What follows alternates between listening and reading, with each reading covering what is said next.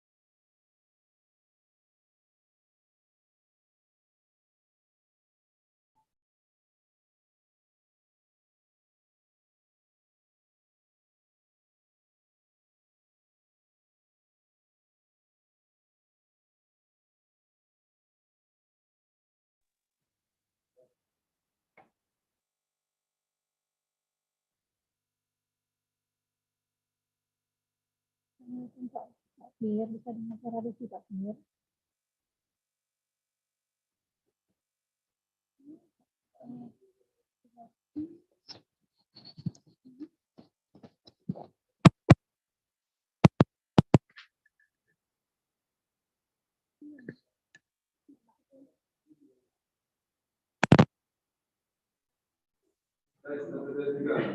Halo. Nggak masuk. Ini YouTube-nya. Nggak masuk.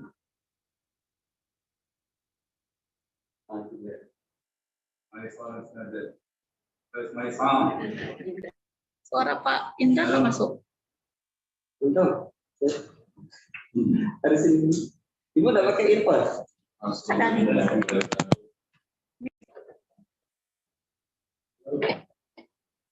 Ini ada suara ya.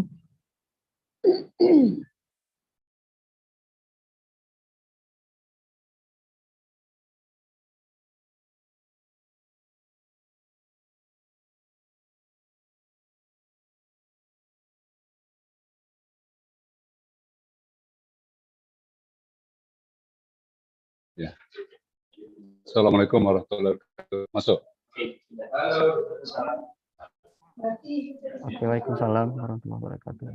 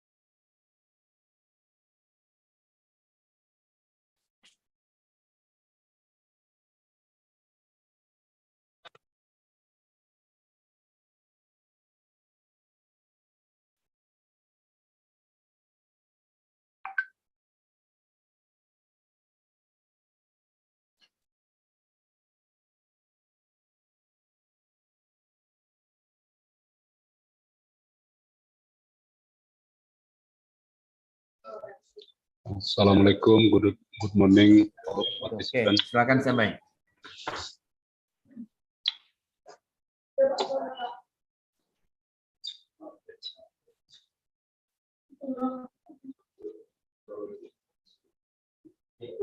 Dengar saya Pak Budi. Pak Budi. Oke. Jelas Pak Budi. Oke, clear. Oke, thank you. Oke, Pak Burmawi, makasih.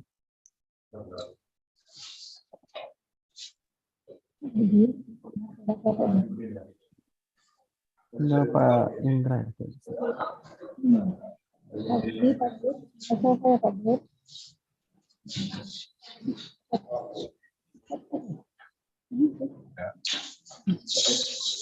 Bu Maria.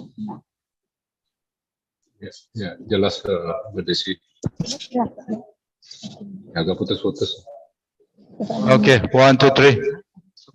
Okay, right. Thank you. Thank you. Good morning, everybody. Assalamualaikum. Waalaikumsalam.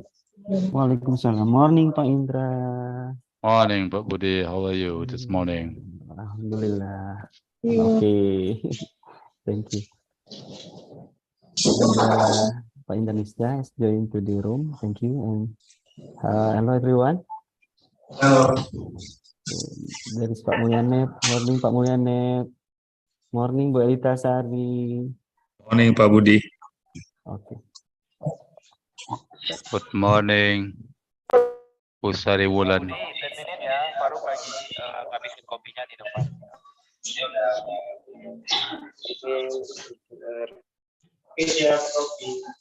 Good morning, Pak Firdaus. Pak Firdaus. Kaifa haluka?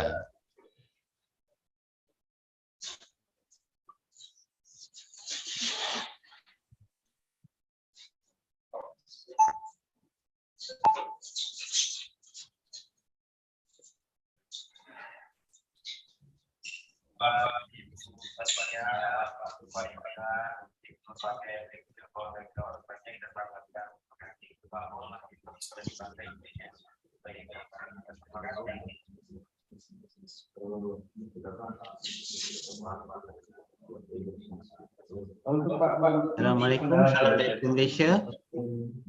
Waalaikumsalam warahmatullahi wabarakatuh.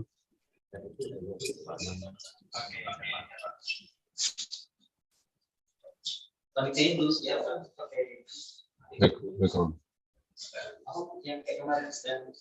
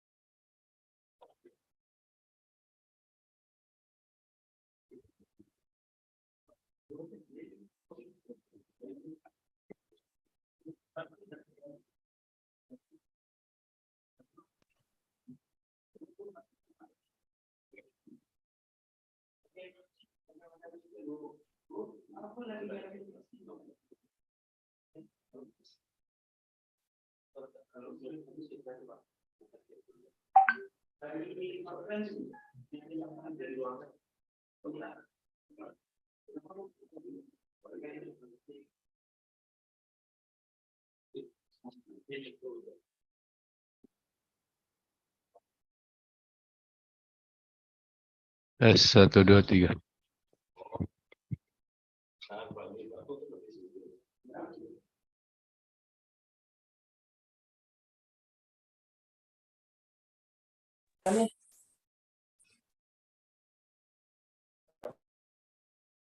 Dua, tiga.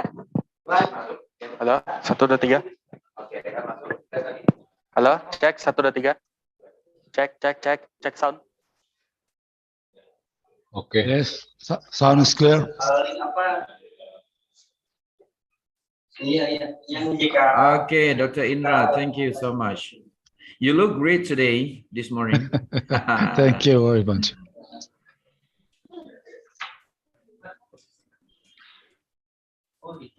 jadi informasi yang dibuat itu Garuda ya. Kalau Garuda itu dia sistemnya kan Assalamualaikum Pak Bur, Pak Ibu. Garuda kan tulisan sistem. Waalaikumsalam warahmatullahi wabarakatuh. Pak Hendra. Nanti coba saya lihat. Kalau saya setiap kali lihat itu Garuda tuh bisa aja sama pengelola zonanya. Gitu.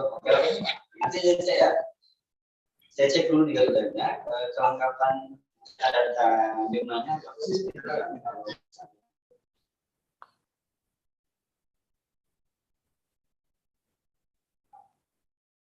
Assalamualaikum Pak Mul, Pak Indra.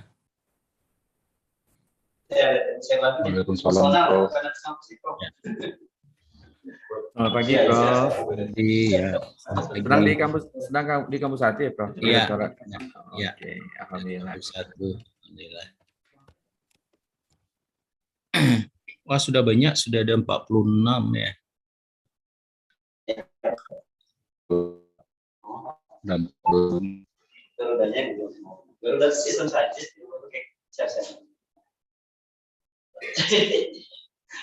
Assalamualaikum Prof Abu. Ya, nanti saya Waalaikumsalam, Prof. Good morning, Prof. Sehat Prof. Kelihatan pagi ini. Alhamdulillah. Alhamdulillah. Alhamdulillah. Harusnya Prof di sini nih karena Ya. jadi belajar online. Rindu Tergantung. ke Pagaruyung.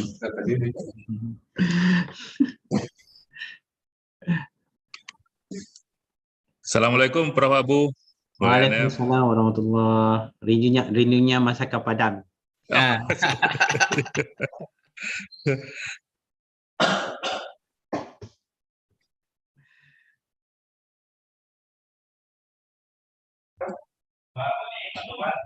Bagian itu saya Subscribe WhatsApp.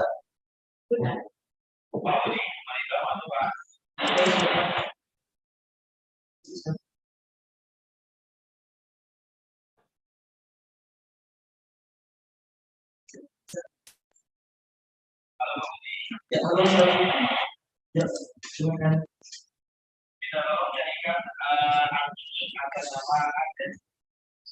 Arzad. Al-Arzad. Ada 5. Al-Arzad Nuzani terkaji.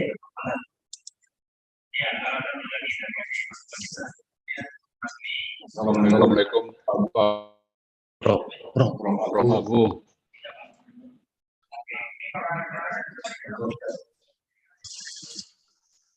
Kenal. Awak main nghĩa nào? Oke. Punya.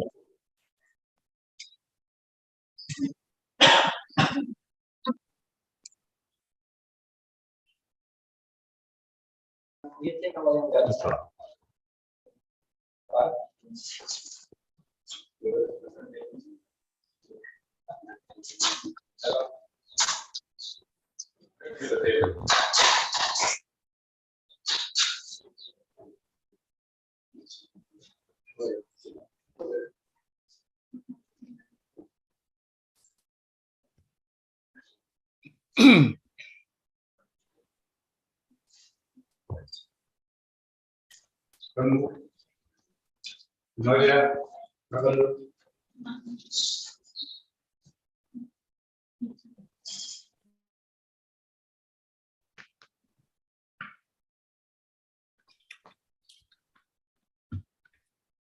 Salam, warahmatullahi wabarakatuh.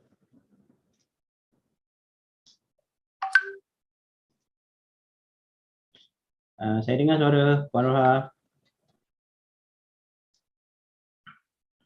di rumah memastikan internet stabil. Pemati. Saya tak boleh kacau sangat. Confirm.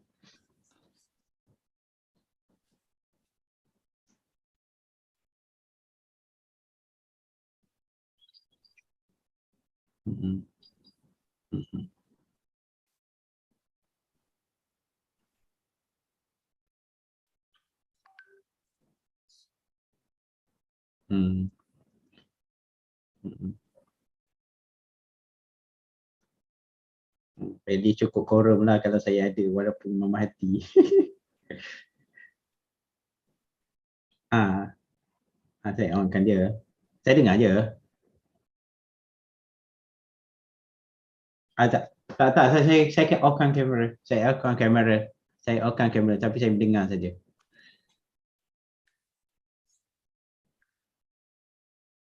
Boleh. Tak ada masalah. Yep.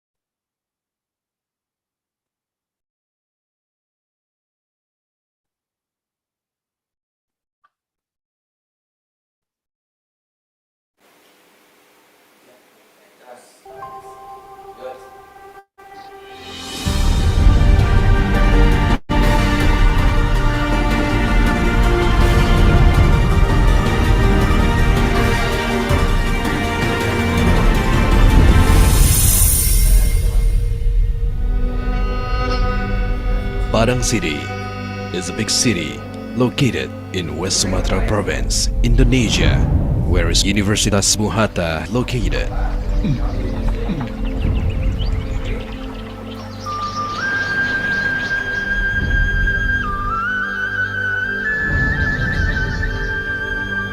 Universitas Muhatta conduct a high-quality teaching and research in a highly academic atmospheres and implementing knowledge, technology, arts, and culture in order to improve society life quality. Well-known greeting name of Dr. Muhammad Hatta, used as the name of Universitas Muhatta, established April 20, 1981.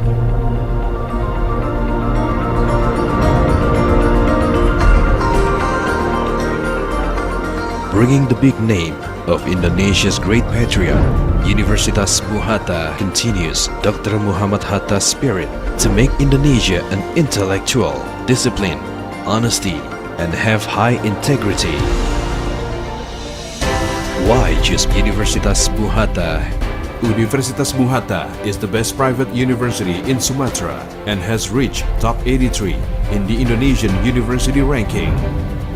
Universitas Muhatta has Professional Certification Institute, licensed from National Professional Certification, Indonesia. Ada berapa keunggulan kalau kuliah di Universitas Muhatta? Mahasiswa dibekali nilai kemuhataan sesuai dengan nilai-nilai akhlak mulia. Pertukaran mahasiswa ke universitas di luar negeri, magang bersertifikat di industri skala nasional. Mahasiswa terampil berbahasa Inggris, menggunakan kurikulum berbasis revolusi industri 4.0, di mana mahasiswa mampu menggunakan teknologi informasi sesuai dengan bidang ilmunya. Universitas Muhatta has 291 education staffs, 168 administrative and supporting staffs, 201 magister, 84 doctors, 6 professors.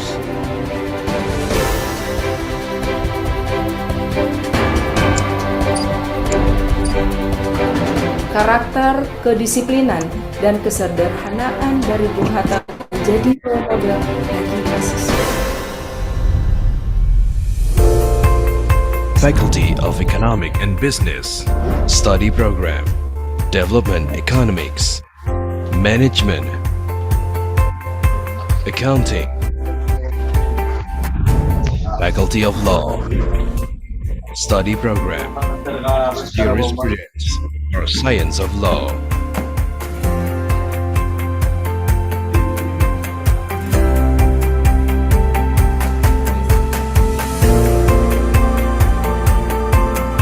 Faculty of Teachers Training and Education, Study Program, Indonesian Language Education, Elementary School Teacher Education, English Education, Mathematics Education, Civics Education, Biology Education, Technique Informatics and Computer Education, Sport, Health, and Recreation Educations, Faculty of Humanities, Study Program, English Studies, Indonesian Language and Literature, Japanese Cultural Studies.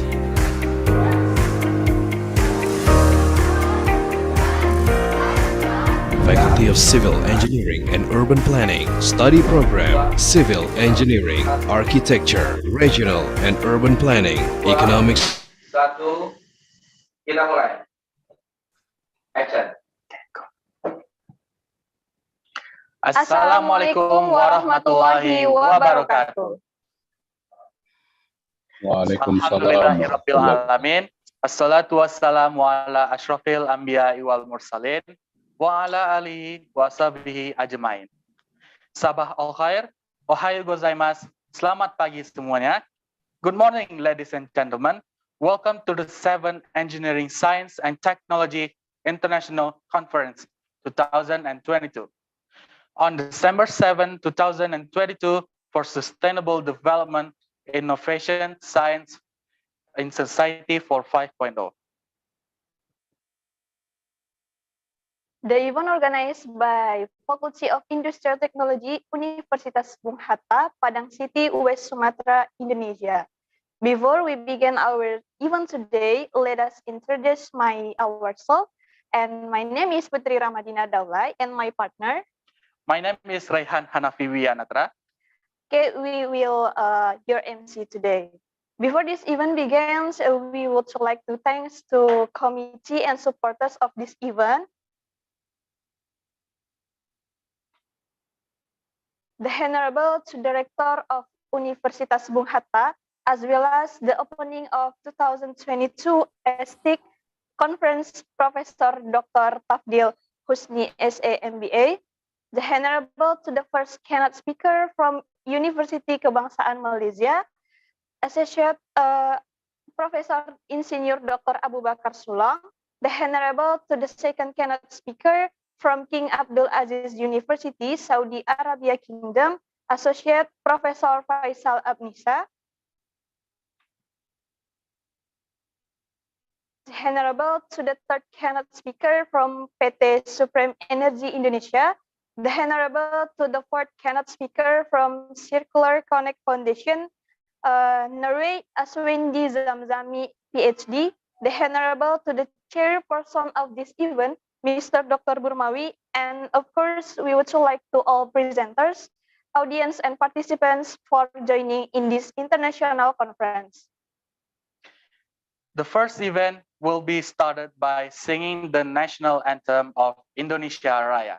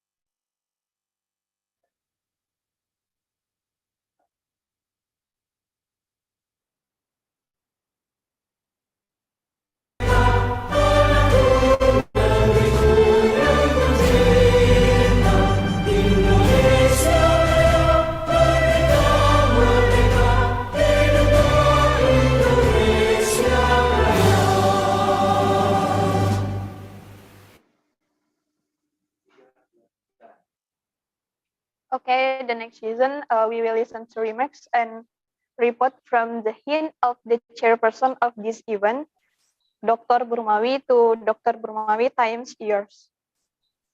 Okay, thank you. Assalamualaikum warahmatullahi wabarakatuh. Waalaikumsalam warahmatullahi wabarakatuh. Good morning, ladies and gentlemen. Thank you to each and everyone of you for being here today in this wonderful place. It's an honor for me to speak and the leader of ESTIC 2022. Honorable to Mr. Chancellor Rector of Universitas Bung Hatta, also the leaders, all of the academic, keynote speaker, and also the guys and participants who are willing to attend this conference. The 7th Engineering, Science and Technology International Conference, or also we call the 7th ESTIC 2022, that has been held in Universitas Bung Hatta in December 7, 2022, already present several keynote speakers from the several countries. Before we get started, I would like to express my appreciation to the several keynote speakers who are already with us and joining this conference. They are the Honorable Profesor Insinyur Dr. Abu Bakar Sulong, Universitas Kebangsaan Malaysia from Malaysia, to the Honorable Professor Dr. Andri Porusti, National University of Singapore from Singapore. 3. The Honorable Associate Professor Dr. Faisal Abnisa, King Abdulaziz University from the Kingdom of Saudi Arabia. 4.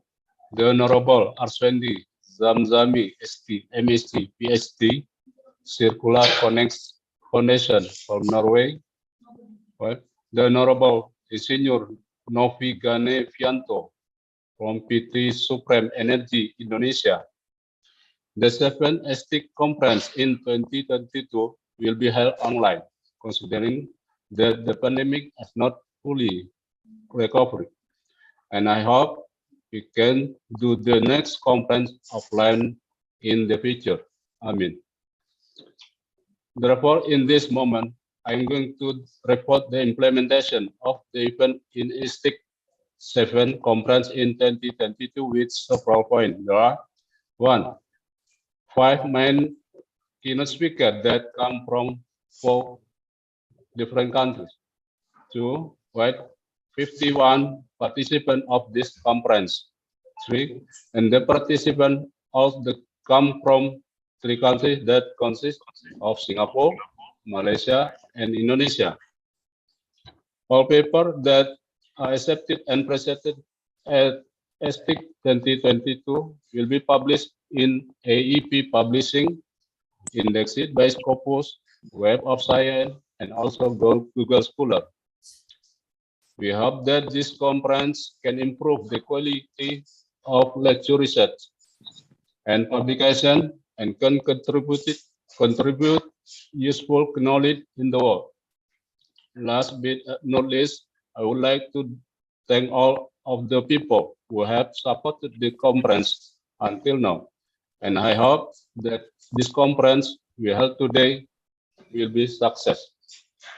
I think that all from me. I am Dr. Burmawi, STMSC, as the head of ESTIC 2022. I'm sorry if there any mispronunciation. Thank you for your attention.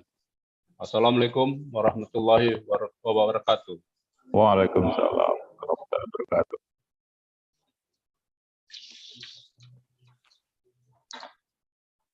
Thank you so much, Dr. Burmawi. The next session, welcoming speech from the chancellors of Universitas Bung Hatta, Professor Dr. Tafdi. Also, Dr. Husni, our event today.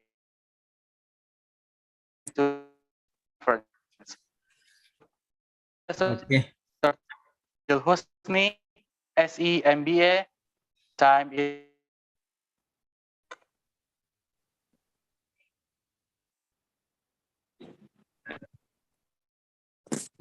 Oke, Bismillahirrahmanirrahim. Bisa dengar suara saya, Pak Bur? Clear ya? Clear, Pak. Clear. Bismillahirrahmanirrahim. My Honorable Professor Dr. Insinyur Abu Bakar Sulung from University Kebangsaan Malaysia. Good morning, Prof. Associate Prof. Dr. Faisal Abnisa from King Abdulaziz University, Saudi Arabia. Associate Prof. Professor Dr. Andri Porusadi from National University of Singapore from Singapore. Wendy Zamzami, ST, MSc, PhD from Circular Connect Foundation, Norway. My Honorable Insinyur Novi Gane Fianto from PT Supreme Energy Indonesia. Invited speaker, participant, ladies and gentlemen. Assalamualaikum warahmatullahi wabarakatuh. Waalaikumsalam warahmatullahi wabarakatuh. On behalf of Universitas Bung Hatta, I'm honored and delighted to welcome you to all to the 7th Engineering Science and Technology International Conference 2022, ESTIC 2022. We immensely appreciate the participation of professor, academician, researcher, and practitioner for accepting our invitation to discuss current and various issues related to engineering science and technology. This is indeed a premier forum for exchanging information and advanced research outcome among researchers in this field. This conference hosted by the Faculty of Industrial Technology of Universitas Bung Hatta, Padang, West Sumatra, Indonesia. At this time, we would like to appreciate the continued support from the institution partner for this event. Universiti Kebangsaan Malaysia, King Abdul Aziz University, National University of Singapore, Circular Connect Foundation Norway, and PT Supreme Energy Indonesia as keynote speaker. We are proud to welcome all delegates to virtual conference attended by 51 participants from various countries such as Indonesia, Malaysia, Norway, and Saudi Arabia. Oh, ay nang-chat yo. This international seminar is held annually by Universitas Bung Hatta with the aim of increasing publication for lecturer and student, especially in indexing proceeding. Publication in indexing proceeding is not only one of the components assist to improve the functional position of lecturer, but also one of the component assist to improve the functional position of lecturer in assess of study program and institution accreditation carried out by independent accreditation institution and national accreditation organization. This is a strong reason why this international conference is held every year, even though it consumes a lot of energy. Thank you very much for the ESTIC 2022 committee who have worked hard so that this conference can be held well. Honorary guests, participants, ladies and gentlemen, the theme of this conference is Applied Technology for Sustainable Development, Innovation, Science in Society 4.5.0. Is consistent with the progressive development of applied engineering technology, which enable us to reveal the comprehend how technology works toward better life of the society around the world. I do believe that the time would present challenge for all of the engineers to develop energy and industrial process, material, conceptual, the design process. Further, we do hope that the outcome of the conference could lead academicians and practitioners in this field to create better quality of life in the future, while at the same time consider the impact of various activities toward our environment. I would like to extend my sincere appreciation to keynote and invited speaker, all delegates and participants of this conference, especially my deep appreciation to all of the committee for the hard work for this conference. Without your hard work, this conference would not be held and we would not be able to gather in this virtual room. Thank you very much for the ESTIC 2022 committee, always successful and healthy. We really hope that this conference is beneficial for individuals, but also for institutions where we work, because this activity is part of the three dharma of higher education. By pronounce, Bismillahirrahmanirrahim, the 7th Engineering, Science and Technology International Conference 2022 officially open. Assalamualaikum warahmatullahi wabarakatuh. Waalaikumsalam.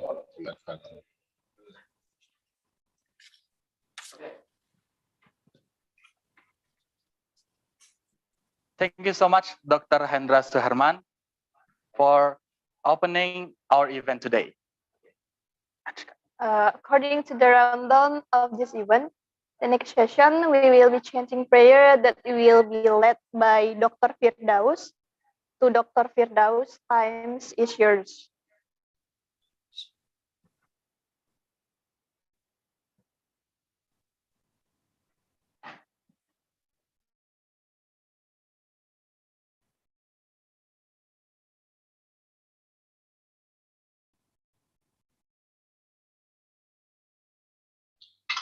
Assalamualaikum warahmatullahi wabarakatuh. Waalaikumsalam warahmatullahi wabarakatuh. Gentlemen, let's pray to Allah for this conference to run successfully. Bismillahirrahmanirrahim. Bismillahirrahmanirrahim. Alhamdulillahirabbil alamin. Wassalatu wassalamu ala asyrafil anbiya wal mursalin wa ala alihi wa sahbihi ajma'in. Allahumma inna nas'aluka ridhaka wal jannah wa na'udzu bika minan nar. Allahumma innaka tuhibbul afwa fa'fu anna. Allahumma wa minkas salam wa ilaika ya'udus salam. Fahayyina rabbana bis salam wa adkhilna jannata darus salam. Tabarakta rabbana wa ta'alaita ya dzal jalali wal ikram. Allahumma inna nas'aluka salamatan fid din wa afiyatan fil jasad wa ziyadatan fil ilmi wa barakatan fil rizqi wa tawbatan qabla al maut wa rahmatan indal maut wa maghfiratan ba'dal maut. Hawwin alaina fi sakaratil maut wan najata minan nar wal afwa ilal ihsan. Rabbana atina min ladunka rahmah wa hayyi lana min amrina rashada. Rabbana zalamna anfusana wa in lam taghfir lana warhamna lanakunanna minal khasirin. Rabbana atina fid dunya hasanah wa fil akhirati hasanah wa qina adzabannar. Ya Allah, ya Rabbal alamin. Today we have one ESTIC conference, seventh ESTIC conference. Ya Allah, ya Rabbal alamin. We hope this conference will run successfully and give us vision in every station. Ya Allah, ya Rabbal alamin. Us good and kind. Rabbana atina fid dunya hasanah wa fil akhirati hasanah wa qina adzabannar. Subhana rabbika rabbil izzati amma yasifun. Salamun alal mursalin. Walhamdulillahi rabbil alamin. Assalamualaikum warahmatullahi wabarakatuh. Waalaikumsalam warahmatullahi wabarakatuh.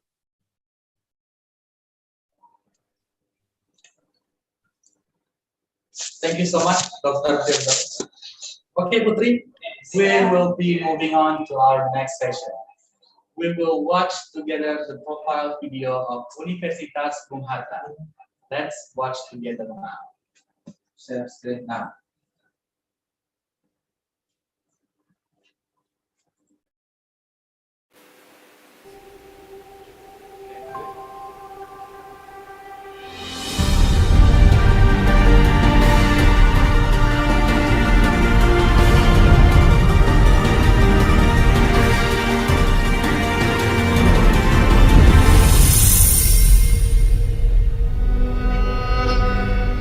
Padang City is a big city located in West Sumatra Province, Indonesia, where is Universitas Bung Hatta located.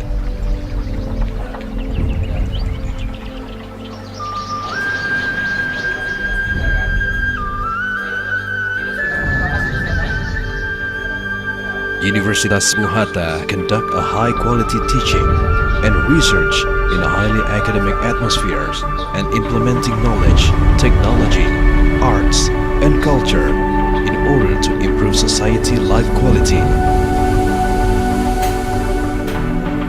Well-known greeting name of Dr. Muhammad Hatta, used as the name of Universitas Bung Hatta, established April 20, 1981.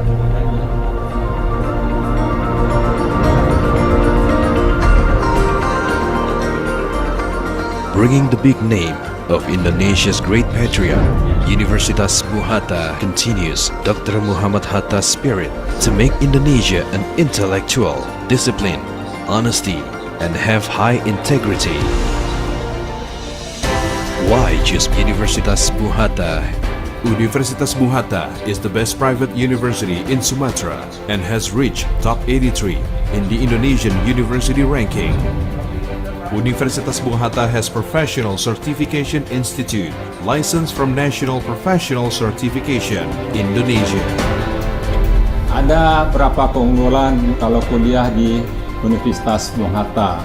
Mahasiswa dibekali nilai kebunghataan sesuai dengan nilai-nilai akhlak mulia. Pertukaran mahasiswa ke universitas di luar negeri, magang bersertifikat di industri skala nasional. Mahasiswa terampil berbahasa Inggris, menggunakan kurikulum berbasis revolusi industri 4.0, di mana mahasiswa mampu menggunakan teknologi informasi sesuai dengan bidang ilmunya. Universitas Bung Hatta has 291 education staffs, 168 administrative and supporting staffs, 201 magister, 84 doctors, 6 professors.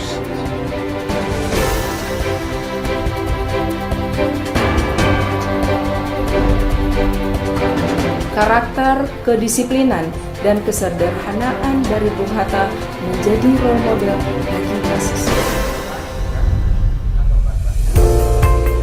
Faculty of Economic and Business, Study Program, Development Economics, Management, Accounting, Faculty of Law, Study Program, Jurisprudence or Science of Law.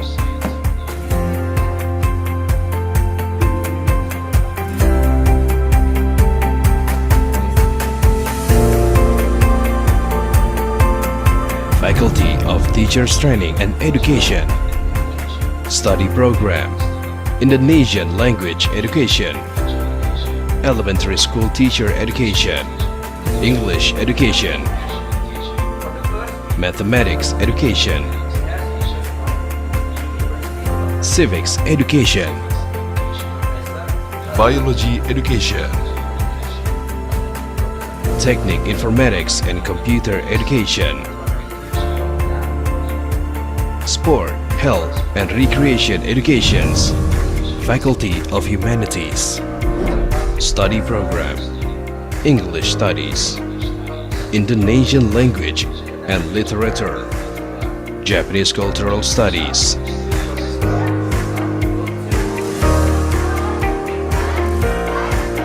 Faculty of Civil Engineering and Urban Planning, Study Program, Civil Engineering, Architecture, Regional and Urban Planning, Economics Construction Engineering, Management and Civil Building, Maintainability, Engineering Technology.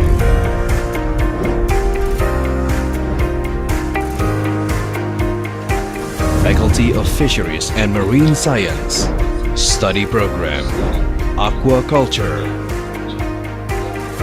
Utilization of Fishery Resources,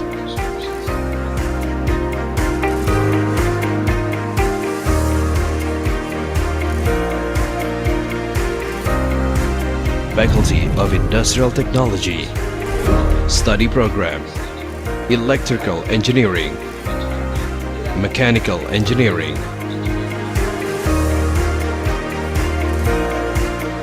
Industrial Engineering,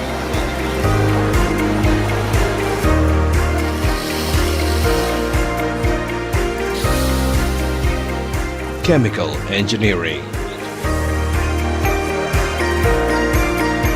Computer Network Engineering Technology. Sistem pengajarannya sangat profesional dan memenuhi standar perguruan tinggi terbaik di Republik ini. Master or Postgraduate Program, Civil Engineering, Management, Law, Architecture, Indonesian Language Education, Management of Aquatic Coastal and Marine Resources.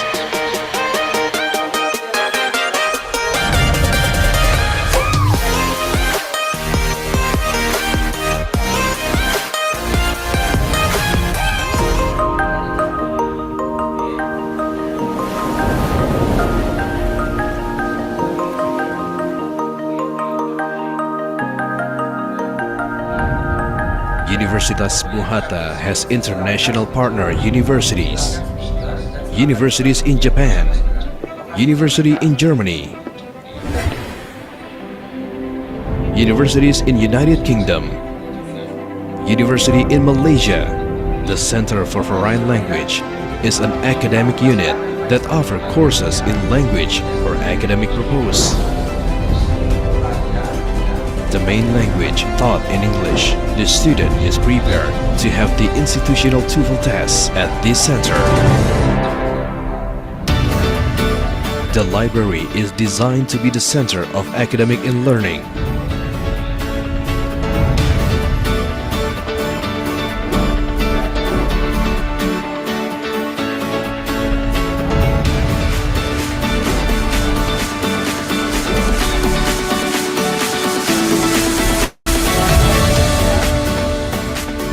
We use term proclamator to name several campus activities. Mapala Proclamator, Art Proclamator is an activity unit that aims to accommodate and develop the students' interest about art such as music, dance, Bung Hatta voice, painting, and visual art. Sport Proclamator unit serve for the media of interest, Universitas Bung Hatta, talent interest, students in the field of sport.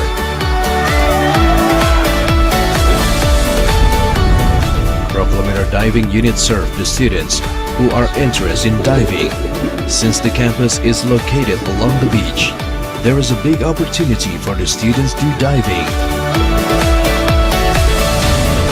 Wawasan Proclamator, the unit serve us who are interested journalistic, give opportunity to students in the field of broadcasting, as well as media information and entertainment. Students' achievement.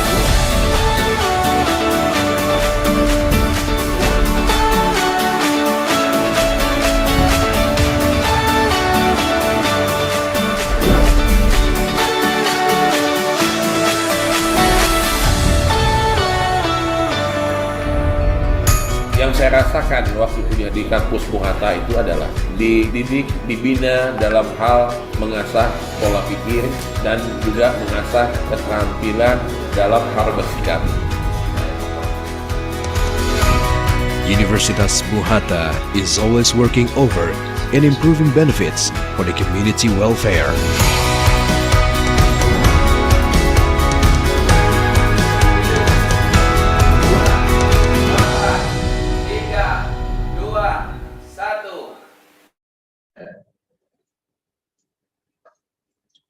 All right, so we already watched the profile video about Universitas Bung Hatta, our beloved university and also the best private university in Sumatra Island.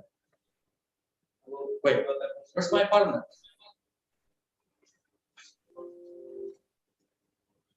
Hello, Rehan. Hello, Yola. Okay, my name is Yola, and I will be your next host. Okay.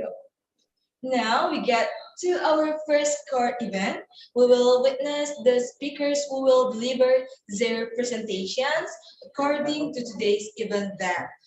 As we know that we have 4 amazing speakers who will be sharing a lot of knowledge with us. But for this session, we have our 2 speakers. University Kebangsaan Malaysia Associate Professor and Dr. Abu Bakar Suwang, and King Abdul Aziz University, Saudi Arabia Kingdom Associate Professor Faisal Akmiza. Session will be greeted by our moderator, Dr. Indra Nisja Amelia Amir, PhD. Hello, Dr. Indra. Hello, good morning. Assalamualaikum warahmatullahi wabarakatuh. How are you today? Alhamdulillah, ana bi khair. Okay, can we start our first session? Yeah. Let us start our first session.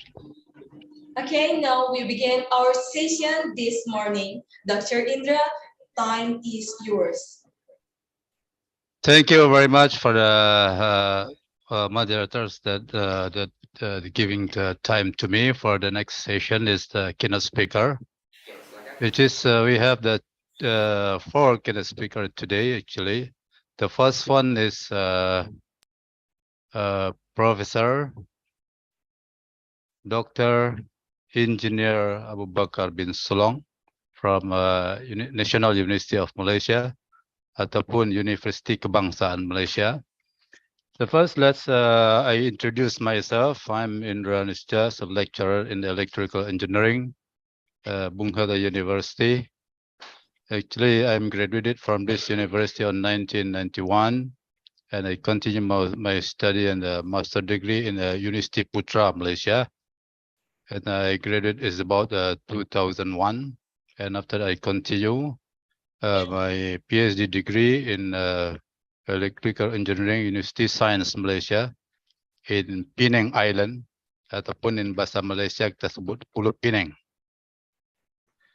Okay, let's first we'd like to grateful to the Allah for the being able to carry out of our conference the 7 ESTICs 2022. Before we are starting for the keynote speaker, let's I try to introduce our first keynote speaker. Abu Bakar bin Sulong is the professor at the Mechanical Engineering Program, Department of Mechanical and Manufacturing, University Kebangsaan Malaysia, UKM. He graduated from the Bachelor Engineering in Honors in Mechanical Engineering and System Engineering from the Gifu University, Japan, 2001.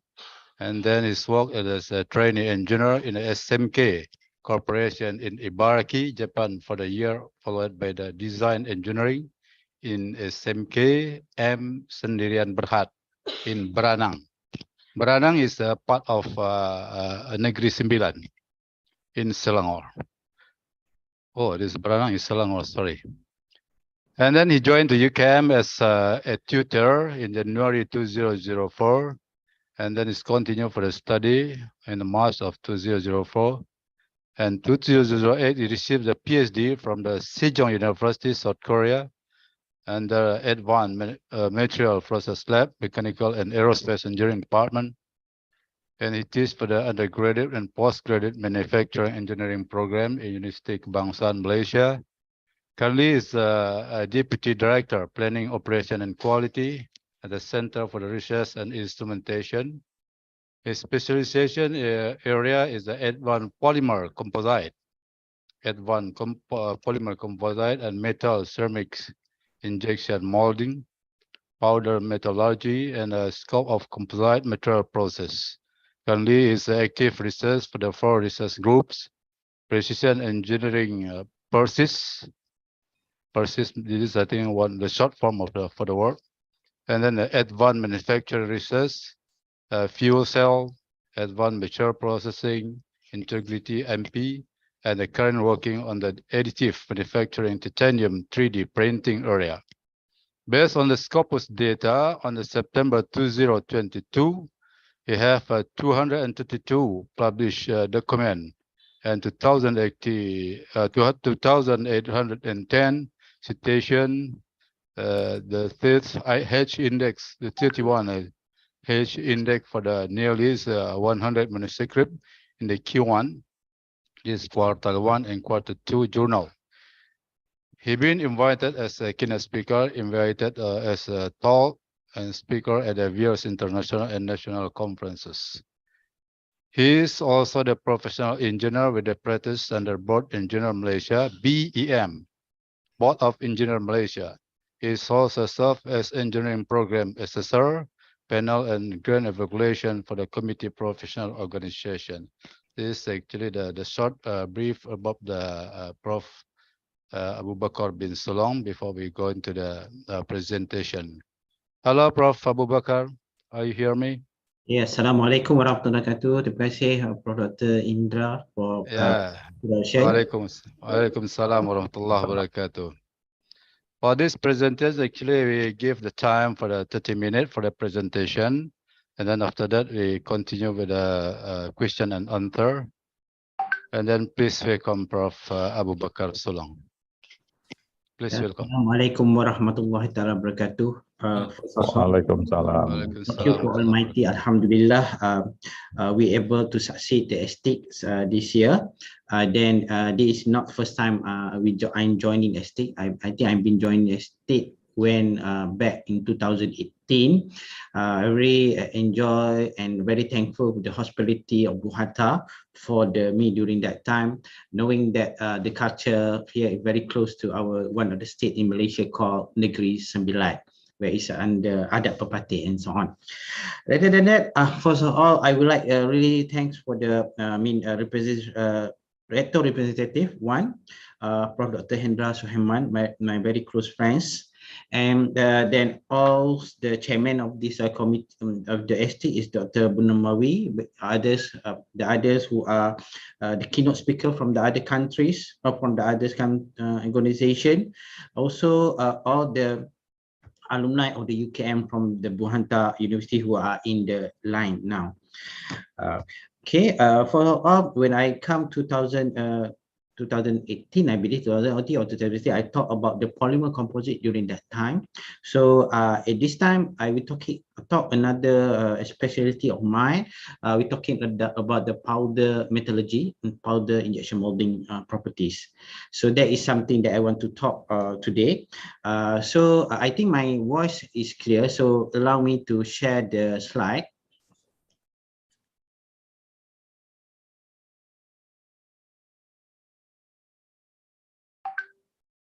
Is it slide is visible to the audience?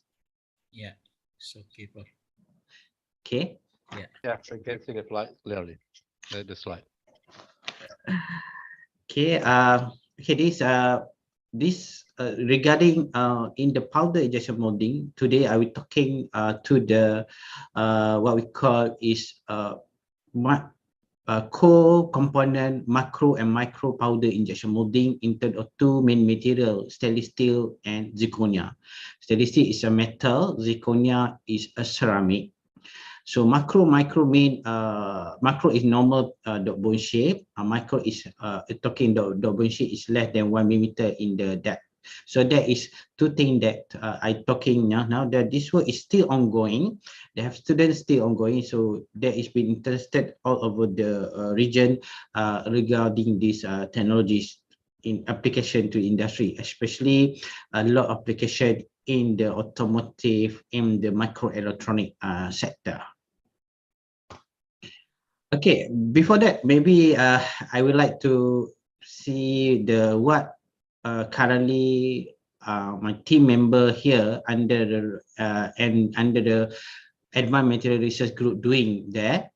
So we are focusing in the three main area.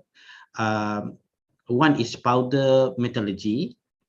Second one is polymer metric composite. The third one, I think we just started 3 to 4 years ago, is about additive manufacturing.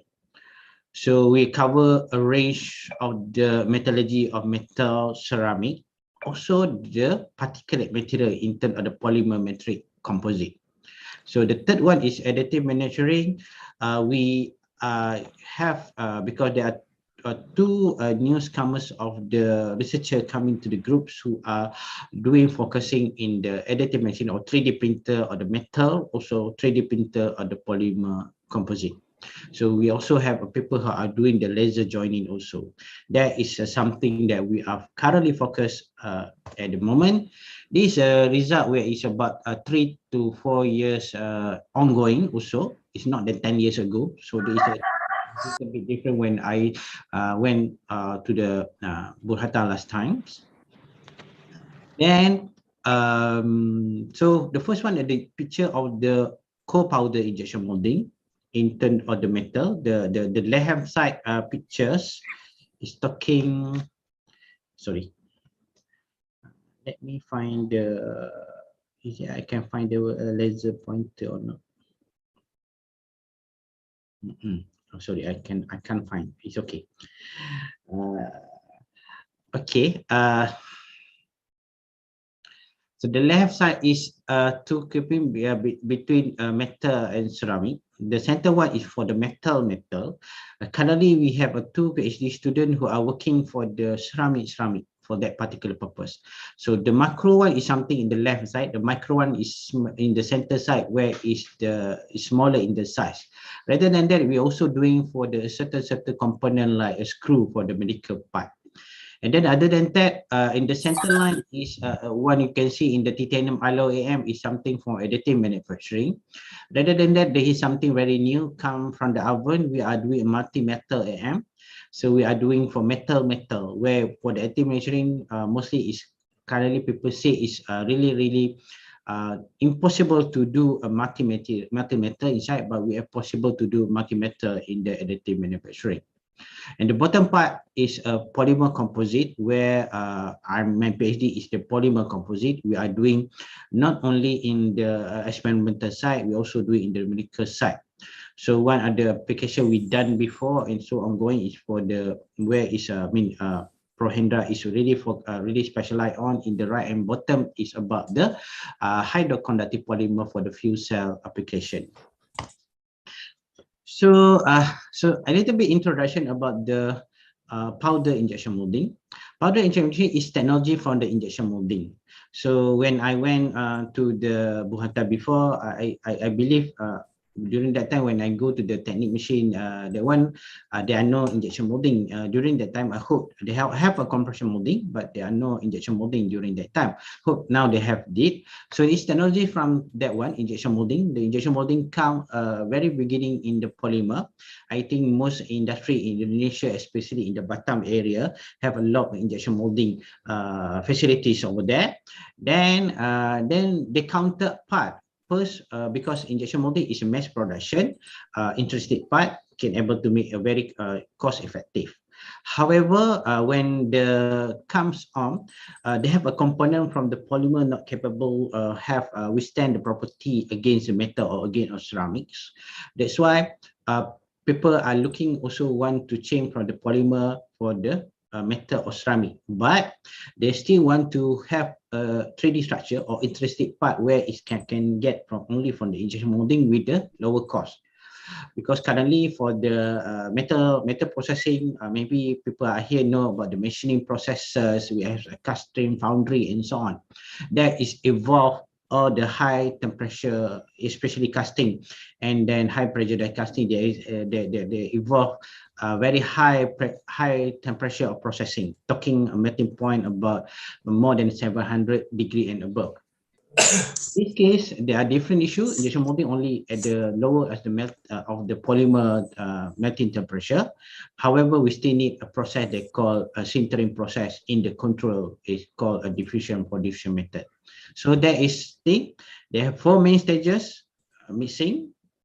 Injection molding, that is all the in technology of the plastic technology actually, and polymer composite technology. And fourth is technology of the metallurgy, especially the fourth one is especially in the metallurgy of the powder metallurgy. Okay, there is a 4 stage similar. So just now making about micro and macro. So macro and micro is a stance where currently all over in the world, more to the installation IR4, a lot are going for the miniature or become a smaller component. You can see the previous phone or previous car, there's smaller, just only a few components, currently 1,000 components over there.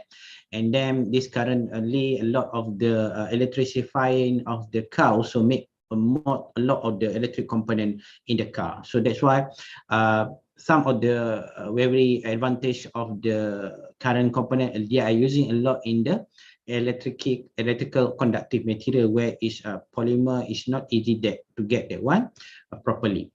So at the application part, you can see in the bottom part, we can see gear also can be there, micro gear. In the B side is micro gear, talking about zirconia and aluminum, both ceramic. The bottom part also is tensile bar from the steel and then 74 pH. So by doing core material, basically you can get all the 2 type of the properties, especially if you're talking about metal and ceramic.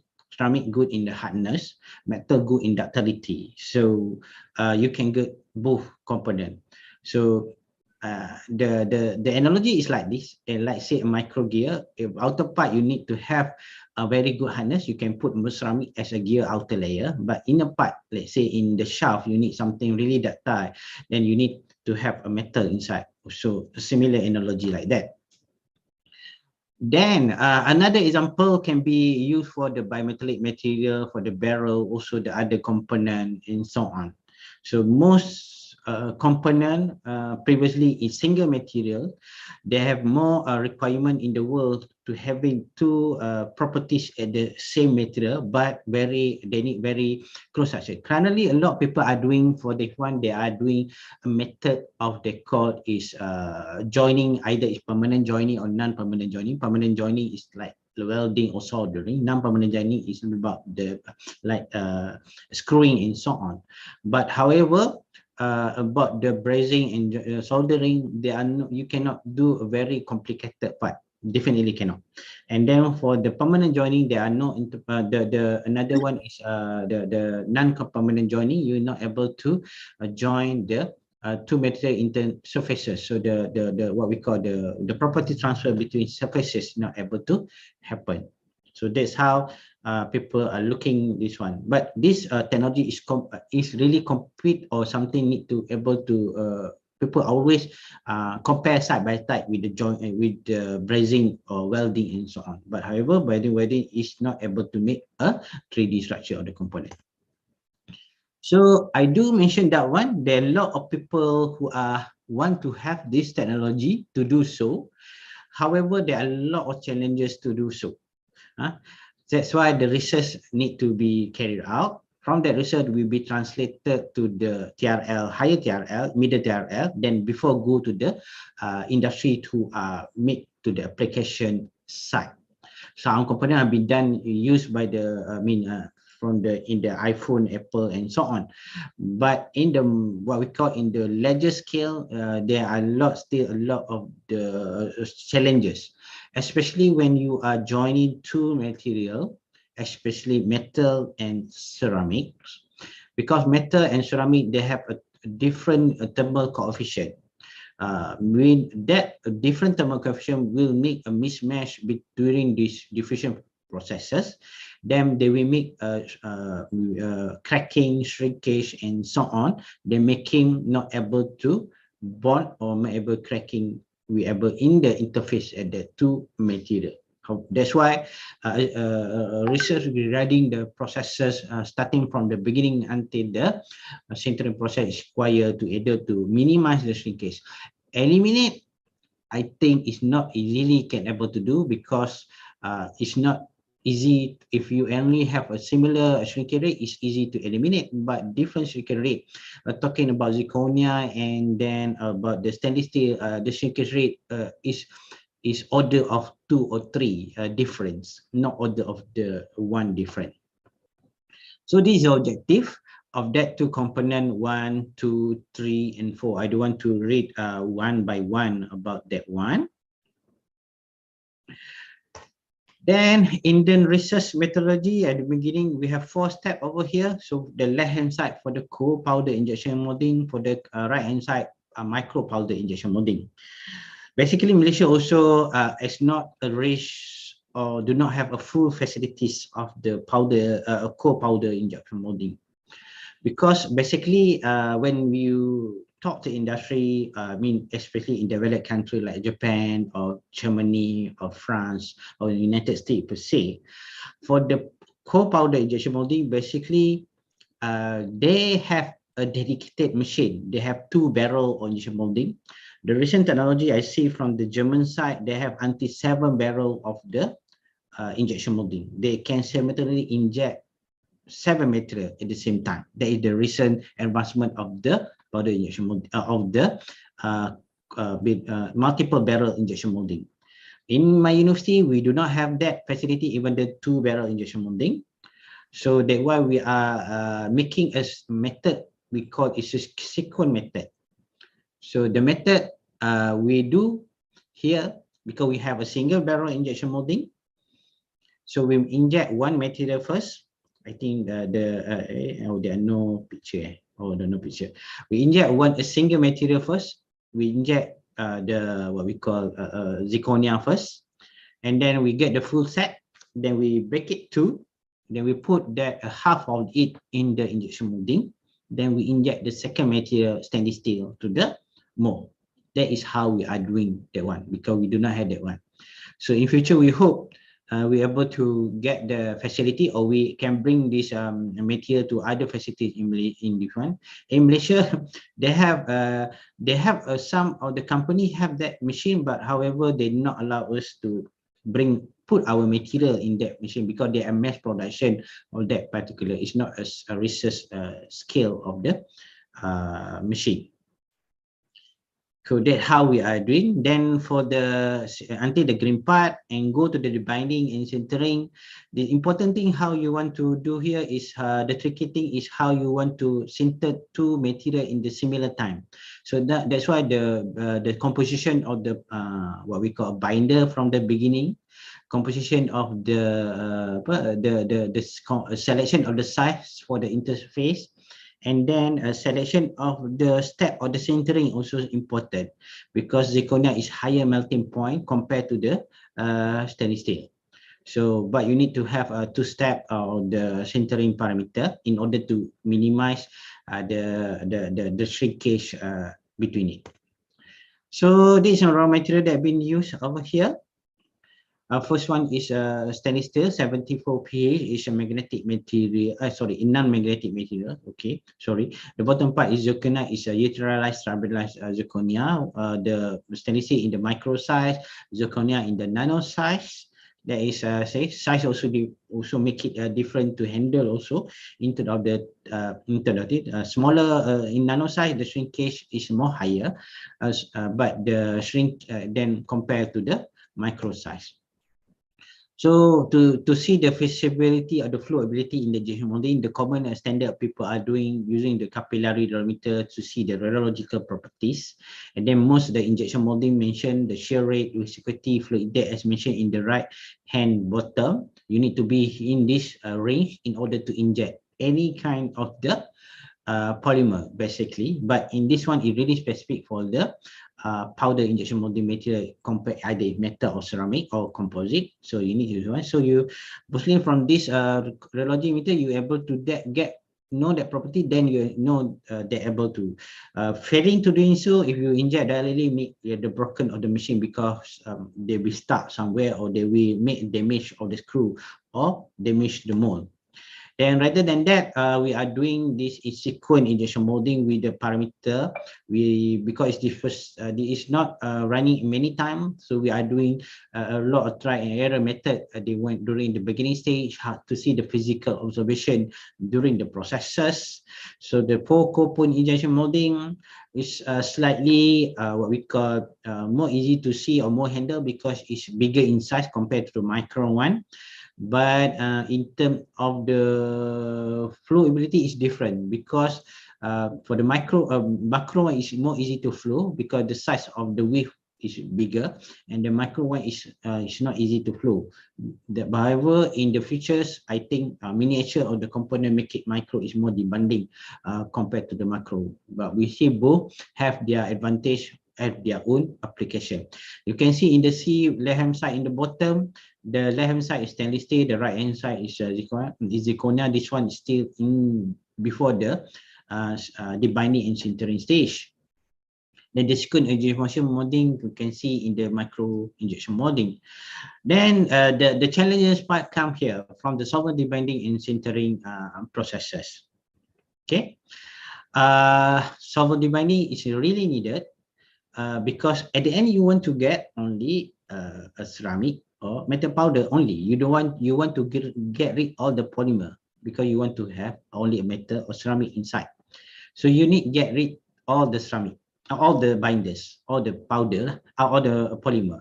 So they are using the binding, either it's a solvent debinding or thermal debinding, depending in the binders bind the properties. Then you can able to solve it. Then this make what we call is a capillary capillary effect. So when the binder is removing, the capillary effect there during the shrinkage sintering behavior. The capillary will make metal powder will be shrink in the similar uniform manner. Very non-distribute capillary effect make it the component will be collapsed during the debinding stage. Especially on the collapse, especially in the left hand side. So the crack is over there. Is one example where is the debinding is not able to success well on that particular component. Then the left hand side also in the bottom part also another failure happened. So when after the try and error during the what we call is based in the gauge, we able to make a physical less physical defect during the debinding stage.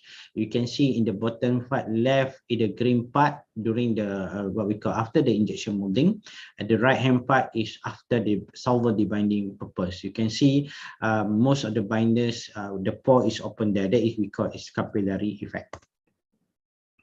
And then for the thermal debinding stage, because another type of binder need to able to remove over here.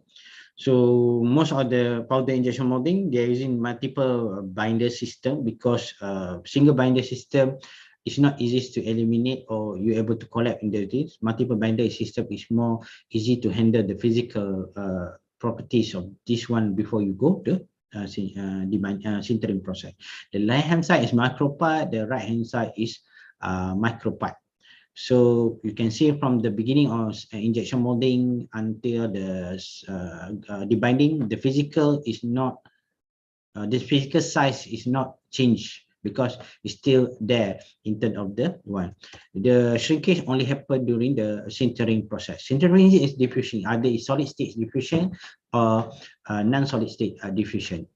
In this stage, for the sintering here, we are doing a lot of preheated sintering. Basically, we are doing directly for the cold powder injection molding. We are using in the high vacuum furnaces. 2 stages, 320 and 530 is for the debinding in the thermal debinding. But we are already stabilized some of the material during the process. But sintering, we are doing between 1,200 and 1,300 degree. At the parameters given stage over here. Similar to the cold power micro injection molding, this one we are not doing in the vacuum stages, we are using in the argon environment. Basically, in order to offer more better, what we call, more better lower processing, because vacuum is a very high cost process, but argon is more cheaper processes to do so. With the, we can get a similar, what we call, similar properties. Okay. And then the left hand side for the sintered part, you can see stainless steel. I do mention before because stainless steel the shrinkage rate is lesser, so we can get lesser shrinkage, but not for zirconia. Zirconia is very high shrinkage. Okay, this also detected by our tested earlier by the lactometer. So that is how the shrinkage become huge for the zirconia. But we can still get a uniform shrinkage, then we can still get a non-cracking at this one. But this one is successful, but there are a lot of non-successful specimen inside that one. So, similar to the right hand side for the micro one, because micro is more smaller size compared to macro, the shrinkage is not that significant compared to the macro component. That's why in the micro component, I think shrinkage is more able to control compared to the macro component. So that is interim parameter that we've been done, the shrinkage rate percentage over there. Then we also do the hardness of the component. So the hardness of ours is similar to the commercial stainless steel on there, because we put through the point. The only left hand side is zirconia only, right hand side only a stainless steel, but in the point of the connected or the bonding is at the 0 point. So we can see for the macro one, there are no decreasing at the one. Of course, stainless steel theoretically the hardness is lower than zirconia. That is predicted. This is in the right hand side is between for micro one But this one is very interesting. We can see in the bottom part a significant increase or hardness for the micro component at the joining area. This is very good for the purpose. And then for the sintering, we can see in the microstructure over here, in terms of microstructure, we're not able to do a normal etching over here because that ceramic and stainless steel is different type of etching we need to do. So we have a method where we able to see both together, but we can see the interest region in the bonding area. Some of the component at the 1500 they still have cracking, but when you increasing the temperature, that cracking able to eliminate it. For both micro and macro component. So that's can see the boundary region of that component. So into the bonding mechanism into EDX, we can able to explain over here. So with that, I would like to say for conclusion over here, even though this one is not really what we call, we do not using what we call custom-made or really we're not doing a commercial barrel or injection molding. We're able to show that if a potential to do so in this one.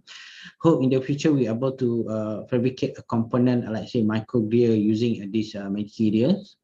So we are doing filing the IP for this process also. Then we are able to mention to get defect-free macro engineering, the main challenges we there. Then the shrinkage we put it over here. Hope they can be used by industry or under other counterpart or industry want to use it.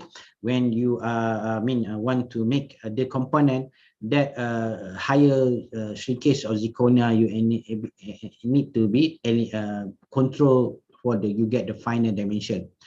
There are more ideas how to do so.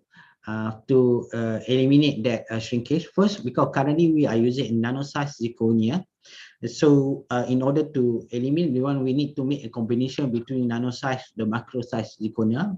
Confirm the shrinkage will be lesser because by model we have effect into the shrinkage. Rather than that, you're able to make a more prolonged shrinkage time, especially in the holding time in the cooling time. During that time, you're able to make the shrinkage, the diffusion is more slower. Then, but you have a negative impact, you make your process more longer. That also can eliminate the shrinkage of the behavior of that particular things. And then by doing that, thank you very much. Thank you for listening to me. And I really hope able to answer or any question, comments later on. Hope I can be in one time to the Buhanta again. Thank you very much.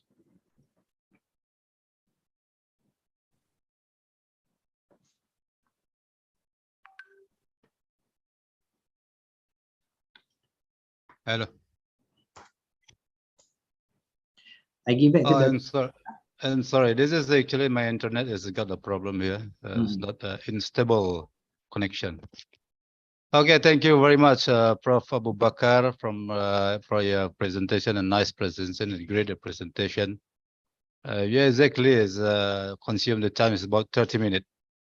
So this is the time is very disciplined for you.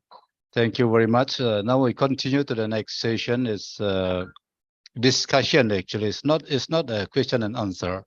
Maybe a discussion. You can say something like that. Prof. Abu Bakar, can if anybody want to asking you about bahasa Indonesia, boleh, is boleh. it possible? Boleh, Boleh. Okay. Thank you very much. Now we are continue to the next session is a question and answer discussion. Any question from the floor, please? You can deliver your question through the English language or bahasa Indonesia. Boleh saja, Pak. Thank you. Kalau tak ada, Pro Hendra boleh tolong saya bantu translate bahasa Indonesia. All right. Maybe if from Prof Hendra we have a question.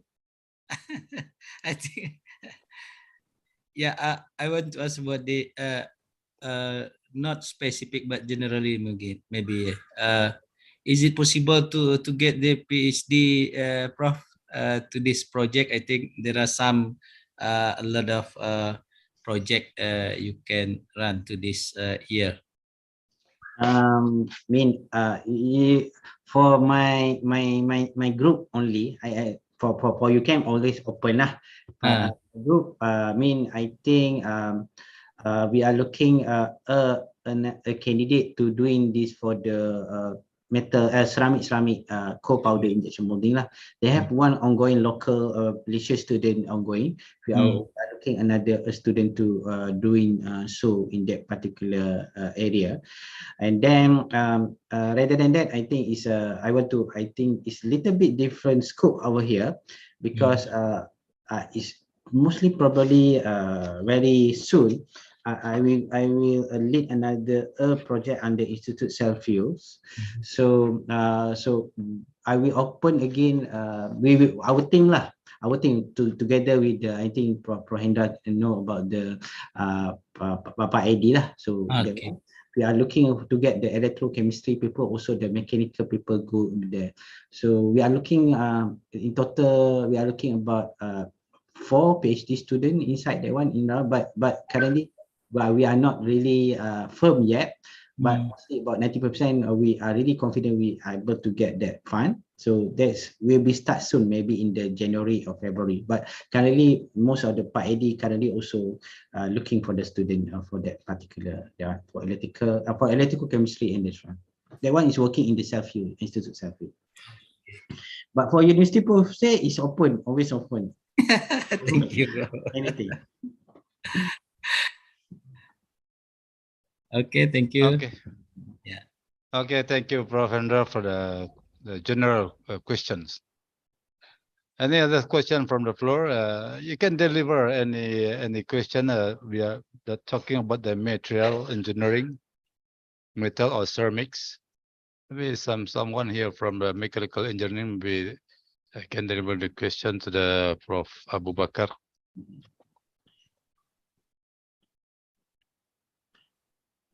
No question?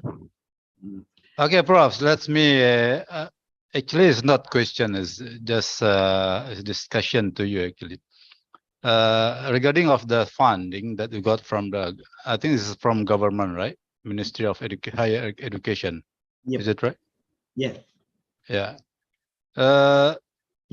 Sometime in Malaysia, what I know before, is it possible to get a fund, for example, for the joint research in between one country and another country?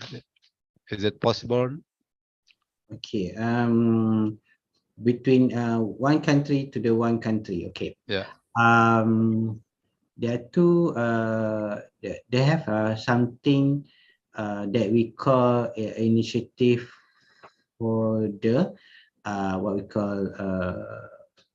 call is a matching grant. Some from the one institution, another one is one institution. They say from the if any of the working paper that working work that want to do, then under University Kebangsaan, I think from the this last year, not last year, this year 2022, they opened one initiative where any of the researcher who are bidding to any of the international grant, who have that international grant is require matching from each side. They say that international grant is open in Indonesia, example, then they need from contribution from Indonesian university and then Malaysia university. So that is possible to do so in that particular area. So they have a matching grant currently in that particular manner. In this one, the initiative by this year. I think beginning of this year, some because our vice chancellor, we visited some university in the Makassar. They have repeated people who from Makassar come to our university who also discuss about this matters also. But example, I put their example because their province Makassar, pemerintah Makassar, and dia ada satu they want to do something, so they want that university propose to their Makassar district office.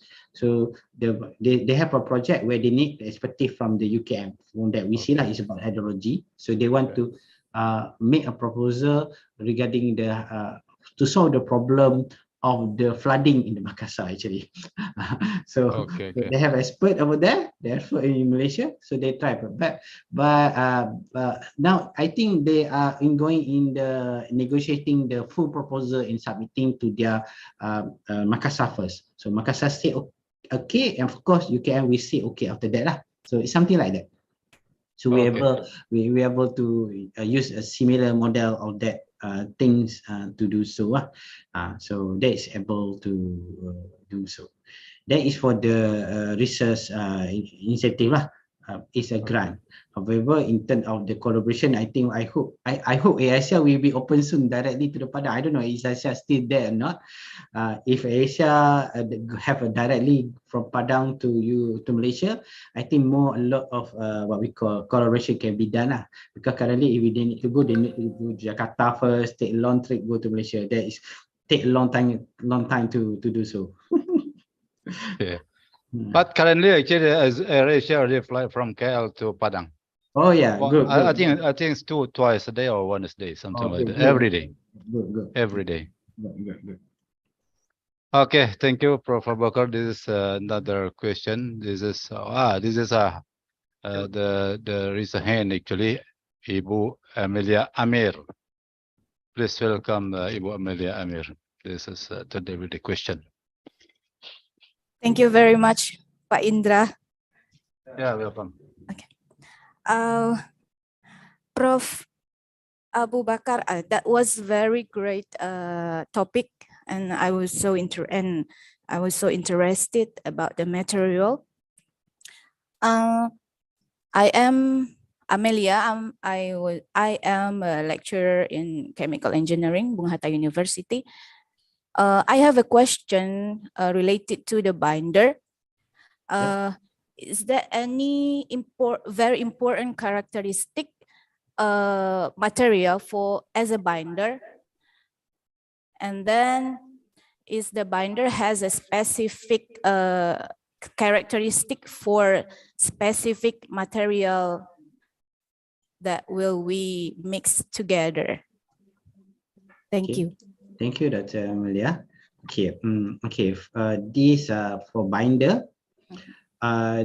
First we need to know the function of the binder in this aspect of the powder metallurgy or powder injection molding, because powder injection molding also powder metallurgy like powder compaction also use a binder very small. Powder injection molding use a binder. So the function of binder here is to hold the physical properties until the sintering. The main thing is not able to collapse during the injection molding, debinding. Need to be physically there until the sintering. But of course, in the sintering they will eliminate all because sintering happen in the high temperature. Binder mostly is the polymer. The things for the binder is we call is multiple binder system. So what we call multiple binder is it come from the 2 type or 3 type binder. So there's 2 type binder. First we call binder one we call is backbone. Another one is called a secondary backbone. The third one is lubricant. There is always a common 3 function at that binder. It can be a primary backbone, secondary backbone, or binder. Okay. Let example in the system of the binder where we're using commonly used in the worldwide is PMMA, polymetallic magnetic acrylate dengan PEG and then stearic acid. PMMA is primary backbone, PEG is secondary backbone, and stearic acid is the lubricant. So that is something that we the other properties we need to do in order to become a primary backbone. Of course, they need to have more stronger one compared to the others. To become a lubricant, they need to have a self lubricant properties lah. So depending on the properties you want, either is have only primary backbone, only have primary or secondary, can be do so. They have technology also only a single binder, but it's not. It's more really complicated. It's very specialized binder, but commonly have a two stage of the binder system lah. Then of course binder is something always debatable in this area, because the binder during the process the binding and then sintering, you are burning that binders, then you definitely is really need to have cheap in cost, because you burn it, because you burn it. You cannot use a very high exotic binder, because a lot of polymer, they have very exotic. You cannot use like say what we call Teflon and so on, or polycarbonate and so on. So you need something that easy to burn, of course, because it's been burned during the process. During burning of polymer, we make remove the carbon dioxide or carbon. So another issue is it that molecule of the gas will react with the metal or not, because metal is not good for any of the oxidation. Oxidation is metal is not good. So I did not mention in detail in this slide, but oxidation in metal is not good. So you need to control that one also. So don't use like PVC, because PVC have a chlorine, and then you burn the chlorine, there will chlorine over there. So it's another thing that we need to consider. But at the field of the powder injection molding, mostly for the binder, here the technology is really saturated currently lah. So most people are not do the research about the binder anymore, unless they have research doing, they call it binderless, without binder. So very tricky part, very well, because binder is something binderless or single step binder, only a small kind of binder for this one. So that is a really technology, that one, but that is something. But for this region, Asia region, many researchers from Asia region, not Europe, not US, still do research in the binder system, because they want to use their indigenous material. In our case here, we are using a palm styrene, our from the minyak sawit lah, our palm styrene. So it is an indigenous material. There are people are using tapai costa, sagu pun dalam Indonesia I call it sagu, so sagu. So people use, or some people are using the ubi kentang, tapai costa. So there is something, people who are make value added of their indigenous material. So they have people doing so, that particular. In this Asia region, I didn't see in the other side country doing, but in Asia region, people still doing the research in that one, because some people like palm styrene is secondary, is what we call is a waste for the palm oil. Actually, it's a waste. So we want to make that waste more user. It can be used for the more beneficial what we call. So that's why we're able to use a palm styrene in the process. Okay, thank you, Dr. Prof said that now the technology is go through the binderless system, but if we still use a binder in this technology, since it will go through the binding process at the end, and the binder will remove, can we reuse the binder for the other process, for the different materials? Okay, reuse. For the powder, this method of powder metallurgy, binder is burned during the process. During the binding, you put let's say you put thermal debinding, it's about 500 degree. Talking about your PMMA is a melting point about 250 degree. Then it's burned. You cannot able to collect its back into original form. Cannot recycle. It's burned actually, but that's why it's burned. The binding is very close system. Basically in the industry, they have what we call, they make in the fume hood, they have exhaust fan, so they are able to control, is it not pollute the environment. That's why we try to minimize using the binder have very not good substance to the, there's like chlorine, benzene, and so on. Better normal PE or PEG is better. Thank you very much, Prof. Okay, thank you very much, Dr. Amelia Amir. There's any other question from the floor, please?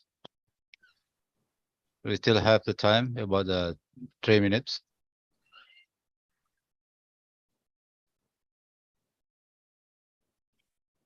Okay, if no more question, I think our session is over here.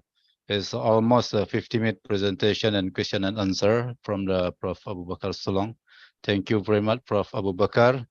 And we give the big applause for the Professor Abu Bakar Solong. Thank you very much. Thank you, Prof.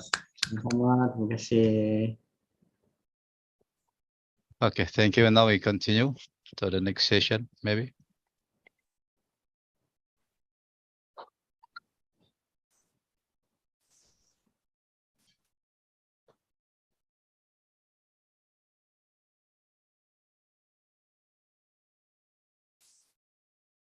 Hello,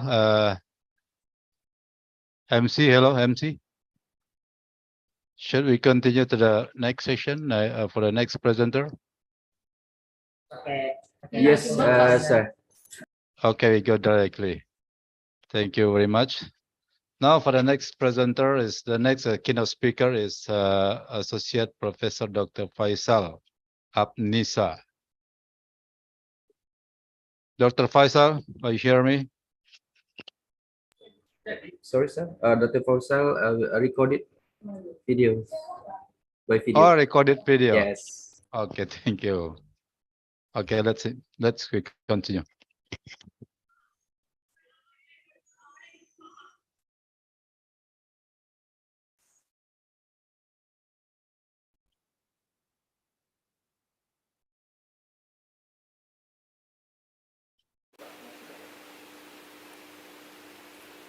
Okay, Dr. Indra, this is Faisal Anissa Sisi.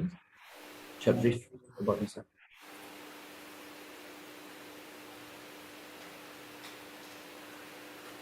Okay, I tried to read this curriculum vitae from Faisal Abnisa. The first is education, 2007, a bachelor degree from chemical engineering, Faculty of Engineering, University of Siah Kuala, Banda Aceh. And then it's continued for a master degree at the 2011. You got a master degree from chemical engineering, Faculty of Engineering, University of Malaya, Kuala Lumpur. And then a doctorate programs, 2015. PhD from the Chemical Engineering, Faculty of Engineering, University of Malaya, Kuala Lumpur. And then the employment from 2006 to 2007 is working as assistant and environmental specialist in design team earthquake at the Tsunami Emergency Support Project. Asian Development Bank, Banda Aceh. And then 2007 to 2008, a district head office, Indonesian government agency for the rehabilitation and reconstruction for the Aceh and Nias Banda Aceh disaster. I think this one is about the earthquake. And then 2008, water quality officer, American Red Cross Banda Aceh, and 2009, 2011, research assistant, University of Malaya, Kuala Lumpur. So this is actually the short brief about the CV of. And then after that is continue for the postdoctoral research fellow from 2015 to 17 at University of Malaya, Kuala Lumpur, and 2017 to 2018 visiting lecturer, University of Malaya, Kuala Lumpur, 2018 to 2019 as a product advisor, BTTR Oil, Kuala Lumpur, and then 2018 associate professor, King Abdulaziz University of Jeddah, Saudi Arabia.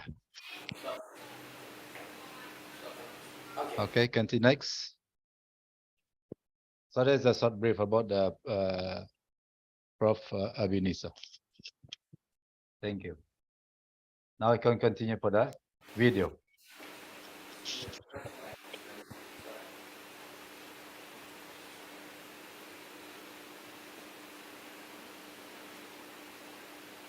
Assalamualaikum warahmatullahi wabarakatuh. Video ini saya khususkan, saya rekam untuk acara Engineering Science and Technology International Conference yang diselenggarakan di Universitas Bung Hatta. Sebelumnya saya ingin mengucapkan banyak terima kasih kepada panitia yang telah mengundang saya sebagai narasumber pada acara konferensi ini. Walaupun dengan sangat menyesal, saya harus minta maaf dikarenakan tidak dapat hadir secara langsung pada acara pada tanggal 7 Desember dikarenakan aktivitas saya yang tidak bisa dihindarkan. Dan semoga acara ini berlangsung dengan sukses insya Allah. Saya mulai saja tentang pemaparan the conversion of biomass solid waste into fuels and chemicals through pyrolysis. Saya mulai dari latar belakang kenapa saya terinspirasi untuk melakukan ide research ini. Pertama yaitu kita melihat bahwasanya ada dua isu utama yang menjadi banyak perhatian peneliti, yaitu pertama itu berkurangnya sumber bahan bakar fosil dan kemudian juga permasalahan lingkungan. Isu ini menjadi menarik untuk didiskusikan dikarenakan pengaruh negatifnya yang melebar ke berbagai aspek, yaitu bisa kita lihat bahwa ketergantungan energi terhadap fossil fuel itu sangat besar. Namun apabila supply terganggu, maka akan terjadi permasalahan stability yang mana akan memicu kestabilan terhadap politik dan ekonomi.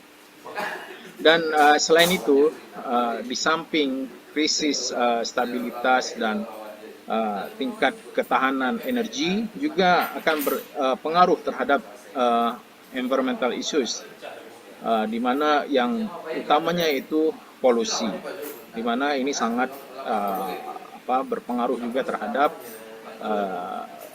air pollution, yang mana air pollution ini salah satu penyebab daripada climate change. Dan juga beberapa isu lingkungan lainnya. Itu 10%-nya diantar atau di supply ke petrochemical industry. Kemudian dari petrochemical industry disalurkan ke fabrication process sehingga diproduksi berbagai macam produk plastik base dan juga mungkin ban mobil, seperti ban mobil, karet ban mobil. Dan dari total produksi 75% itu akan menjadi waste. Dan sangat disayangkan hanya 6-9% itu kembali untuk di recycle. Dan sebagian besar itu tercecer di berbagai kondisi sehingga menyebabkan land and water pollution, dan sebagiannya dihantar ke incineration plant, yang mana incineration ini mungkin tidak begitu ramah lingkungan karena menghasilkan emisi karbon yang tinggi, dan juga kemudian dihantar ke landfill. Jadi bila kita lihat secara garis besar, maka dapat dilihat bahwa ini adalah pola dalam mengkonsumsi sesuatu yang mungkin dapat dijelaskan dengan baik oleh pendekatan linear ekonomi, yang mana pertama kita mengambil sumber daya alam, kemudian dimanfaatkan, digunakan hingga pada akhirnya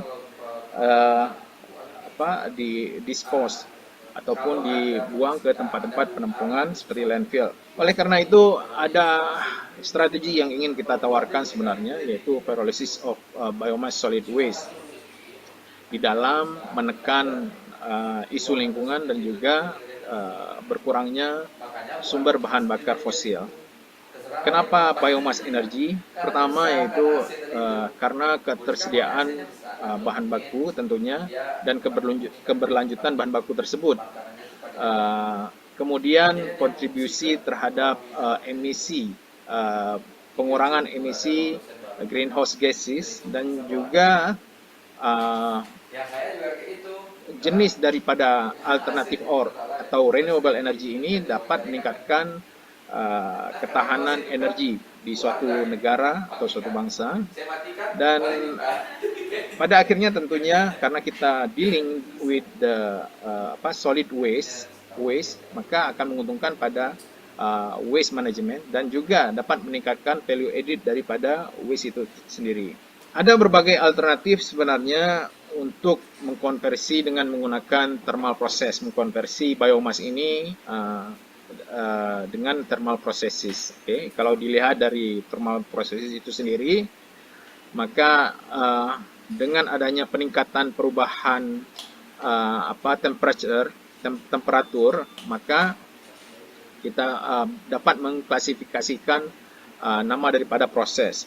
Okay, pada awal kita lihat drying ini ya sekitar 110, kemudian meningkat temperatur sekitar 320 derajat Celcius, itu dikategorikan sebagai torrefaction, carbonization, dan kemudian pyrolysis. Ini pyrolysis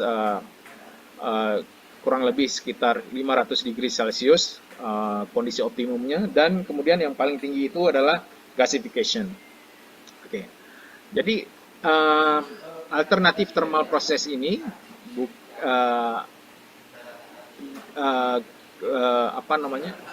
benefit utamanya yaitu dia mampu meng-recovery high energy dibanding dengan traditional method seperti combustion. Oke, ini adalah setting daripada setup reactor design for thermal processes of biomass. Hampir untuk saya kembali ke slide sebelumnya, hampir semua alternatif proses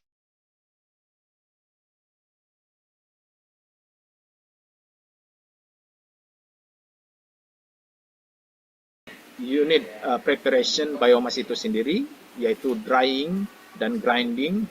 Pada unit ini kita coba mengreduce ukuran daripada partikel material, yang mana partikel material ini diharapkan dapat memiliki surface area yang tinggi sehingga dapat mengadsorb ataupun mengadsorb panas itu secara cepat.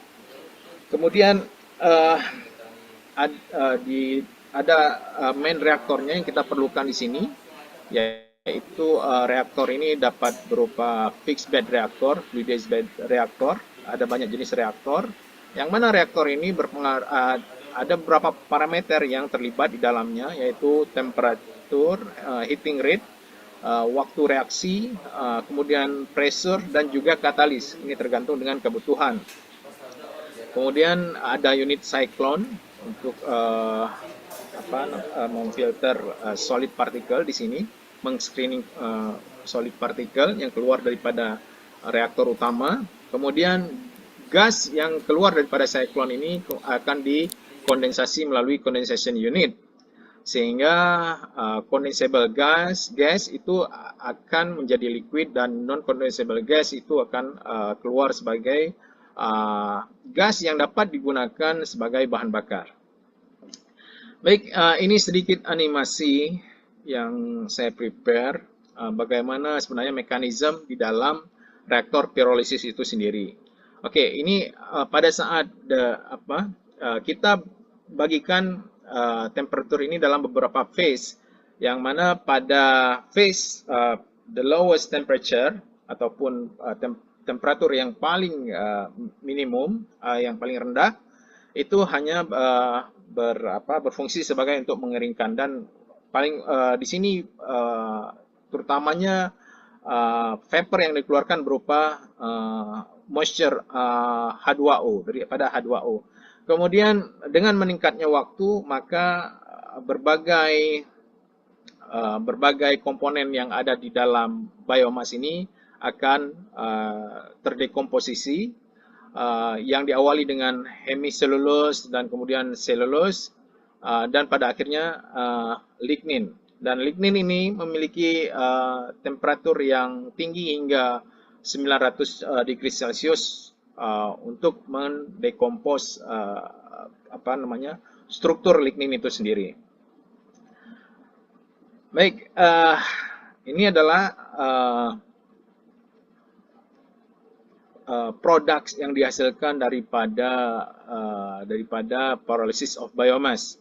Kita melihat ada tiga produk, ada liquid or biocrude oil, pyrolysis oil, bisa kita sebut pyrolysis oil, pyrolytic oil, ataupun biocrude oil. Kemudian ada biochar, kemudian ada gas atau syngas, yang mana ketiga produk ini semuanya memiliki value added tentunya dan dapat digunakan untuk berbagai macam tujuan. Oil yang dihasilkan ini dapat digunakan sebagai chemicals, yang mana ada beberapa komponen termasuk fenol yang paling tinggi di dalam minyak tersebut. Kemudian juga dapat digunakan sebagai bahan bakar baik melalui proses upgrading maupun refinery. Kemudian untuk gas ini utamanya dapat digunakan sebagai fuel, bahan bakar. Kemudian biochar juga dapat digunakan sebagai bahan bakar, sebagai briquette. Kemudian pigment untuk pewarnaan dan juga absorben. Di sini saya ingin menggarisbawahi bagaimana cara untuk mendapatkan high liquid yield, di dalam proses pyrolysis. Saya khususkan diskusi ini terhadap proses pyrolysis, di mana kita mengetahui bahwasanya ada beberapa parameter yang mempengaruhi proses itu sendiri terhadap produk. Yang paling utama, parameter yang paling utama adalah tentunya temperatur. Temperatur itu harus tinggi, sekitar 500 degree Celcius. Kalau kita lihat pada tabel 1 ini, dia juga kondisinya selain temperatur yang sekitar 500 degree Celcius juga short hot vapor resident times. Jadi apa yang dimaksud dengan resident time daripada vapor ini harus lebih kurang 1 second di dalam reaktor, dikarenakan ini untuk meminimalkan secondary reaction yang apabila vapor terlalu lama di dalam reaktor maka akan terjadinya pembentukan char. Char akan meningkat. Tetapi ada hal yang paling penting selain waktu tinggal vapor itu sendiri, yaitu heating rate. Heating rate sangat menentukan jumlah liquid yang dihasilkan. Jadi mode yang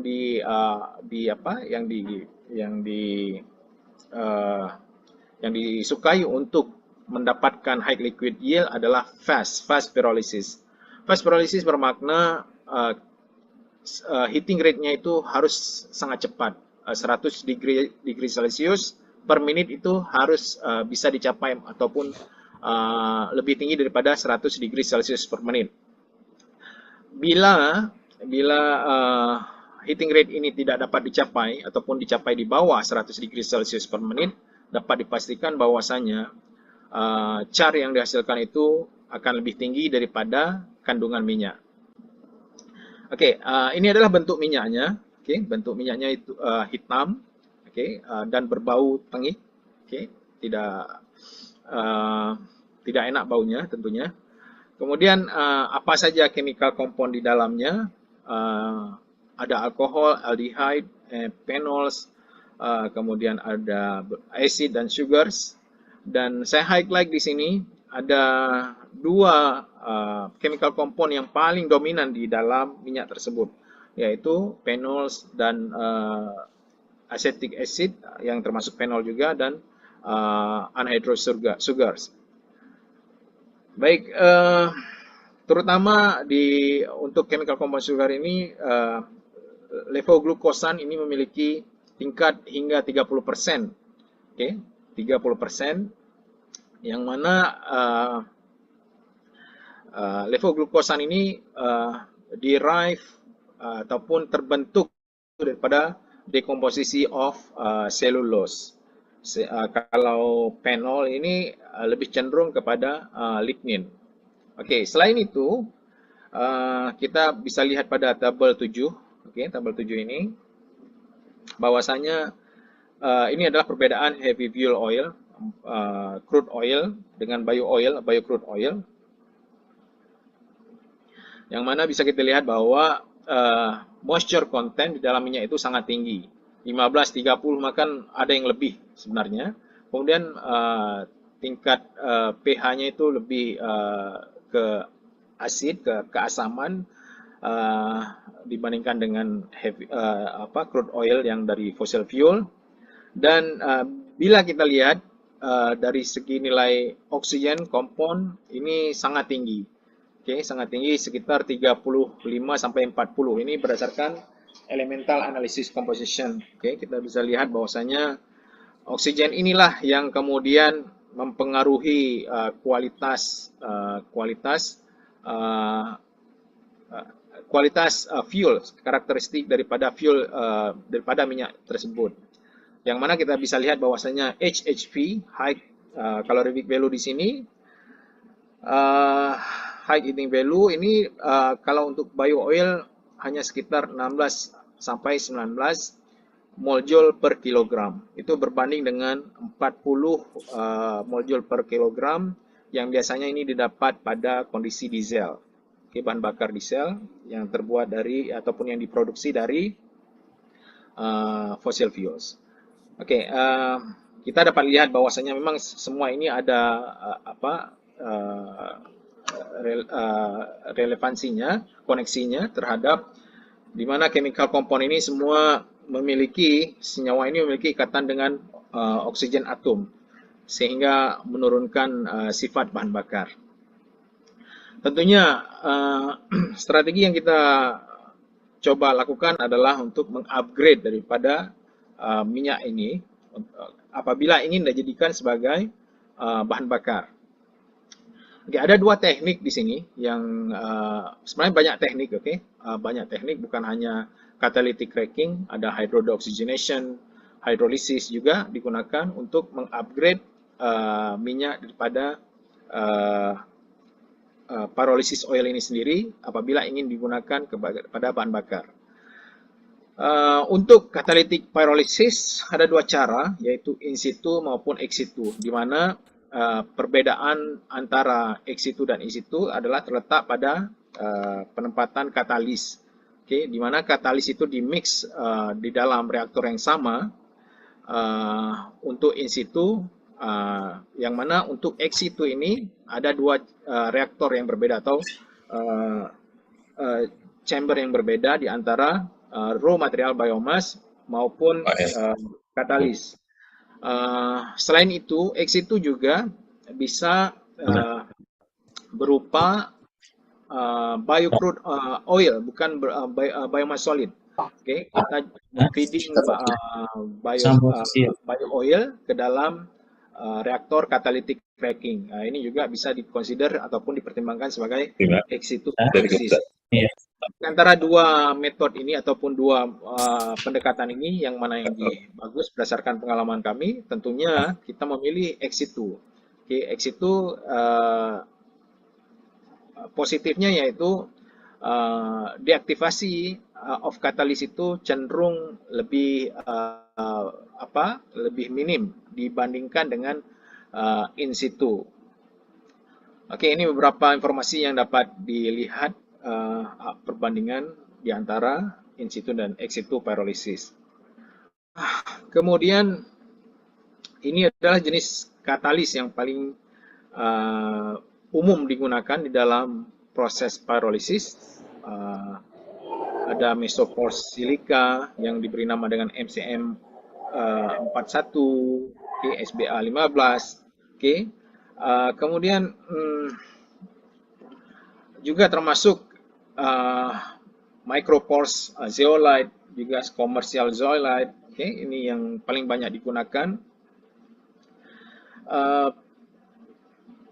Utamanya di dalam memilih katalis yaitu memiliki sifat yang strong acidity, high activity, and shape selectivity. Ini adalah karakteristik utama yang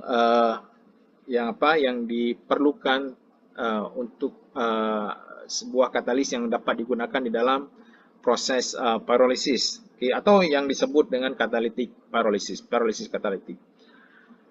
Baik, ini ada beberapa di tabel 2 ini. Di tabel 2 ini berbagai kompon oxygenated compound yang saya sebutkan tadi, termasuk fenol di dalamnya, sebagian besar akan menjadi aromatik. menjadi aromatic compounds. Ini target daripada pyrolysis oil. Sehingga bahwa berdasarkan karakter daripada heating value, apabila fenol menurun dan aromatic compound meningkat, ini adalah salah satu indikator meningkatnya nilai kalor dari oil itu sendiri. Oke, ini contoh daripada konversi yang kita lakukan, yang mana pada kita di sini coba mengambil segmen khusus aquaspace. Kita coba memanfaatkan aquaspace, untuk kita cracking ataupun kita upgrade menjadi minyak yang lebih bagus, ataupun kita recovery minyak yang di dalam aquaspace ini sendiri. Perlu Anda ketahui bahwasanya minyak itu sendiri terdapat dua phase. Ada dua fase yang kita sebut organic phase maupun aquaspace. Aquaspace ini tinggi apabila heating rate yang diperlukan di dalam proses itu rendah ataupun slow heating rate. Maka bila kita perform, kita melakukan pyrolysis proses dengan slow heating rate, maka aquaspace ini akan diperoleh tinggi, berbanding dengan organic phase. Dari hasil riset yang kita lakukan, aquaspace ini minyak yang di dalam aquaspace ini dapat direcovery, namun sangat sedikit hasilnya, sekitar hanya 4%. Tapi yang mana kita bisa lihat bahwasanya hasil daripada catalytic cracking ini akan menghasilkan lebih banyak, meningkatkan aromatic compound. Yang di sini kita bisa lihat bahwasanya fenol pada aquaspace itu sekitar 72%. Kemudian pada saat dilakukan cracking dengan HCM 5/50 itu akan menurunkan kadar fenol sehingga 42% dan meningkatkan aromatic compound menjadi 53%. Ada berbagai reaksi yang terjadi, itu seperti dehydration, cracking, polymerization, deoxygenation, and aromatization. Baik, kemudian yang terakhir yaitu terintegrasi. Proses ini terintegrasi dengan industri yang lain seperti forest industry, the pulp and paper industries, dan mechanical wood processing industry, dan juga landfill, TPA dengan TPA mungkin, dan juga seperti palm oil, karena integration ini akan mendukung feasibility dari proses, dan juga establish infrastructure that can provide a heat source, seperti mungkin pabrik semen yang mungkin di sana ada tersedia heat source yang baik, dan yang lainnya. Baik, saya rasa itu saja yang dapat saya bagi pada hari ini. Baik, terima kasih sekali lagi saya ucapkan kepada Universitas Bung Hatta dan juga panitia penyelenggara. Dan saya harapkan juga acara ini sukses hingga selesai. Dan saya juga membuka pintu kerjasama terhadap siapa saja yang ingin berkolaborasi di dalam research pyrolysis of biomass, dan juga mungkin yang ingin melakukan supervisi bersama terhadap mahasiswa PhD maupun master. Baik, terima kasih. Untuk komunikasi lebih lanjut dengan saya dapat menghubungi langsung melalui email yang tertera di dalam slide. Baik, demikian saja dari saya. Saya ucapkan sekali lagi, dan Assalamualaikum warahmatullahi wabarakatuh. Waalaikumsalam warahmatullahi wabarakatuh.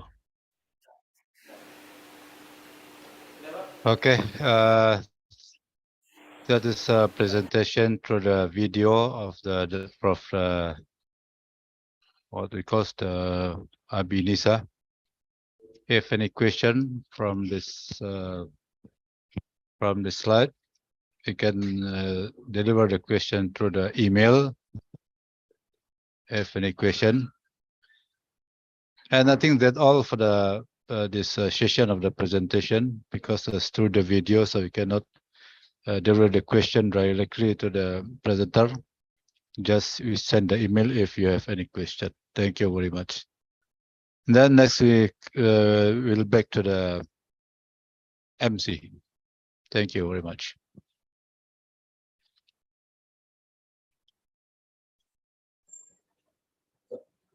Hello, MC. Thank you so much, Dr. Indra. Yeah. For this you're session, welcome. we also have our two speakers, that is Supreme Energy, Indonesia, and Circular Connect. Foundation Norway Arswendi Zamzami, STMSC, PhD. For the moderator, will be guided by Miss Amelia Amir, PhD. Hello, Miss. Hello. Hello, Can Miss you hear me? Amelia. Okay, Are hello. you there? Okay, I'm here. How are you today? Okay, good. I'm good. Okay, Okay. Miss Amelia, can we start the session right now? Okay. Okay, thank you for your host. Okay, And Miss Amelia Amir, the time is yours. thank you. Thank you very much for the chance. It's my honor to be a moderator in this session, and it's my honor also to have two keynote speakers today. And before we begin, maybe I will briefly explain about the rule of this session.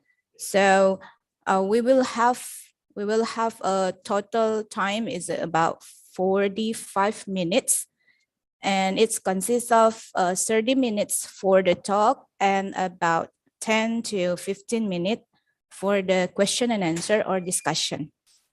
So for all the delegates conference can deliver the question by typing on the Zoom application or by raise hand, and you can find the raise hand on the raise hand button on the bottom of your Zoom application as reaction, yeah, and the reaction button. So first we will welcome our honorable first keynote speakers, Bapak Novi Ganevianto. Maybe host can show the CV of Bapak Novi Ganevianto. We have please show the.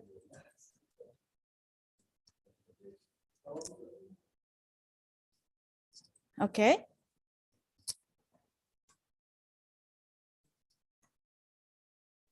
Okay.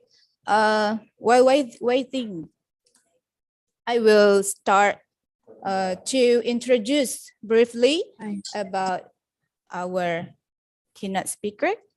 First keynote speaker, Bapak Novi Ganevianto. Okay. Okay. Okay. I will start to introduce briefly our first keynote speaker. Bapak Novi Ganevianto is completed his diploma degree at Geothermal Exploration Technology from the Geothermal Institute, University of Auckland, New Zealand, and he awarded for the best Earth Science student 1993, and he completed the bachelor degree in geology from Institute Technology Bandung, graduated 1990. And then more than 25 years of experience in geothermal industry, and current position is Vice President Explorations of Subsurface Engineering for Supreme Energy, accountable for assessment for new areas, targeting potential makeup, delineation and exploration wells, conceptual models and numerical model development, reservoir management plan, geothermal well drilling. and then people development plan. That was the the briefly introduction for Bapak Novi Ganevianto. And now, please, we welcome Bapak Novi Ganevianto. Bapak. Okay, thank you very much, Ibu Amelia. Okay, Bapak. Now we will have a speech from Bapak Novi Ganevianto, maybe about 30 minutes, Pak. 30 minutes for the talk.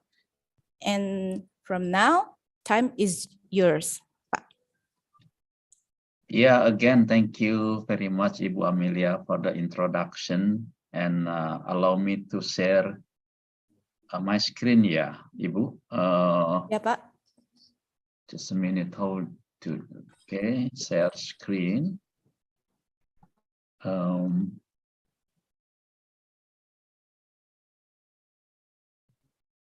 Okay, can everyone see the screen? Yes, yes. Okay, yeah, good morning, everyone. Assalamualaikum warahmatullahi wabarakatuh. Waalaikumsalam warahmatullahi wabarakatuh. Such an honor for me to be in this prestigious conference, and among the very high caliber, I notice high caliber engineer and scientists. And so what I would like to do this morning is to share with you all the geothermal technology overview.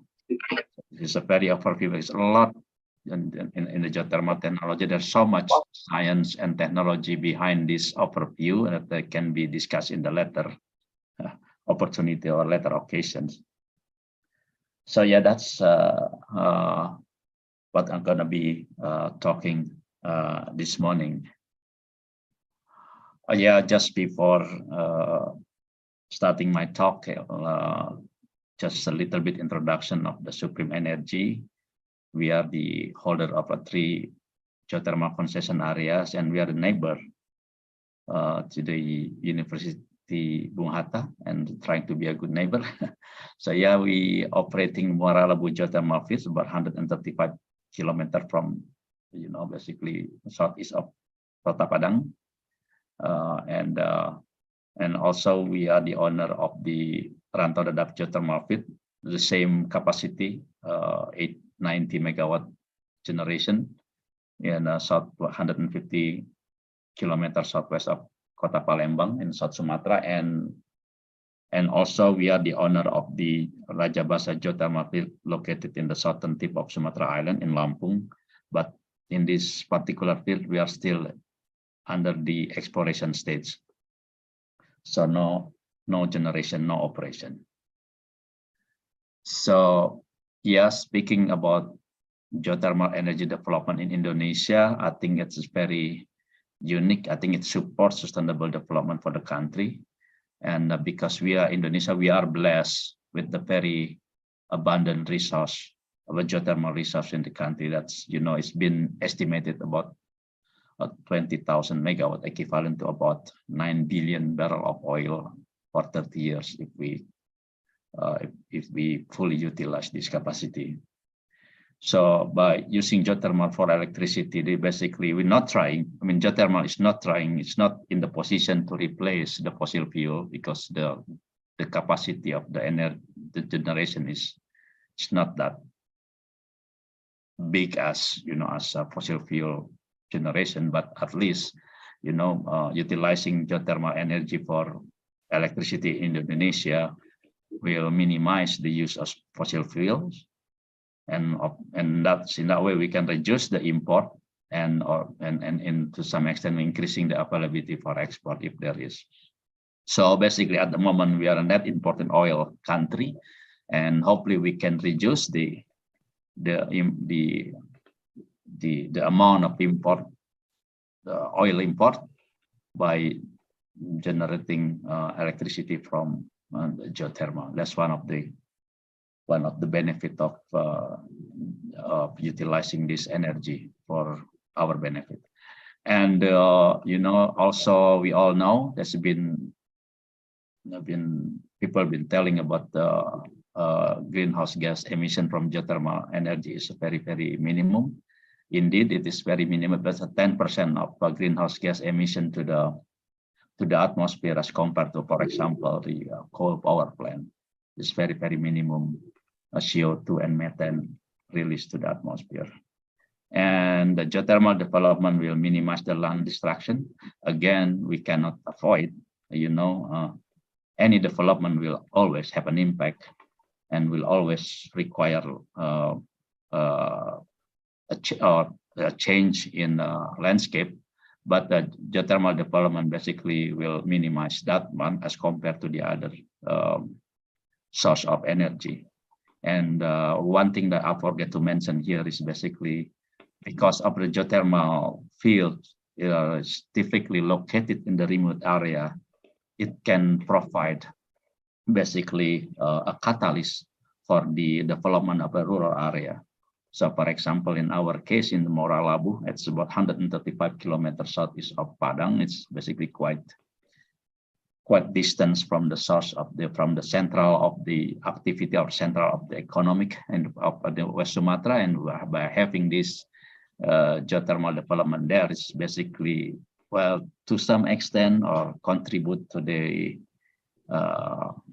economic development in that particular area. So yeah, its impact will always be there, but I think the most important for us to understand that is basically, but we need to grow, and we need to grow and we need to develop it in more responsible manner. So that's why we think geothermal will play key role, very important role for sustainable development in Indonesia. Now, speaking about technology, as a theme of this conference, is basically as for the geothermal technologies that we can separate the technology into two categories. That is basically one is the subsurface technology or a steam machine. This is just an illustration of that because that's the source of energy actually, and unfortunately we cannot see it, and that's something that a lot of technology applied to be able to basically to image what is. That's a very important as the fuel of the electricity. And the second category is the technology above the ground, and everyone can see the power plant, everyone can see the pipeline. That is very similar to the generation or electricity generation technology in many generation type, like in the coal plant. It's not that much different in principle. So that's now let's start with basically with the subsurface concept, because we cannot see what is actually done there. The concept is that the geothermal reservoir, the one in the blue here, is basically just a body of a hot rock heated by a circulation of hot fluid over 1,000 years. And basically this blue here is basically a body of hot rocks been fractured. It has to be fractured. That's been placed for the fluid to circulate, and that fluid has to come through the magma, basically the heat source of the geothermal system. And so it's basically the fluid coming in, swept this heat from this magma and coming into the reservoir rock and circulating this for 1,000 years and creates its own new environment with the very high temperatures and with the high permeability. And to most cases is basically with the non-acidic fluid, but in some cases there are acid fluid. So again, it's very important to note that what we are mining here is basically heat from this magma, and the fluid is, but the fluid has to be there as a walking fluid, as to convey the heat from the magma. So that is basically general concept. Of course, this circulation has to be long enough so that basically the temperature fluid content in this hot rock already been equilibrium and also still hot, minimum 240 degrees C to be able to be produced commercially, and it has to be very a neutral or non-acidic fluid. Otherwise, it can still be developed, but it will be expensive because then basically you have to install the surface facility with the acid-resistant alloy or something like that. That might be expensive. And the permeability is a fracture is very important because then it's basically the higher the flow rate, the higher the energy that we can extract. I just give you the idea on the stage of the geothermal development, and this is I'm talking about for the electricity generation. So it's basically it's starting from the geology and geochemistry and geophysical investigation, and then after we feel that, for example, in the case of Muara Labu, after we feel that there is enough or sufficient heat underneath, based on the geology, geochemistry, and geophysics, then we have to decide whether we have to drill. Basically, this is very important because that's the only way to know what's down there is by drilling. The method that we employ at the surface, like geochemistry, geology, and geophysics, can only do so much. And the only way to confirm is drilling. So drilling is very expensive because you have to build road, and you have to drilling itself is very expensive, or $10 million per well. And so that is basically very, very careful consideration and decision need to be made before we commit to drilling wells in particular field.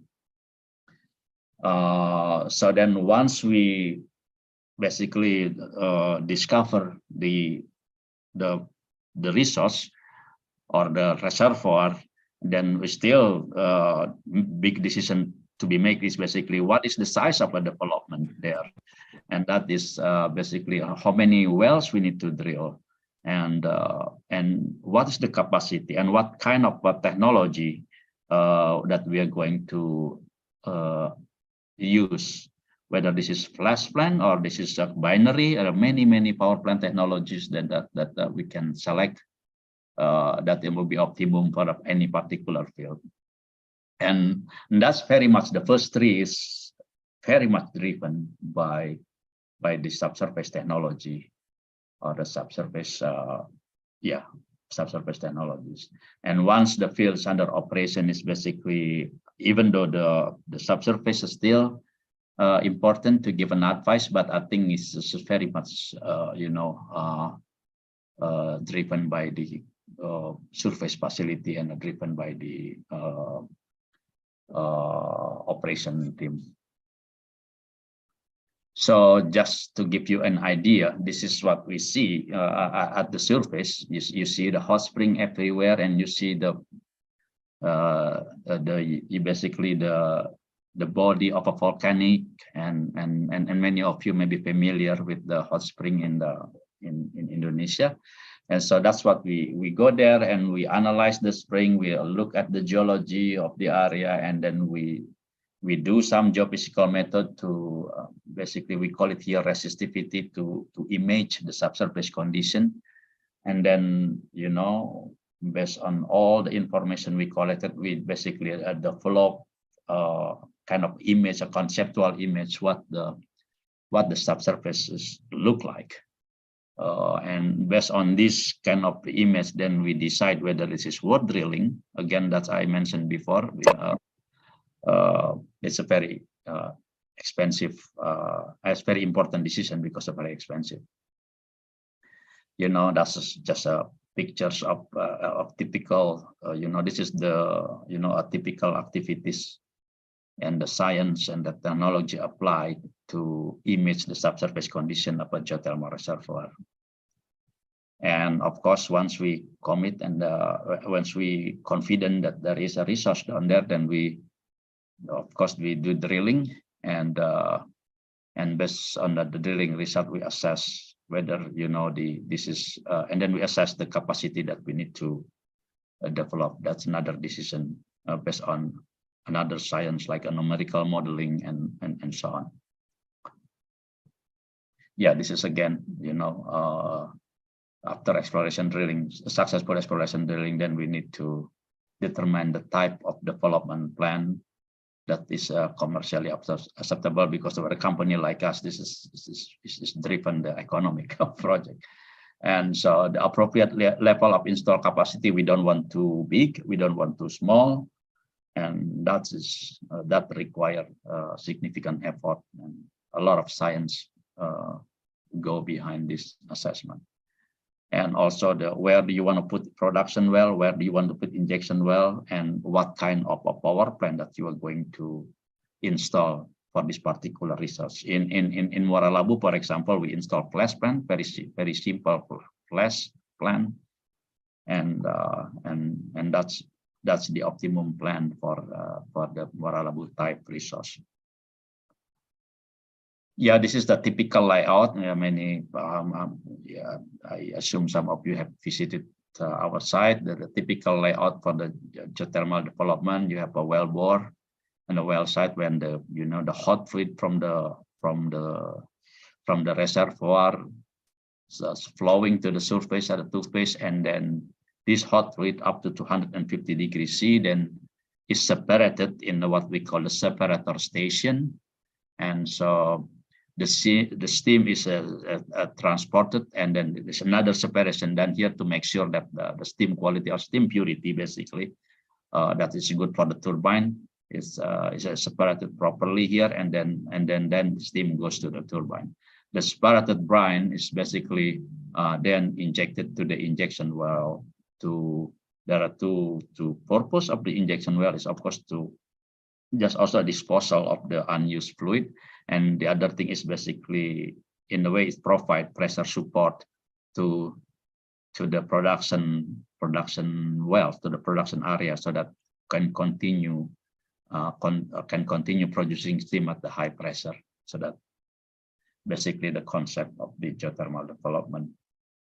And yeah, this is just in the cross-section view, the same thing. You have the reservoir 250 degrees C geothermal fluid coming into the surface, and then separated in the separator station.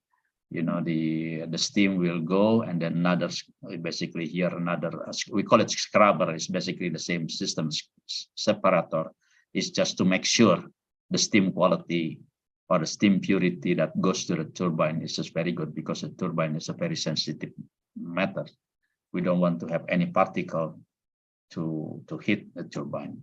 And so again, this is the brine, separated brine is injected into the reservoir, and the separated condensate, you can call it, and then it's basically also injected into the condensate injection well. And the steam come to the turbine, and in the outside of the turbine, the steam condense, and the condensate is basically pumped to the cooling tower, and the cooling tower, and then the cool condensate is then basically pumped back to cool the condensate. So to cool the condenser, the cooler the condenser, the better the efficiency, because then it's basically you have a very, very huge delta pressure, and yeah, that you can mine the heat better.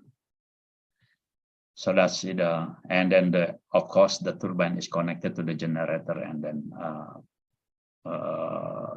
basically the electricity is exported to the grid and to PLN. This is just a picture of the two-phase flow from the well. It's flow to the separator. This is a type of a separator. It's a cyclone separator. This is basically the two-phase fluid, the mixtures of a brine and steam is coming into this, and by gravity, then it's basically the brine or liquid will be drained and then will be injected, and then basically the steam will be connected to the pipeline, and then connected to the power plant. Yeah, this is again the illustration of the steam coming into the turbine, and then it's basically the condensed steam in the outlet the turbine, and then it's basically pumped to the cooling tower, and then the water is pumped back, spraying and to lower the pressure in the condenser and improve the efficiency of the electricity generation. Yeah, just a picture of a turbine, a very similar concept to the other turbine in any other type of generator. So that is basically the overview of the geothermal development. Again, there's so much science and details that we can discuss in some other opportunity, but that is the general overview of the geothermal technologies, and that's all I have. And thank you very much for your attention. Assalamualaikum warahmatullahi wabarakatuh.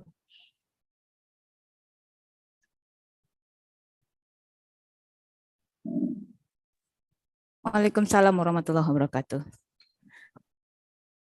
Thank you very much, Bapak, for the great presentation about the geothermal. And now we move to taking the question from the audience.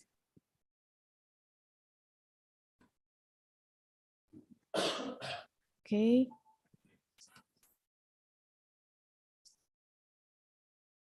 One more, I will explain that all the participants also be able to deliver the question, maybe directly or typing on the chat, or raise hand, so you can ask the question directly to Bapak Novi Gavnevianto. Is it any question? Excuse me, Dr. Amelia. Okay. Okay, please, Bapak Indra. Maybe you can ask directly to Bapak Novianto, Pak Novi Gavnevianto. Yeah, Time thank is you very yours. much. Thank you very much, Dr. Amelia. Pak Novi. Assalamualaikum warahmatullahi wabarakatuh. Waalaikumsalam. How are you, Pak? Bagus. Sehat ya? Alhamdulillah, ya. Terima kasih. This is actually interesting to your slides. The title, geothermal process flow. Can you show back the slide, please? Geothermal process flow. Okay. Yeah. Okay, just share the screen, yeah. Yeah. Share.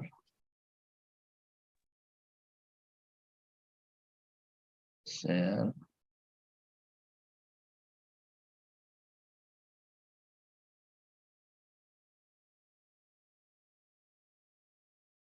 Can everyone see my screen? It's still black. Oh. Still. Okay, this dark, still dark. I don't know why. Okay, it's clear. Okay, it's clear. It's clear, Dr. Indra. We can. Okay. So let me make it bigger. Yeah. Process flow diagram. This is the one that you are referring about, no? No, before. I think it's before. That one? Previous slide. Yeah. This one. Yeah. And this slide actually we have the four process. I can see the four, like the block diagram. Oh, still black. Okay. Yeah, This is so where we have the well. We have the well site, press spreader station, power plant, and injection well actually. And then well bore. The well bore means over here is the source of the geothermal power. Is it like that? Yeah, that's true. Well bore is the source of the very hot fluid. This is from the Bumi, right? Yeah, from Bumi, about up to 3 kilometers from the surface. Yeah, Pak. 2-3 kilometers from the surface. Okay. And then here's actually we would like to focus on the separator station. This is a function to separate any particle before the steams go to the turbine.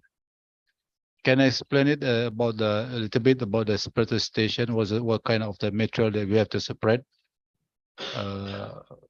for the steam? Thank you. Yeah. Okay, Pak. Dr. Yeah. Novi. Thank you, Pak. It's basically when you produce a very hot fluid at a 250 degrees C, we basically keep the pressure constant from here all the way to the separator station. So it's basically, 250 degrees C fluid at, say, for example, at a 9 bar pressure, it's still in the form of a mixtures of a liquid and steam. So by the time it reaches at the separator station, is basically we lower the pressure basically from this, and we separate that into the mixture into the liquid and steam. So what we separate is basically if I can go to here, you have a two-phase, we call it a two-phase fluid, a mixture of a liquid and steam at a very high pressure and high temperatures. So when that fluid goes into this separator, and it's basically by the centrifugal, the steam will be going up and the liquid phase will be going down. And then the steam will be then tapped and transported to the turbine, and the brine will be basically sent to the injection well for injection to return it back to the ground, to the well. Yeah. So that's basically the idea. Yeah. From that you can get what we call the very good quality of the steam, isn't it? That is true, Pak. And then it's basically what we need, because a turbine can only take a pure steam. Yeah, because turbine cannot take a droplet, any brine, any liquid, because it will create erosion. Yeah, at the high velocity. Okay. Yeah. So we make sure that this what I understand that is the steam is very dry, right? There's no liquid content because this will be effect to the turbine edge actually, isn't it? That's correct, Pak. I think that the steam has to be 100%, almost 100%. It cannot. It's very difficult to get 100. Yeah, that's 99% steam. Okay. With a very minimum droplets. Yeah. Okay. What was actually the temperature is the steam temperatures going to the turbine? That's depend on the type of the turbine, of course. But I think for Muara Labu in many fields that we are operating is the temperature is around 9 bar saturated. 9 bar is, I don't know, 9 bars. The saturated temperature about 9 bar, Pak. So that's 9 bar is about 190, 200 degrees C, something like that. Let me check the steam table. Yeah. About the 200 degrees Celsius. Something like that. Yes. Okay. Okay. Yeah. And when the steam is going out from the turbine, we still get the high temperature for the steam, right? And then did we do anything function of the steam for the another activity, for example, because we still have the high temperature? It's just going to maybe it's simply going to the cooling tower. Yeah, that's a very good point. But in some cases, you're right. In some cases, the steam in the outlet of the turbine can be further utilized in some cases. But in our cases, it's basically the steam coming out from the turbine is basically just goes directly to the condenser and condense and going to the pump it to cooling tower, and then pump it back to further reduce the condenser pressure to be able to mine the heat more. But in some cases, yes, people utilize utilize the steam coming out from the turbine. You're right. But in our case, in Muara Labu, not. It's just directly go to the cooling tower and reuse again the water, right? Yes, that is true. Okay. Thank you very much. Thank you very much, Pak Novi. No problem, Pak. No problem. Thank you very much, Pak Dr. Indra, for the question, and thank you for Pak Novi for the response. And next, we have another question from Pak Dr. Edi Septe. Bapak, are you there? Maybe do you want to ask the question directly? Okay. Maybe I will read the question from Pak Edi. Geothermal processes involve corrosive fluids. How do they affect the equipment?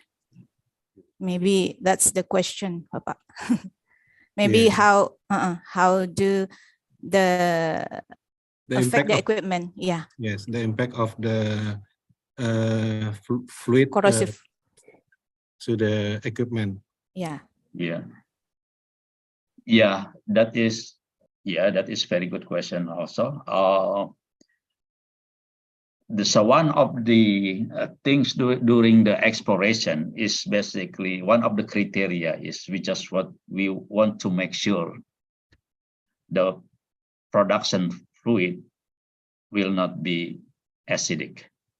I think that's one of the criteria of a successful geothermal exploration at this stage, at the current technology stage, because most of the surface facilities for the geothermal energy development at the current environment is still using a carbon steel, so that carbon steel will not be able to basically sustain for the acidic fluid. So that's why in the beginning we are focused on trying to get geothermal reservoir with the non-acidic fluid. So in some cases for example, in the one field in Indonesia, they basically produce acid fluid, and that is very difficult to handle. And it's very expensive, can be handled because there is a alloy technology, of course. Everyone here very more familiar than I do. So there is basically the pH of the production fluid in geothermal is typically very neutral, with the pH range from 6 to 8. And so except in a certain area, for example, here after the cooling tower, because it's a steam condensate. A steam condensate is basically condensing S2S and CO2, and that become a sulfuric acid and carbonic acid there. But I think this is the area that's the only area that typically geothermal geothermal field has been working on the acid, and basically at this particular area, sometimes we install the acid resistant alloy or a thing like that in this well, but only a small portion of the surface facilities. So I hope that answered the question. Okay. Pak Novi, what's the most of the kind of material used in the geothermal process? It's a carbon steel, Pak. Just carbon steel? Yeah, just carbon steel. No stainless steel? No stainless steel, Pak. Okay. Thank you, Pak Novi. Yeah, no problem. Thank you, Amelia. Thank you, Pak Edi, for the question. And then we have another from Firdaus Jauhari. Raise hand. Maybe Pak Firdaus can ask the question directly to Pak Novi. Okay. Ya, salam Pak Novi. Salam. Ya, Assalamualaikum warahmatullahi wabarakatuh. I'm Firdaus from Polytechnic Negeri Banjarmasin. I have a question for you. How do we determine the point of geothermal steam drilling? And the second question is, after the steam drives turbine, is the condensate returned to the earth or no? Maybe can you explain to me? Thank you. Yeah, for the first question is, I think we use all the information, structure geology information. We use the geochemistry information from the hot spring composition. And we use the geophysical data from the resistivity survey. And based on all this, all the information we collect, then we decide the location for drilling. I think we can have a separate discussion on that, how we're going to integrate all the information. But in the nutshell, it's basically we collect any kind of information, geology, geochemistry, and geophysical data to pinpoint the Second question: after the steam drives turbine, is the condensate returned to the earth or no? Yeah, this is the figures. This is the condensate out of the turbine and going to the cooling tower. Some is basically circulating to some is basically injected back to the earth. Okay. Yeah. Okay, ma'am. Okay. I think no. Okay, Pak Firdaus. Okay. Thank you, Mr. Nopi. Yeah, no problem, Pak Firdaus. Yeah. Thank you, Pak Firdaus. Maybe we still be able to have one more question. If there is still any question for Pak Novi, maybe one more.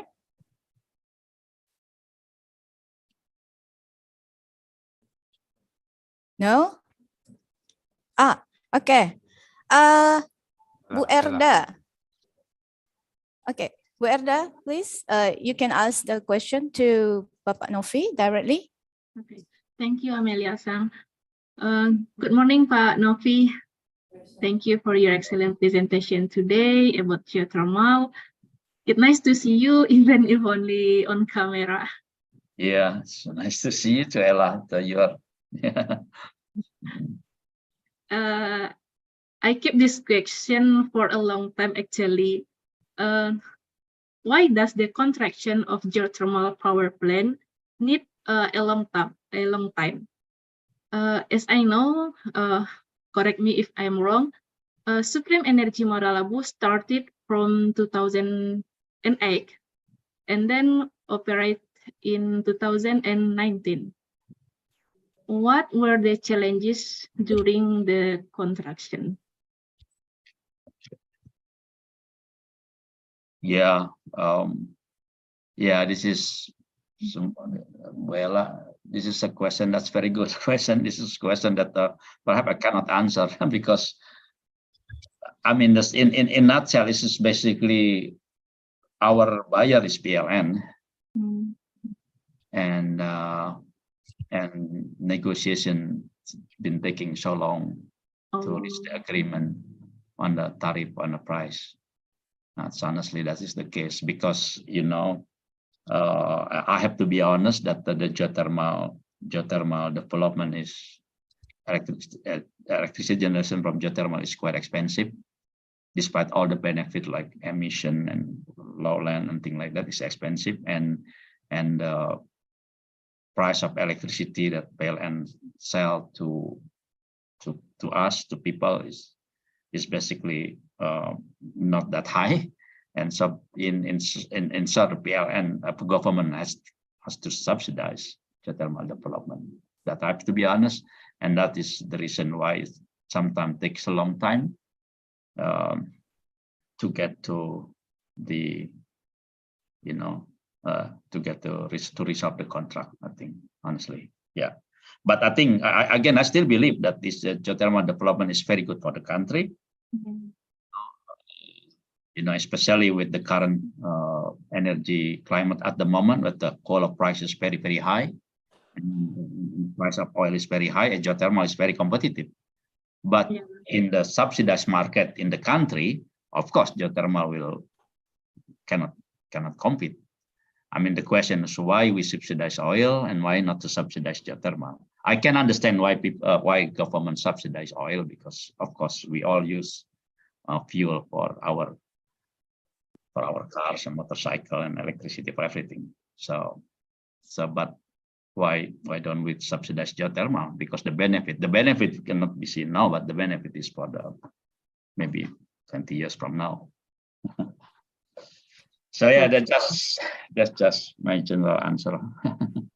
Okay, I understand. Okay, thank you, Pak Novi. Yeah, no problem. Okay.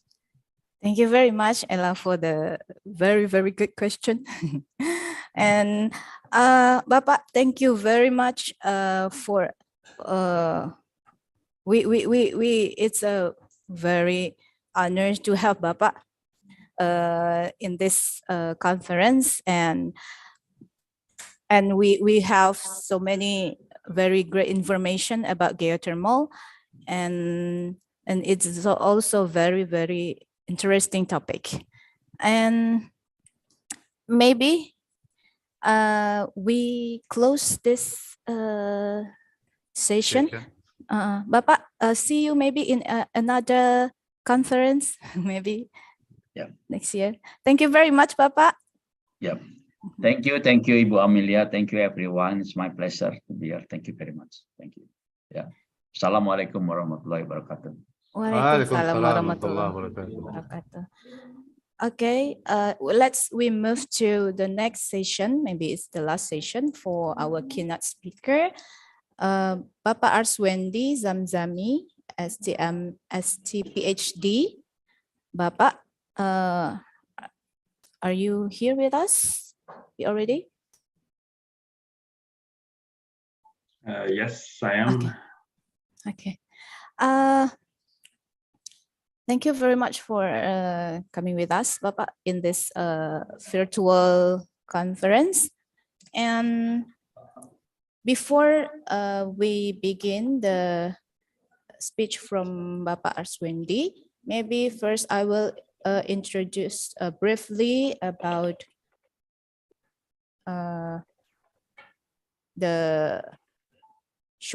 briefly about Pak Arswendi Zamzani. Okay. Pak Arswendi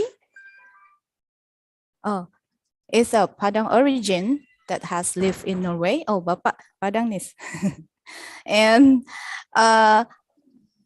he completed the undergraduate program at Civil Engineering of Andalas University and graduate programs at Marine Technology of NTNU, Norway. And it's about over 15 years experience ranging from oil and gas engineering coordination tasks, such as improvement, change, and risk of Norwegian continental shelf project, including business development of carbon capture, utilization, and storage project. And Arswendi also a founder and chairman of Circular Connect Foundation, which is established on 2021 in Norway, as well as president of Indonesian-Norway Society from 2020. And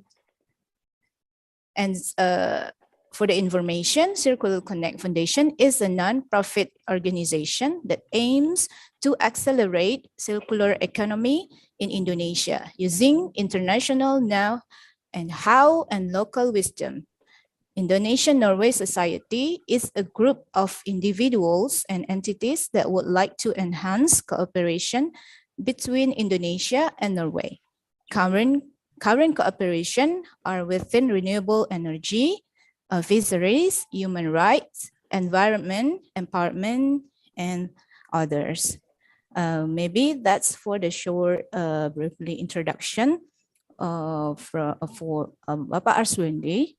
And for the rule of the session, maybe the same with the session before. So Pak Arswendi will have maybe around 30 minutes for the talk, and maybe around about 15 minutes for the discussion.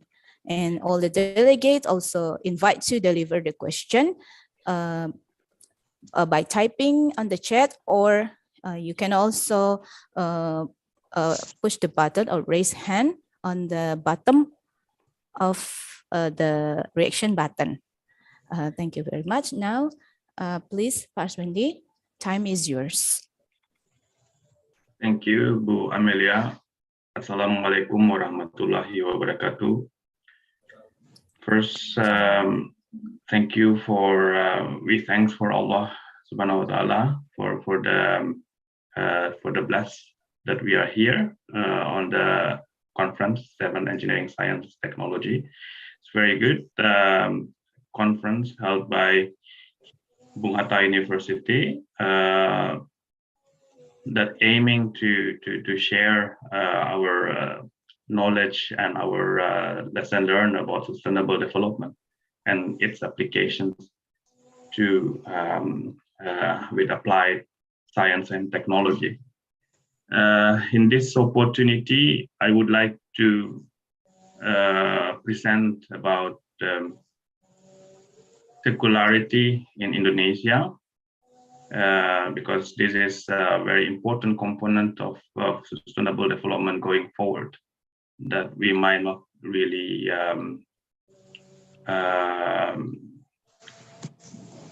concern for now. So for this, I established Circular Connect with other Norwegian enthusiasts that we look at Indonesia, and after living here in Norway for almost 2 decades, Norway somehow is taking a good decisions from the first time, despite that they are an oil and gas producer. It's over 2 million barrel a day productions, comparing to us only 600,000 barrel per day. Right now, they are not using fossil fuel for their energy. They are using hydropower for their electricity, and so it's 100% renewable energy. So that is the first good decision that has made by Norway from early on. And the second good decisions that in 1996 they put regulations for Norway that has population of 5 million people. So it's kind of the same with West Sumatra. That they are no longer using landfill, but they have to recycle their own waste. So, and then since then, the development of this circularity in Norway progressed, and now up until 95% of the waste already recycled. So, and that technology are paid off now, because this is a need for combating global climate change, that all of us, all the countries, all the community need to do circularity.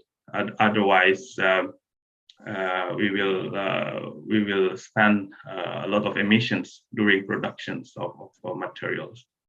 So in order to do that, we know that Norway has a very good, and Nordic country as well, know-how on the circular knowledge, technology, management. And then we aim to accelerate the growth of circularity in the nation. And we start with province of West Sumatra, which means that we need to increase the awareness of the civil society on their responsibility.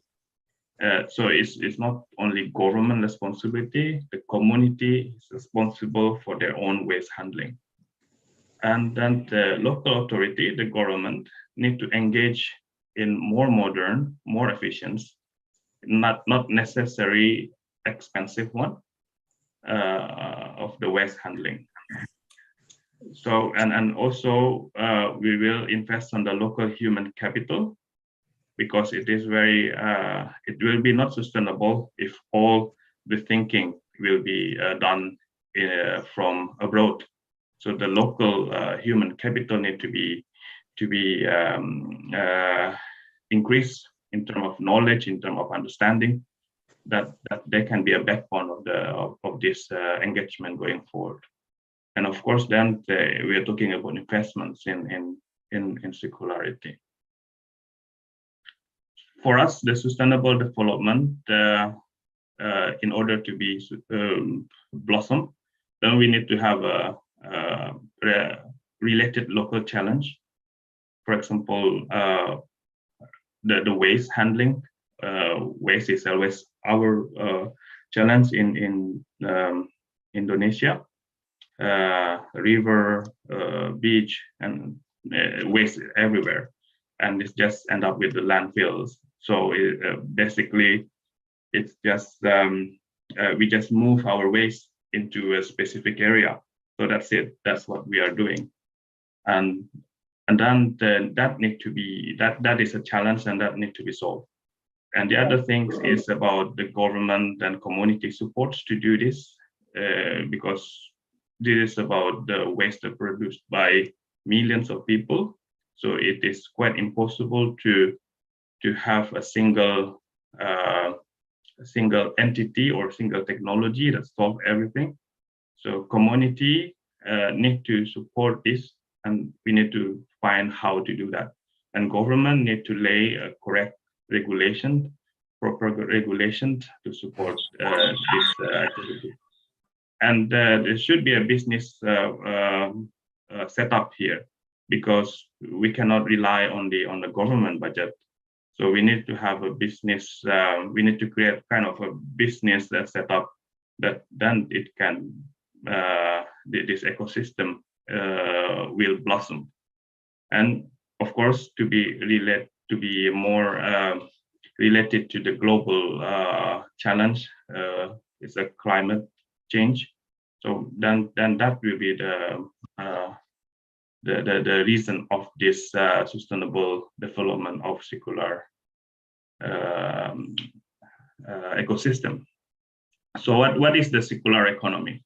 Circular economy is when you have the raw material, for example, plastic that coming from the oil, and then the manufacture of the plastic, and then up until we use. So the blue lines here is the flow of material, component, user of organic, unorganic. I'm sorry, and then and most of us after this have been used, then we put in we categorize this as a waste, and then put this in the landfill.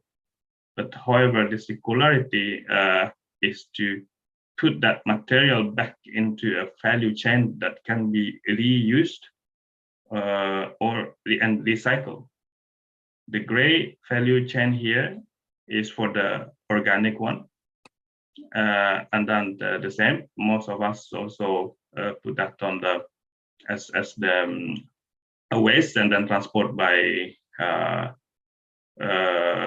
government into landfills and end up in the landfills. However, that need to be put back into the value chain, either as energy extractions, as a biogas, or can be extracted into compost or maggot that can be used by farmers. So this is so-called butterfly effect of circular economy. The reason because we want to limit the extractions of the virgin material, because there is when the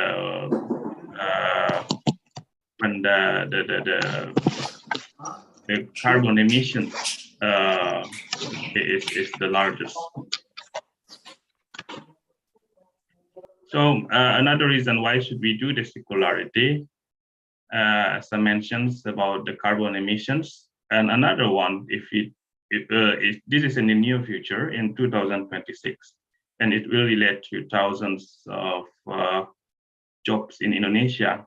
We know that maybe not in West Sumatra, but in Java, there are a lot of companies that produce, for example, shoes, textile, and etc. That exported into European Union.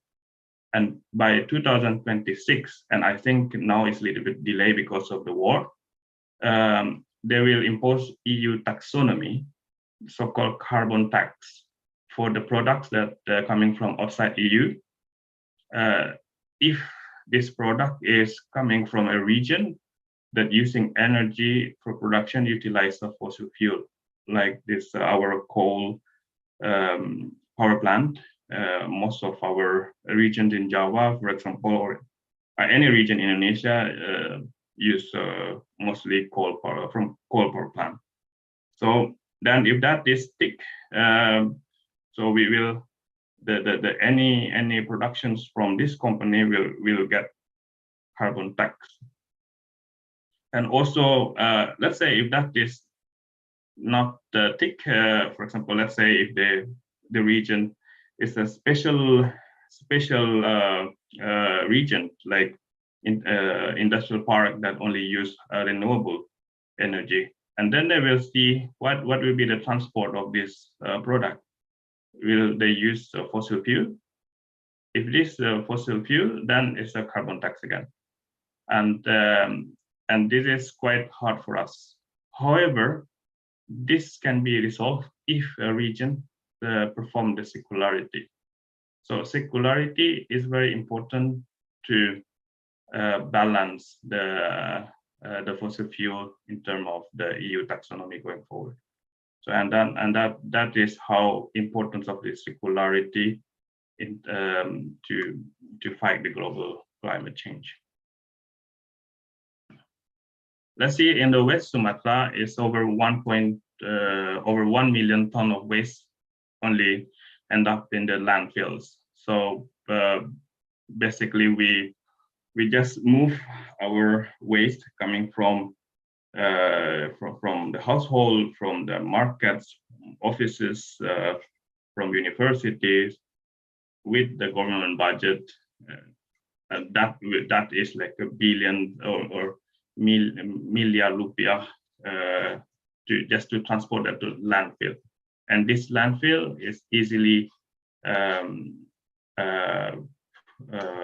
fill up, and then they will also emit methane because the organic waste are combined together, and methane is very damaging than carbon dioxide, like 20 to 30 times damaging.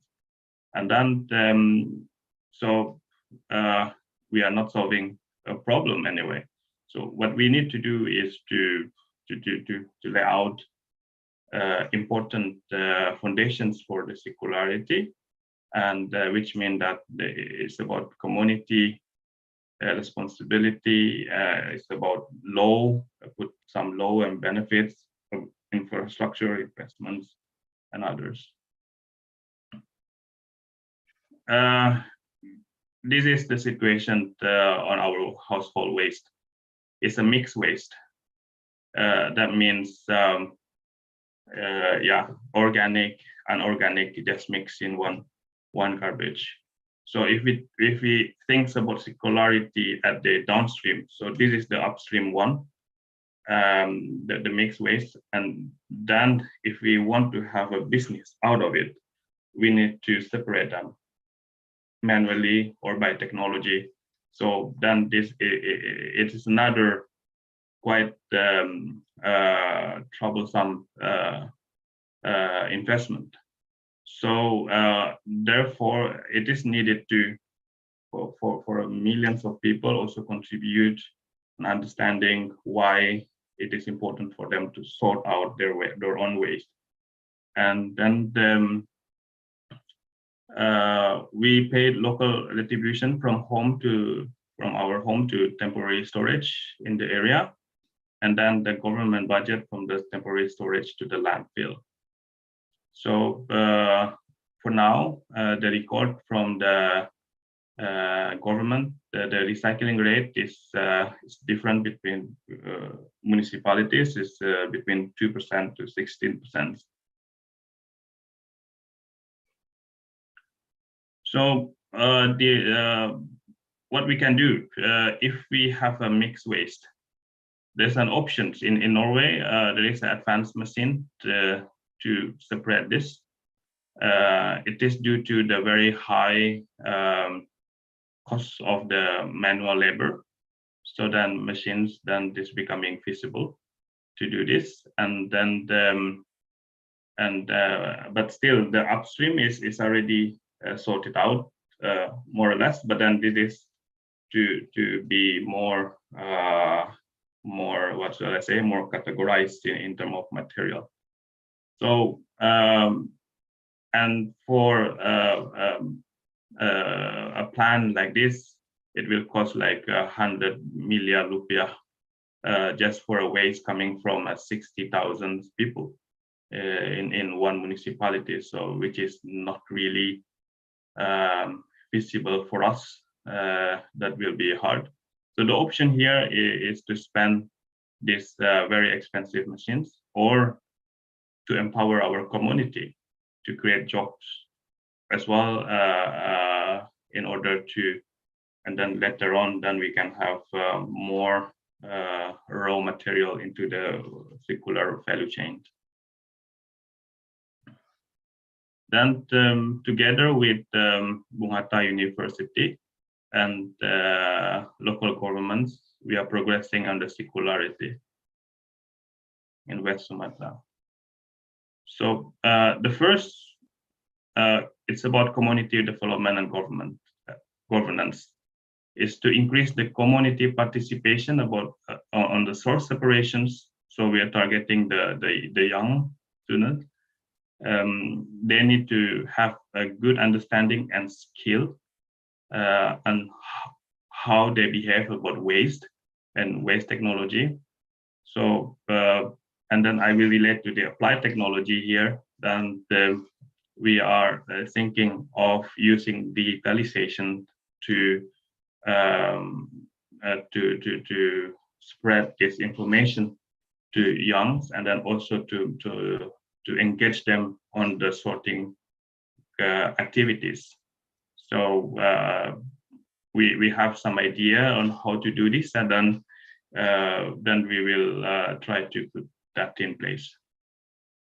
And of course, waste infrastructure and waste management, that is more or less government for the moment, if we're thinking in terms of the landfill. But then in terms of business value chain, then it will separate it into depending on the business entities that will sign up to these activities.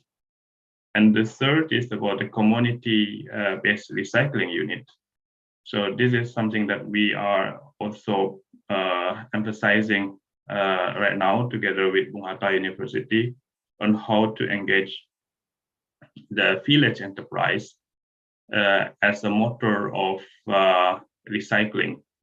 So a village that is around minimum 5,000 populations, and we have around 900 village, also village enterprise, and this village enterprise, BUMDes or BUMNAK, you call it in Indonesia, will sort out the waste, collect the waste, and then put them into the value chain. For example, the organic waste that can be converted into black flies larva, maggot, and then can be converted into, a feedstock as feedstock of chicken, fish, or duck farmers, and also can be as a compost, and then can be a good for local farmers as well. And here, then is about creating jobs of collecting this waste, maybe 2%, 3% job, and then there will be a need of this small machinery to make to shred the organic waste, and also to dry the larva, etc. So there are many opportunities for academic also to contribute on creating more efficient machineries here. And then organic waste, unorganic waste, the same. The village enterprise, we aim them to be a collector, and then put this material into the business value chain later on. And maybe they need the compact machineries and shredder machineries. So again, this is something that academic need to give a local contributions. Then number two, then we have from this 900 village enterprise, then there will be a stream. It will start to have a stream of material. So the current recycling, the bigger recycling center placed in the North Sumatra, or Java. So in order to create jobs, we also aim to develop the industrial park of recycling industries and try to replace the landfill. So and try to establish that in the region. So then it's about developing of this industrial park, and then and that is something we need to talk and discuss this together with the academia and also the local government.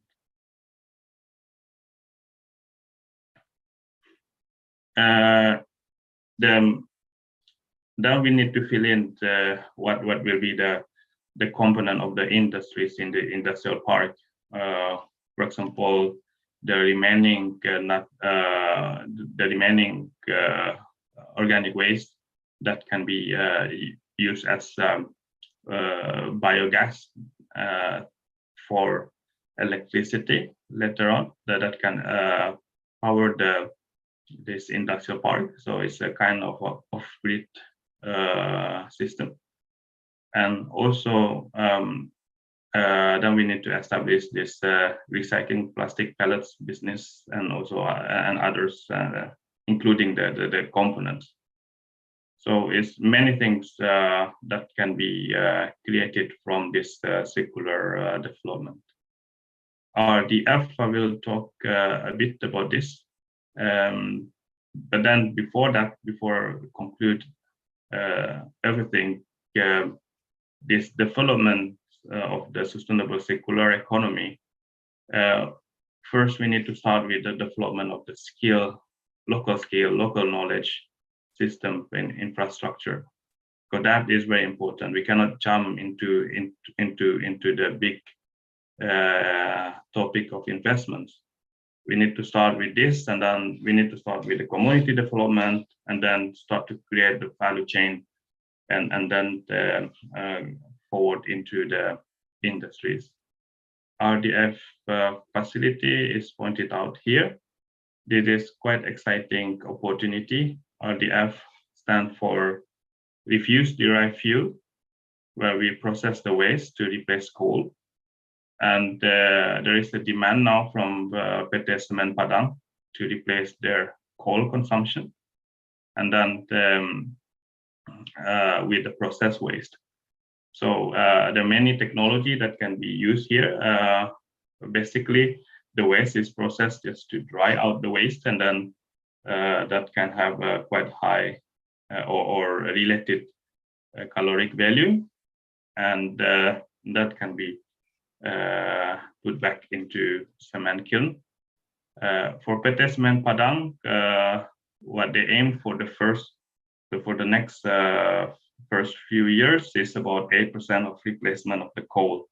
So that is around 400 tons per day. And this will definitely limit the number of landfill waste coming into landfill. Talk about Padang, the waste coming to landfill is around 650 tons per day. And if 400 tons per day are already processed before coming to landfill, and then sent to Semen Padang, then is the landfill progress will be very limited at Padang, and that will reduce CO2 emissions from the landfill itself up to 300,000 tons. So yeah, maybe not 30 minutes, Ibu Amelia, but thank you very much for the opportunity. Thank you very much, Papa. I'm sorry because I moved to Book Maria Alpha account because some trouble with my PC. So thank you very much for the great explanations about the sustainable development of circularity in Indonesia. And honestly, this is the first time for me to know about this foundation, and I got so many information about this foundation, and it's a very honor to have Pak Arswendi in this conference. We got so many information, and now let's move to the discussion session. I will check if there's any question from the audience. Oh. Question. Okay, maybe we'll still wait.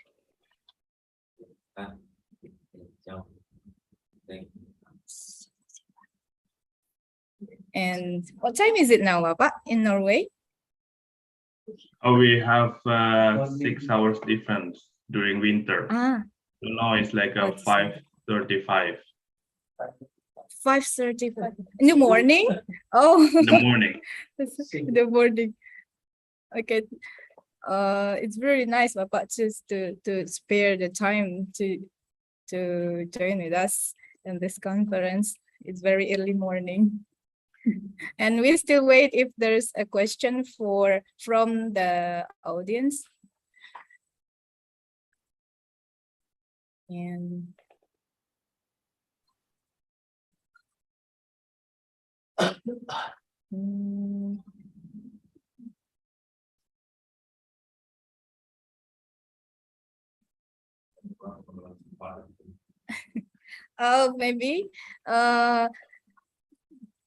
maybe Pak Mun. In Indonesia, Indonesia. Yeah, it's okay, Pak Mun. In bahasa Indonesia, it's okay. Ya, Pak Arswendi. Bu, Assalamualaikum Pak Arswendi, Pak Mulyana dari Bung Hatta, Pak. Waalaikumsalam Pak Mulyana. Iya. Ini pakai bahasa Indonesia aja Pak Wendy ya. Boleh Pak. Oke. Baik, terima kasih Pak. Saya sangat tertarik dengan apa yang Pak Wendy sampaikan ya. Jadi ini memang masalah tentang sampah ini memang masalah di mana-mana dan sekarang.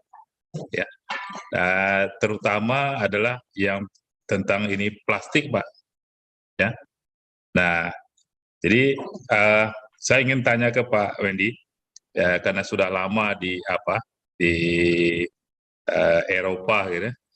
Jadi terutama yang di Norway ini, Pak, bagaimana dia ini pengelolaan sampah itu di lingkungan, gitu ya. Nah, kemudian bagaimana partisipasi daripada lingkungan kita sendiri untuk mengatasi itu, gitu. Supaya nanti bisa jadi contoh di kita nih Pak Wendy. Gitu. Ya, kalau kita lihatlah di tempat kita, gitu, khususnya kita di daerah kita, itu yang kurang itu adalah masyarakat itu sepertinya nggak peduli, gitu. Ya. Jadi terutama tentang sampah plastik, gitu. Ya. Nah, bagaimana kira-kira cara kita yang untuk mensosialisasikan lah di daerah kita kan supaya kita juga bisa semuanya bisa mengatasi lah kan. Bukan hanya yang dewasa saja, tapi juga anak-anak juga kita beri pendidikan lah tentang bagaimana mengelola sampah dengan baik ini. Mungkin itu Pak Endi minta perbandingan pengalaman di sana di Norway supaya bisa ditiru juga di tempat kita gitu. Terima kasih Pak. Terima kasih Pak. Saya balas jawab pakai bahasa Indonesia, Pak Mulyana, Bu Maria. Bahasa Indonesia aja Pak. Bahasa Indonesia aja ya. Ya. Terima kasih Pak. Jadi saya pertama mendarat di Norway itu tahun 2003. ternyata tahun 96 itu baru mereka menyaratkan kalau tidak atau melegislasikan tidak boleh ada tempat penampungan sampah akhir yang landfill itu yang satu region untuk collection sampah. Nah, sebelumnya, berarti sebelum 96, Norway itu sama dengan Indonesia, Pak. Mereka buang sampah juga tidak terkontrol juga. Nah, tetapi berarti harus ada peraturan yang betul-betul mengikat dan pastinya itu membuat komunitas juga mengikuti, berarti dengan ada enforcement untuk membuang sampah sesuai dengan kriterianya. Misalnya kalau di rumah tangga ini ada beberapa kategori, Pak, yang harus kita pisahkan. Organik itu satu kategori, jadi ada satu tong sampah untuk organik sendiri, ada satu tong sampah untuk plastik, ada satu tong sampah untuk gelas, ada satu tong sampah untuk metal, ada satu tong sampah untuk kertas, dan ada satu tong sampah untuk yang lain-lain. Jadi ada lumayan banyak juga, dan itu pengaturannya diambil secara berkala oleh pemerintah dan akan disalurkan ke bisnis sirkular. Jadi pemerintah yang mengantarkan ke pintu bisnis sirkular. Nah, berarti di sini rumah tangga juga memerankan peranan penting untuk menjaga itu. Dan kalau kita salah menaruh atau kategori ini asal-asalan, itu kita dapat peringatan, sehingga dan kalau terus-terusan kita akan dapat denda dari pemerintah. Cuman selain itu generasi muda di sini sudah mendapatkan pemahaman yang penting tentang bagaimana mereka memperlakukan sampah mereka sendiri. Jadi banyak pemahaman di sekolah yang diterjemahkan ke dalam mata pelajaran tentang sampah ini, dan bagaimana mereka harus behave. Sampai anak saya yang sekarang sudah remaja itu punya perilaku kalau mereka tidak menemukan tempat tong sampah, itu mereka lebih baik untuk membawa di tas mereka sendiri atau di saku celana baju, dan nanti kalau ketemu tong sampah di situ baru dikeluarkan. Jadi itu, Pak, kontribusi dari pemerintah, enforcement, juga kesadaran dari masyarakat, terutama dari generasi muda, itu yang membuat sirkular ekonomi di Norway ini bisa jalan.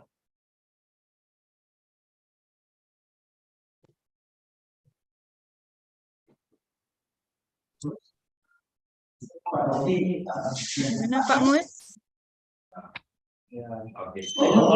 Cukup, Bu, Pak Edi, terima kasih. Ya, ada berbagi pengalaman, Pak.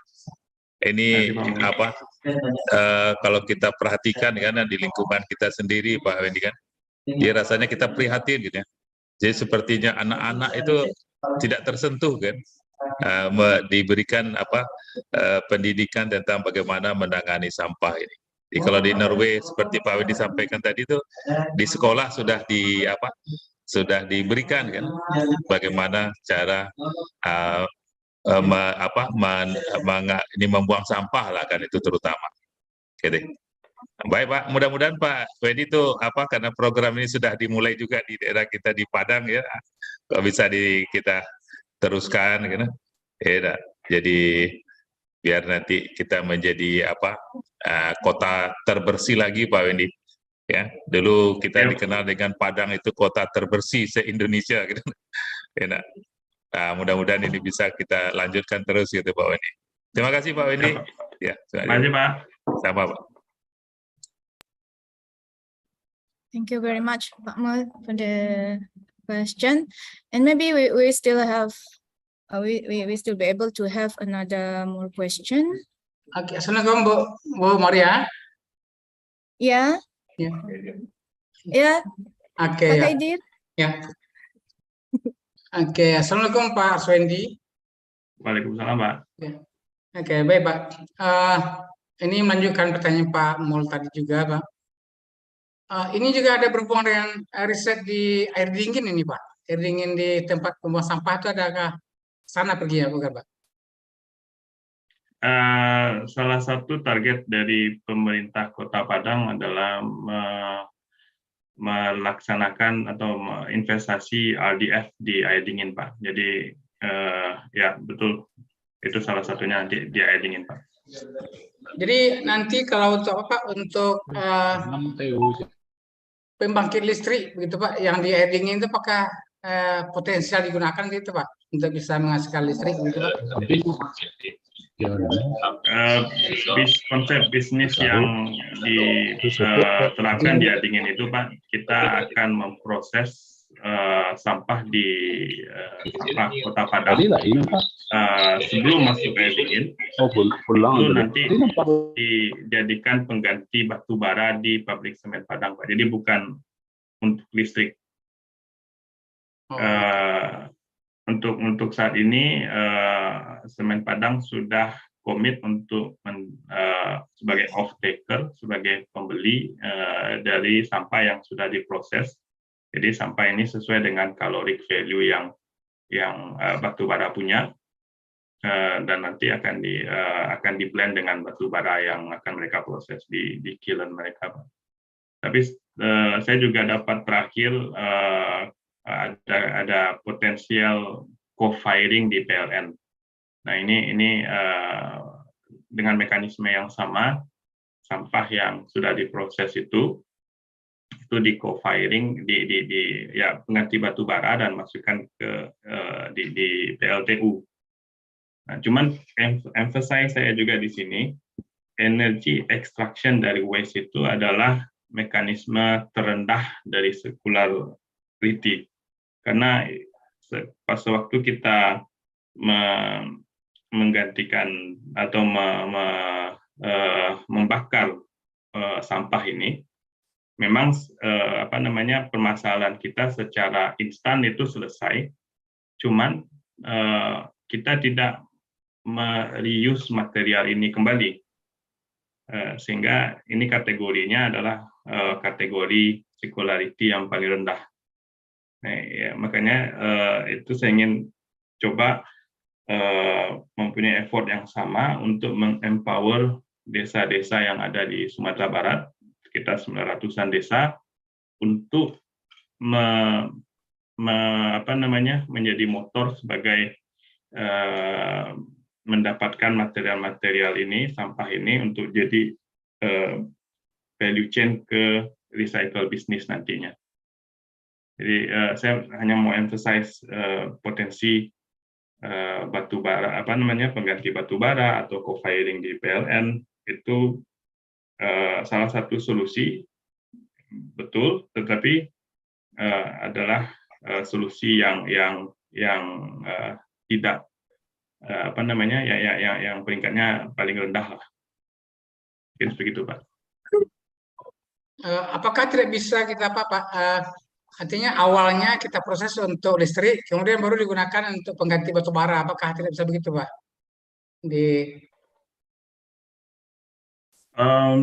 Banyak kalau maksudnya untuk di pabrik semen ini Pak? Bukan Pak, yang sampah di Kota Padang ini awalnya kita proses dulu untuk bisa menggunakan untuk pembangkit listrik, kemudian hasil akhirnya itu digunakan untuk digunakan di semen Padang gitu Pak, pengganti coal gitu, pengganti batu bara. Apakah bisa begitu Pak? Kalau kita sudah masukkan sampah ini co-firing di coal power plant, itu mereka sudah habis Pak. sudah enggak ada lagi sisanya. Mungkin sisanya itu fly ash dan segala macam itu. Nah ini saya rasa tidak bisa nanti akhirnya dijadikan untuk di pabrik semen, Pak. Oke, baik. Nah, berarti masih Pak sedikit Pak. Kalau ini berjalan gitu Pak, artinya Kota Padang, sampah masyarakatnya apakah dikumpulkan juga ke air dingin lagi atau udah ada tempat prosesnya begitu Pak? Jadi akan ada tempat proses sebelum air dingin, Pak. Oh, iya. Ya. Ya, jadi yang sampah masyarakat itu mungkin masih bercampur. Nanti di fasilitas LDF ini akan ada mesin pemisahnya, yang dimana kita akan coba memisahkan di sini besi, metal kayak seperti kaleng dan gelas, karena itu tidak bisa habis terbakar. Nah, sampah yang lain yang bisa terbakar itu diproses sedemikian rupa sebelum masuk ke pabrik semen Padang atau ke PLTU Teluk Sirih. Gelas dan metal tadi itu baru dimasukkan ke air dingin atau ke recycle. Baik, terima kasih Pak Sundi. Terima kasih Pak Kadir. Ya, Pak. Thank you very much, Pak Khaidir. This is a very interesting discussion. Actually, we come to end this session actually, and maybe we need more session, Pak Arswendi, maybe next time to discuss about how to about the waste handling, especially in West Sumatra. Actually, because this is we know that this is a big problem nowadays, and we need more solutions and how to educate people to also understand how to handling the waste, especially. And now I think I will end the session. Thank you very much, Pak Arswendi, for joining with us. And I think I need to return this to host. Thank you. Okay, thank you. Thank you, Pak Arswendi. Maybe I return to host. Okay, thank you so much, Miss Amelia. Okay, all the presenters has gathered in the main room. Now we are going to take a break for a while and we will meet again in this virtual room at 1 p.m. Indonesia time, or the committee will give you the information about our next session through WhatsApp group chat. Thank you very much and see you in the next session.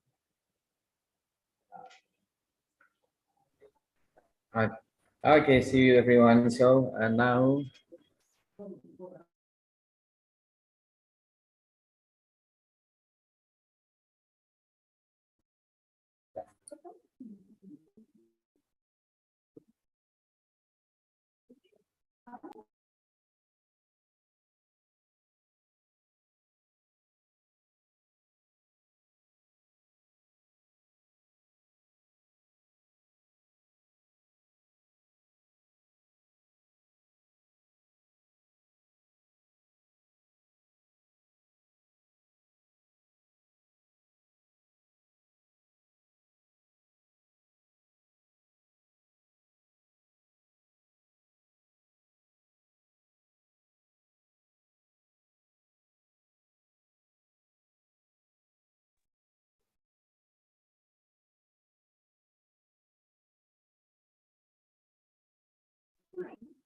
Okay.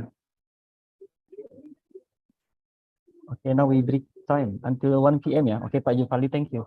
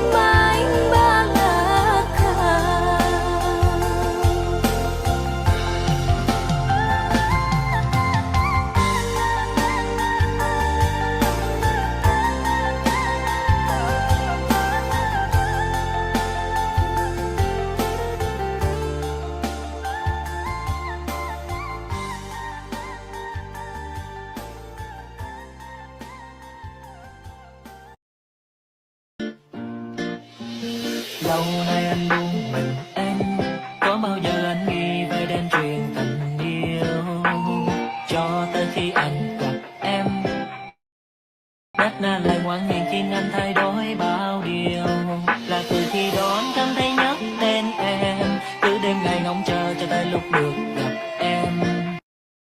Inovasi Indomie hype abis. Kebab Turki dan rendang Padang yang enaknya ngehits dimix di Indomie hype abis kebab rendang. Rasa smoky creamy kebab Turki sama gurihnya rendang Padang dimix asik. Indomie hype abis kebab rendang mix asik. Yuk cobain. Makin delicious, makin endes. Double ngehits di mulut. Indomie hype abis kebab rendang mix asik.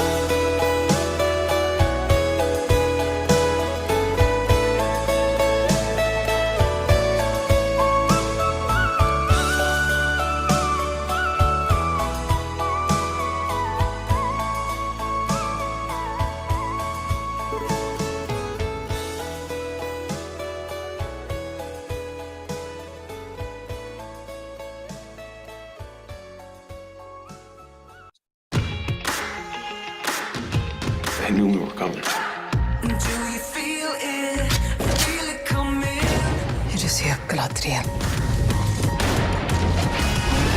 I am very excited.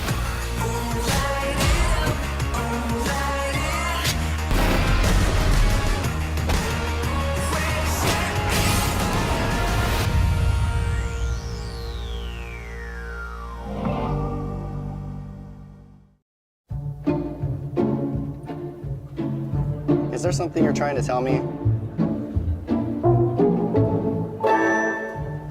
Wow, I didn't expect this.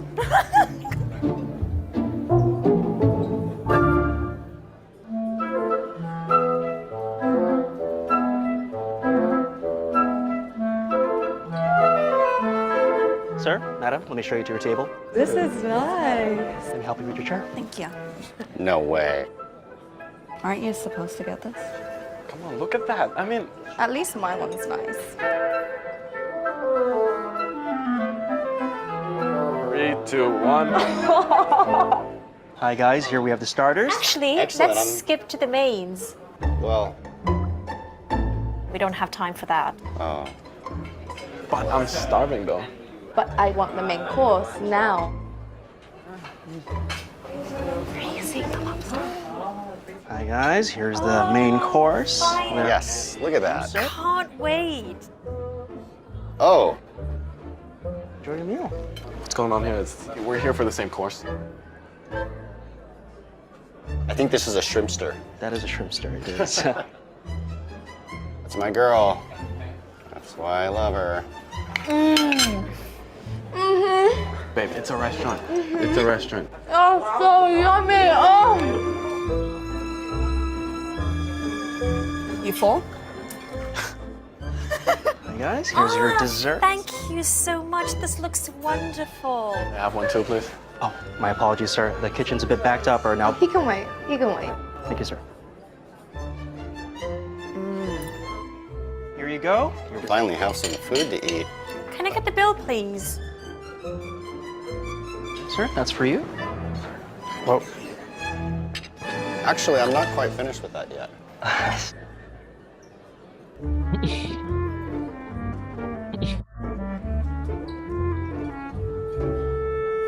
This isn't a bill.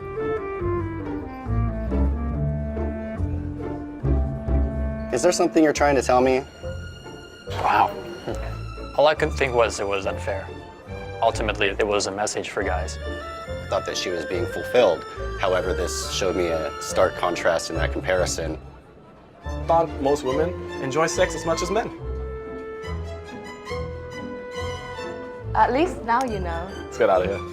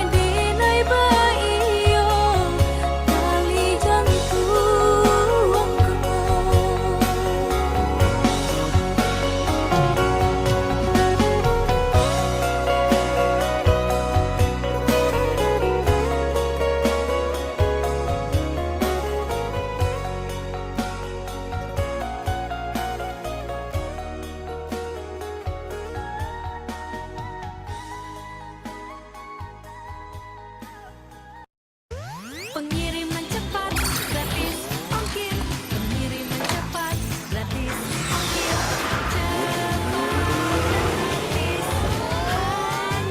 Pengiriman cepat, gratis ongkir.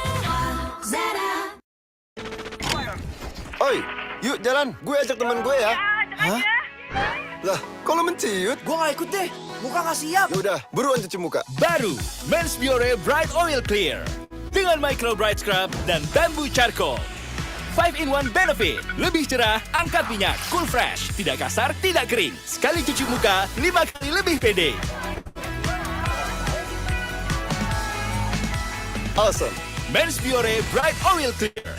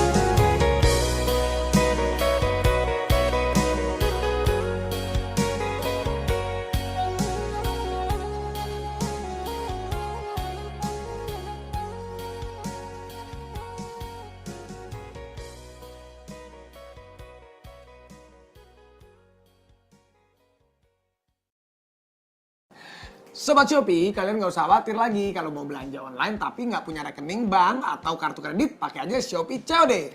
Pokoknya belanja pakai Shopee COD dijamin aman. Bisa bayar di tempat loh.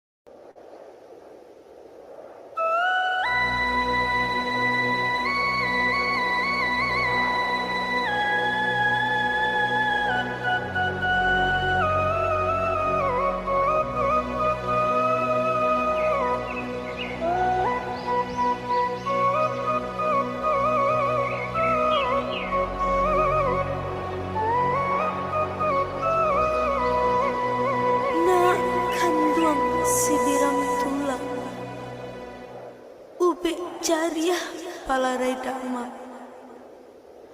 Katompang mandeh di hari tua. Pulanglah nak, pulanglah pulang.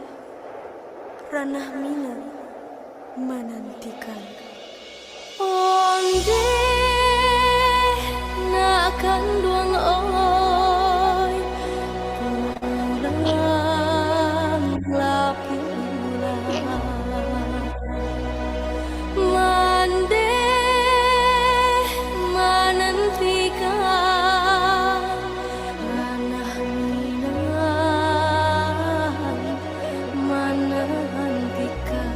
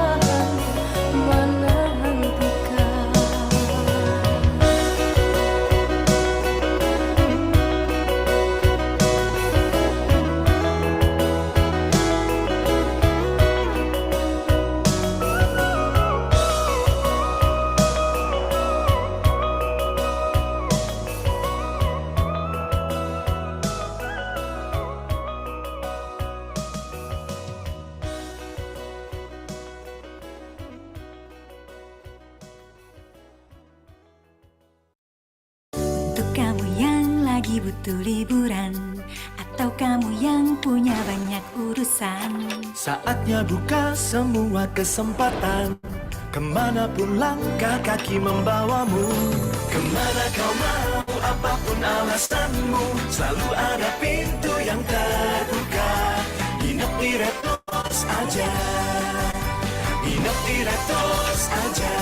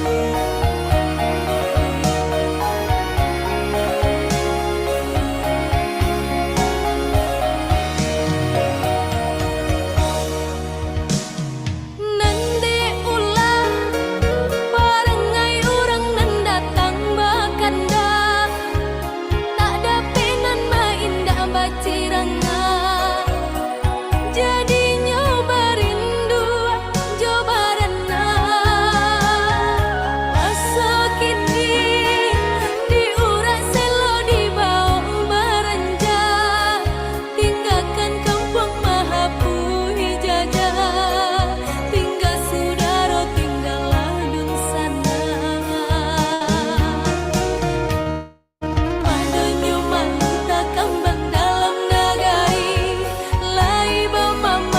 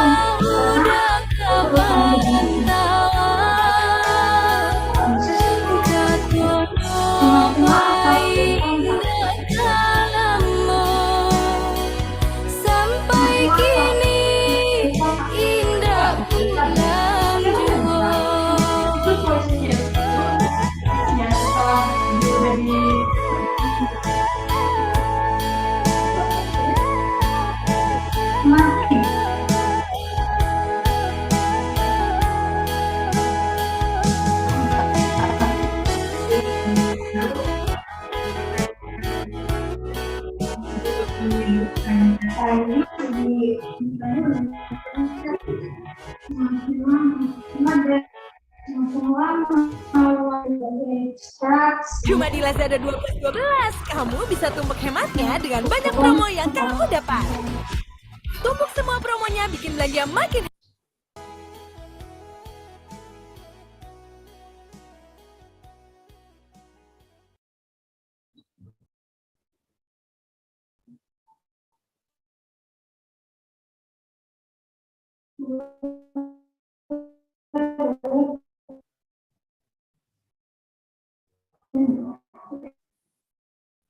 Kok bisa sih?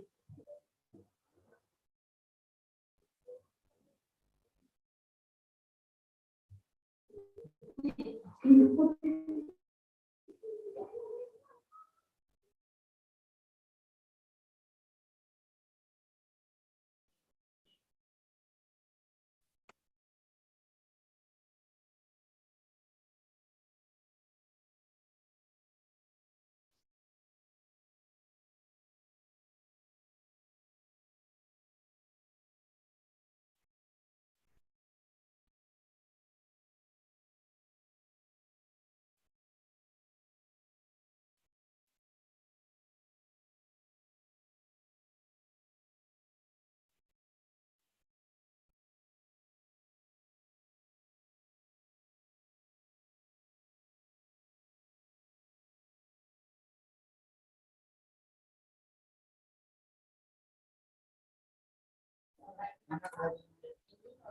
Pak Budi.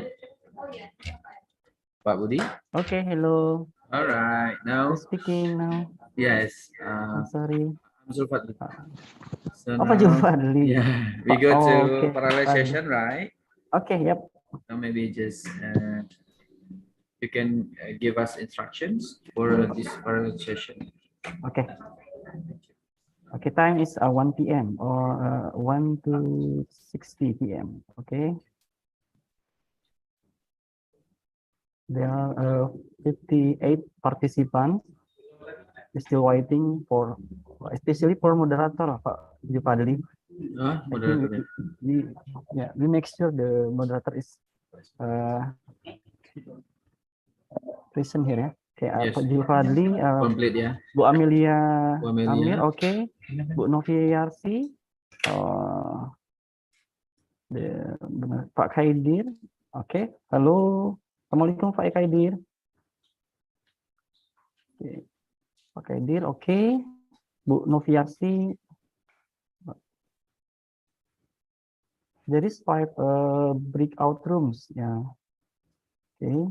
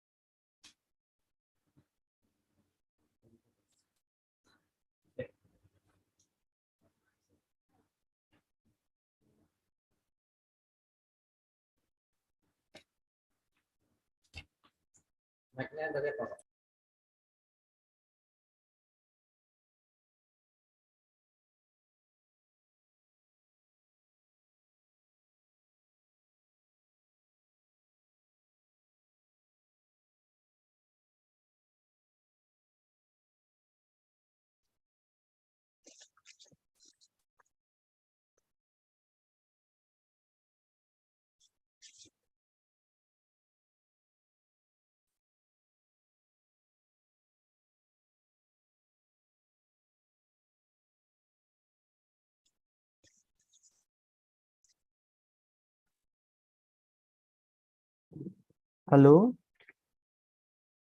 Mr. Yeah. Alexander. Mr. Alexander. Yes, sir. Okay. You have to change the moderator of Rizka Amelia, isn't it? Okay.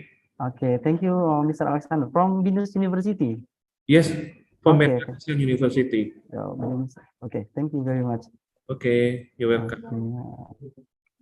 Okay, to all the participants, time is 1 p.m. 1 to 19 p.m. It's time to parallel session. Okay. We're still waiting for the moderator, for Mr. Khaidir. Alhamdulillah. Alhamdulillah, yes. Okay. Thank you, Mr. Khaidir. Di Nurbaya Bridge, there is Amelia Amir, Bu Amelia, Bu Amel, Bu Iya. Okay. Are you still in there?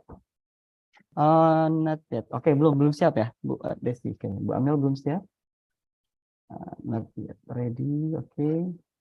Istanu Bahasa Pagaruyung, Bu Esi, Bu Noviarsi. Noviarsi. Oh. Bu Noviarsi, Resiano, Pak Jupado, okay. Yes, sir. I'm here. I'm ready. Okay, thank you, Alexander. It is thank you, Alexander. Setiawan.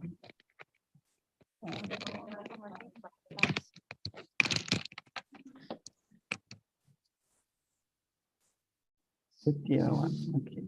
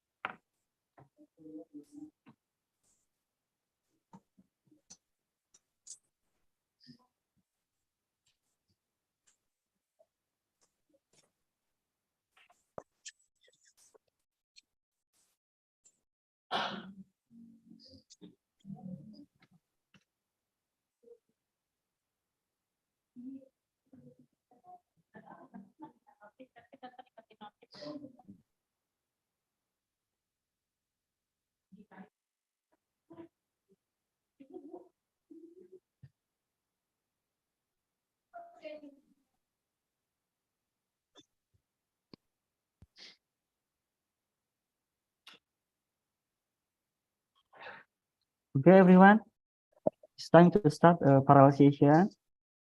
Yeah. Okay, according to the rundown or schedule, this is a parallel session or breakout room. Yeah. To do all participants, please to rename Zoom username according to the link of breakout room. Yeah, that has been shared to WhatsApp group of presenter. Okay. There are five room name. The first is Jam Gadang for mechanical engineering, and the second is Siti Nurbaya Bridge for chemical engineering, and the third is Tano Basa Pagarium for industrial engineering and civil engineering, and the fourth Ngarai Sianok for ICT or Tekom for the first room, and the second room for ICT 02 is Lembaharau. Okay. For link info breakout room, you can type or text in the browser si.id/breakout room ESTIC7. Okay. I will make a room or breakout room. The participant can choose, or I will be assigned based on the Zoom username that has been changed. Okay. The first Jam Gadang, Siti Nurbaya Bridge, and then Istana Bahasa Pagariuang, and then Ngarai Sianok. I will open our room. Okay. I will use dual language in English and Bahasa. Majority in our room in room is Indonesian ya. Oke. Jadi dalam bahasa Indonesia juga supaya memudahkan komunikasi. Saya akan pakai dua bahasa Inggris dan bahasa Indonesia. Karena kebanyakan dari kita mungkin ada banyak dari Indonesia selain dari Malaysia ya. Oke. I will open all room. Saya akan membuka semua room yang sudah saya buat. Silakan peserta, utamanya presenter, especially presenter, to assign to a room that had been made ya. Oke.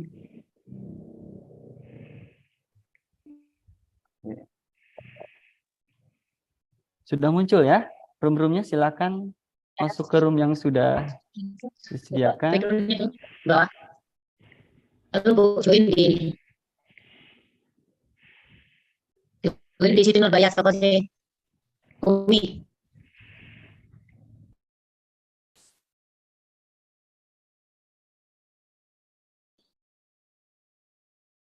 Sorry, sir. Hello, I'm sorry. Excuse me. Okay, who's speaking? I had told my lecturer that I have to present my paper, but there is around my name in there. Okay. For field, mechanical engineering or what? I'm from Binus University. Binus University or ICT. Baru. Ayo cek. I don't know, but my lecturer told me that I have to present in 1 p.m. Okay, what is the name of your lecturer, please? Olivia Rombot. Olivia. Sorry. It is my name. Olivia Rombot. Okay, 20 is Lembah Harau. Oh, okay. Thank you, sir. For Gregorius Jan Eka Putra. Yeah. Okay. Thank you, sir. Lembah Harau, Tikom 20. Okay. The moderator is Mr. Alexander Setiawan. Okay. Yes, sir. Okay, my pleasure. Hello, Assalamualaikum. Waalaikumsalam. Who's Yeah. speaking, please? Herna Devita. I Herna wonder Devita. how to get to break room. Just assign, or maybe I will have you to assign to the room, okay? Okay. Okay, atas nama Bu Herna Devita. Okay, Phil. Maybe 3 of us. Yaman Farid, my student, will present. Yeah. What is your student name? IE, Industrial Engineering. Industrial Engineering, okay. Yes. Istana Bahasa Pagaruyang, okay. And also with Wilda Sukmawati at the first. The first. Yeah. Oh, okay, Yaman Hendra. Yeah. Okay. Itu ada 3, and also number 2 with Wilda Sukmawati and all. Yeah. Okay. Bagaimana? Saya akan assign, kalau tidak bisa masuk sendiri, saya akan assign. Yeah, okay. Berarti yang akan di-assign adalah Bu Herna Devita sendiri ke Yaman Farid juga. Yaman Farid untuk studentnya dulu tadi. Ya, Yaman Farid. Yaman Farid, oke. Yaman Yeah. Farid. Where is Yaman Farid? Oh, sudah masuk. Oh, Yaman Farid sudah masuk katanya. Already. Oke. Assign to Istana Pak Gosok. Yaman Farid, oke ya. Iya, oke. Herna Devita. And And then? maybe Wilda Sukmawati and Dewi Auditya if still in this room. I'm so sorry. Okay.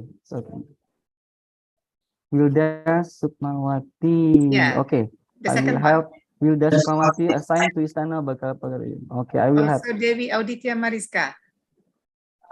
Dewi Auditya Mariska. Dewi Abdul Al-Faruq Bambang Yunus. Yeah, okay. Sudah. Oh, it's already into the room. Already in the room untuk Dewi Auditya. Berarti tinggal Ibu. Iya, tinggal saya sendiri. Oke, saya bantu ya. Assign to Istana Bahasa Pagaruyang. Itu duduk di botol. Oke, thank you. Sami-sami Ibu. Dari Bandung sudah. Oke. Mangga. Oke.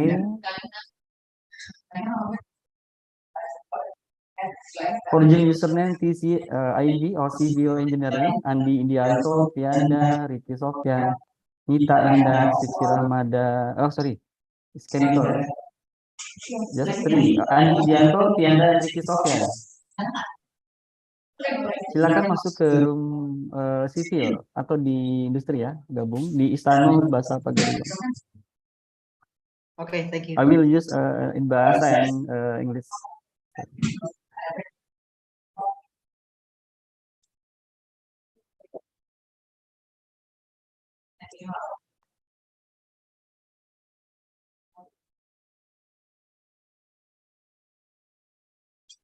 Auditoran, I'm sorry I can't join the breakout room. Okay. Can you try ya? Kiki, chemical, kalau kimia kemana? Kimia, Harisha no? Bukan. Kimia, Siti Nurbaya Bridge. Okay, I will assign Aulia Nurrahma to Istana Bahasa Pagaruyang. Istana, sorry, Siti Nurbaya ya. Sorry. Okay. Vigilius, excuse me, I'm sorry. Oh, okay. Okay. Endah, chemical engineering, PG05, Endah. PK05, Endah. I will assign you to Siti Nurbaya Bridge.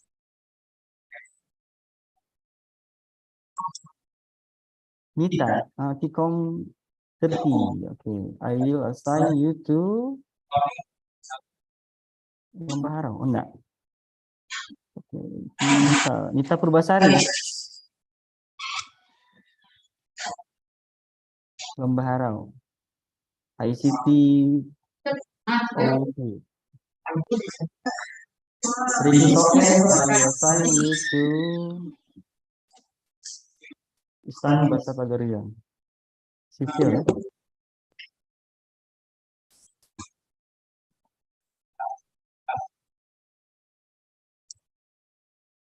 Ricky Sofian.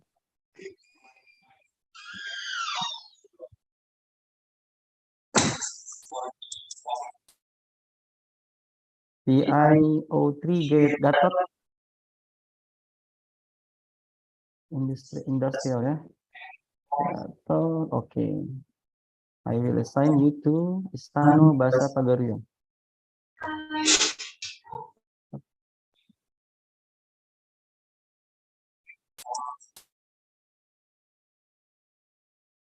Yunus Nurmalamani, Cikom 40, oke, 40 Lembah Harau. Nurmalamani, oke, I will assign you to Lembah Harau.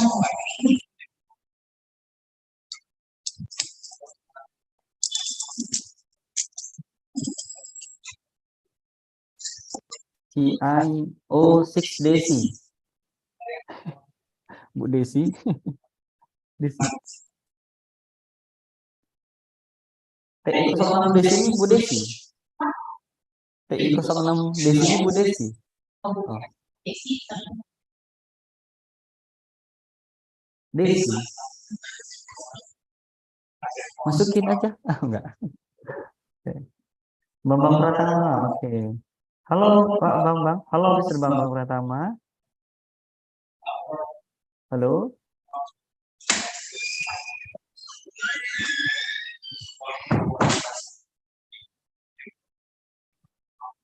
Respons.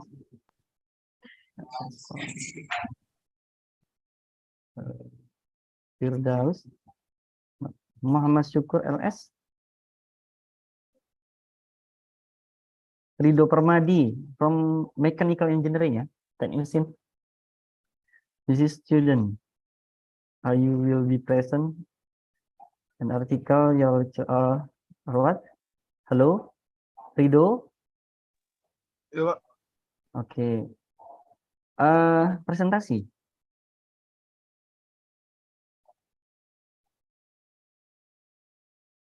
Halo.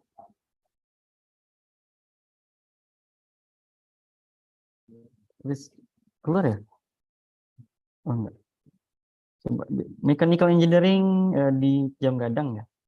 Atas nama siapa? Syukur. Muhammad Syukur tidak ada. Oh, hilang.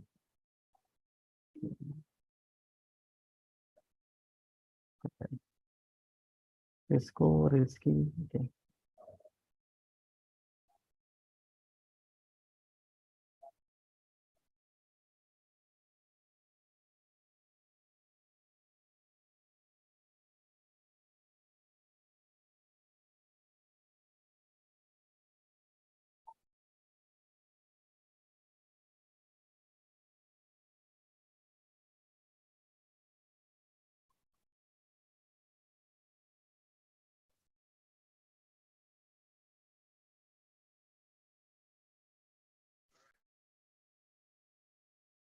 Masuk ke mana?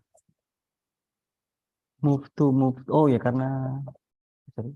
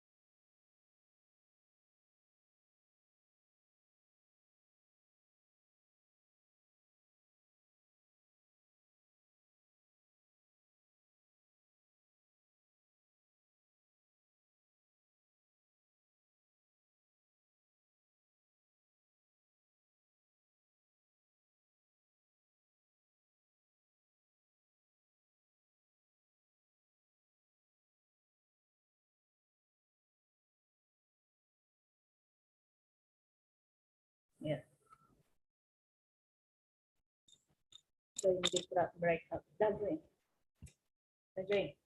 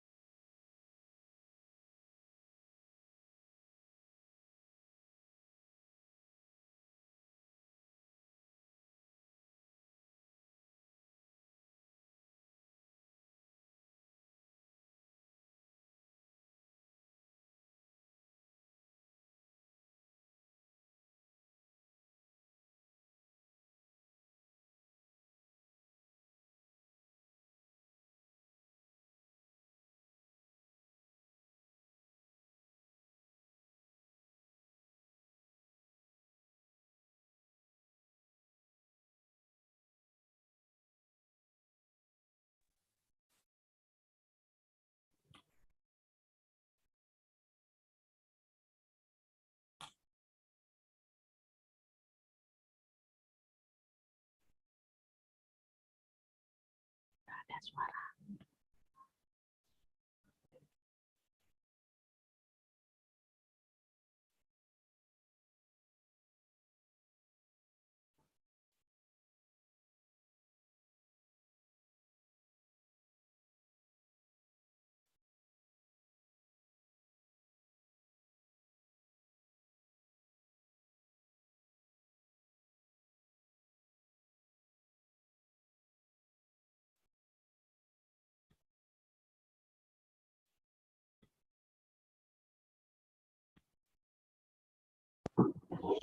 Ya udah buka. Bisa buka di sini.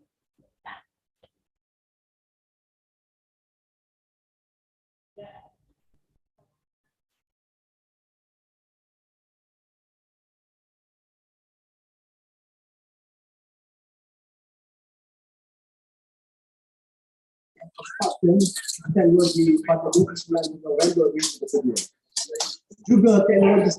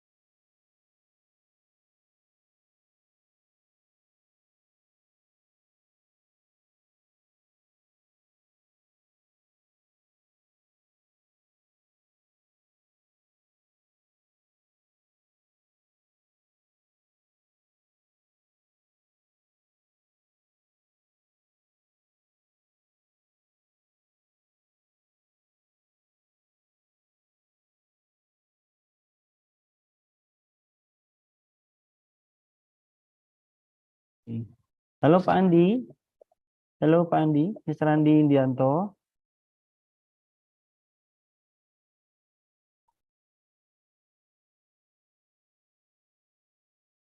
Indianto, hilang, udah masuk. Oke, Pak Andi masuk ke Istana Bahasa Paguruyong, Pak.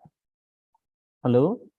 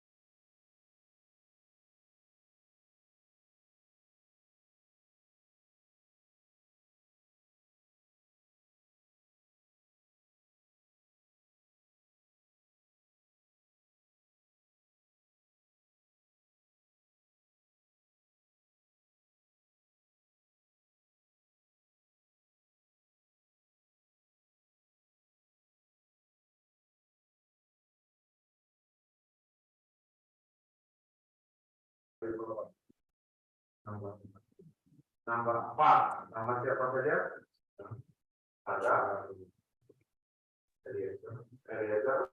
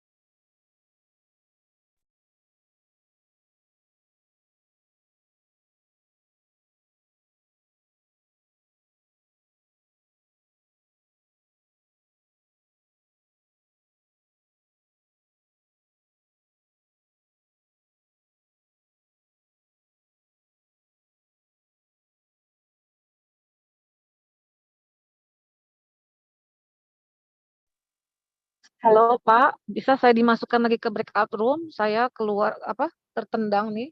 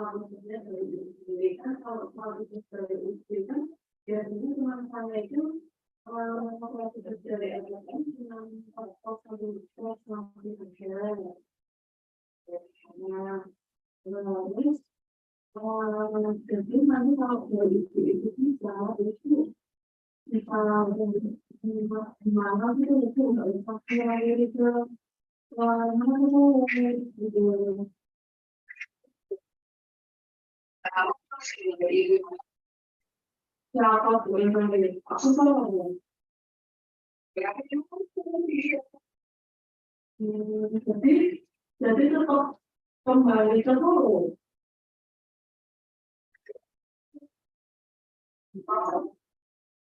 Kalau misalnya ini surat yang di apa namanya dari UB ditunjukkan untuk akun darat itu gimana ya itu? Dia menggunakan uang 9 kilo. Nanti saya ibunya membuat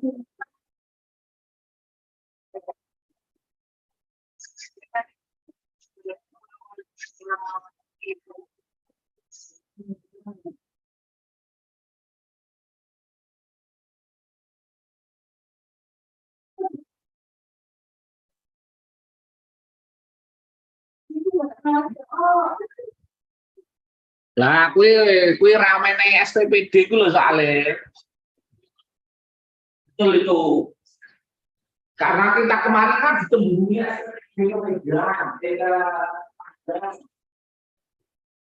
terus kami bilang itu terus oleh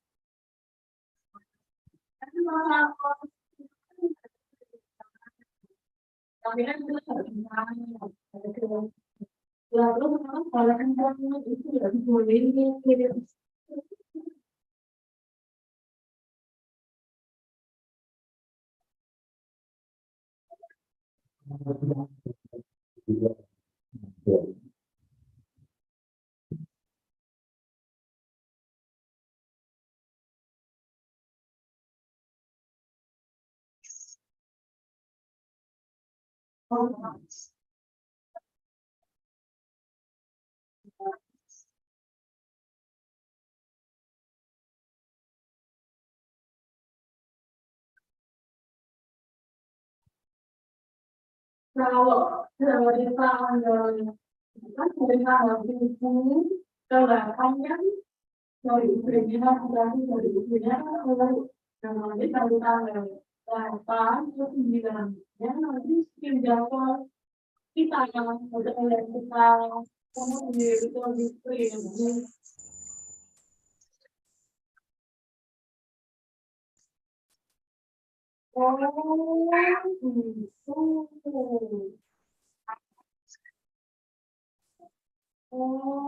jadi 7 ke 8 ke 9 itu fakultas dari UB.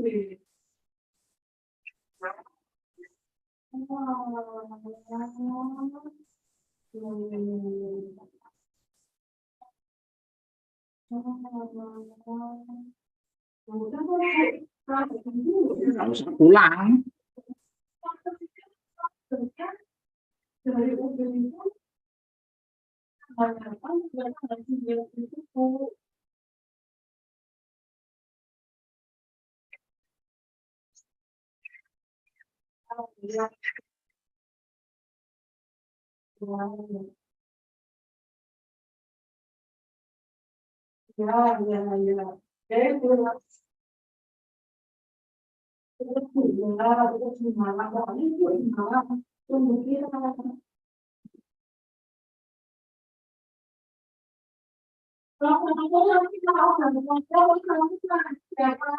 Wah.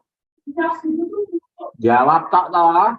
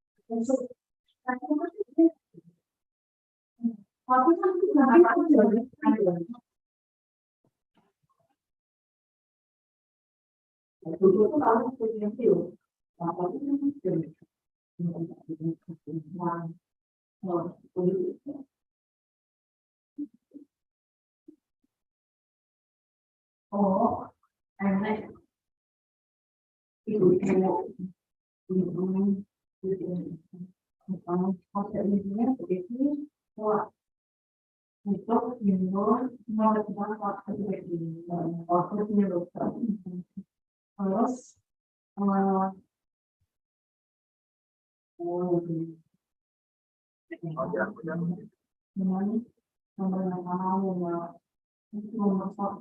menggunakan memasak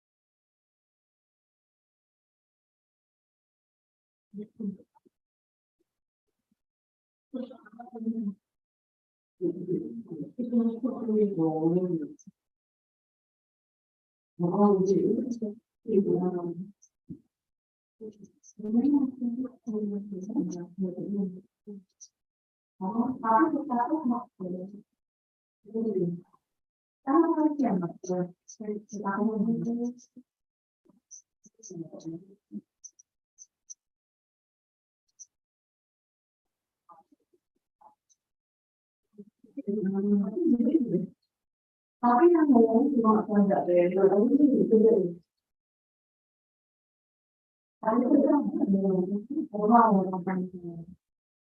mandat yang dia dia sangat tahu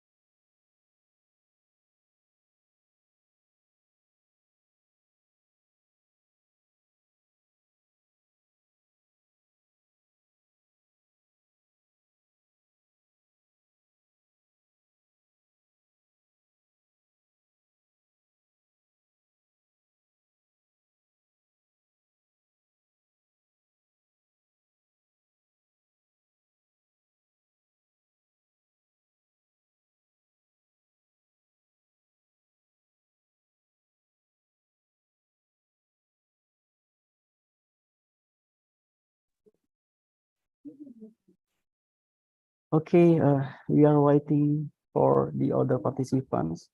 They are still in the breakout room. Titi Nurbaya Bridge. Okay.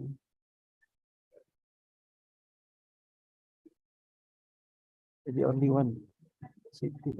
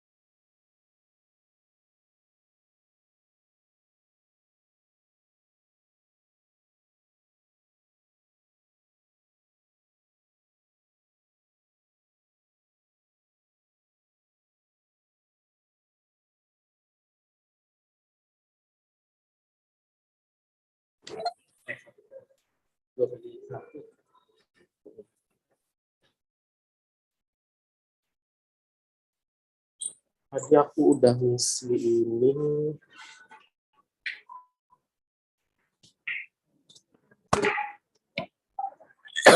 Terus kalian ambil duit dulu, Mas. Aku ambil duit dulu ya.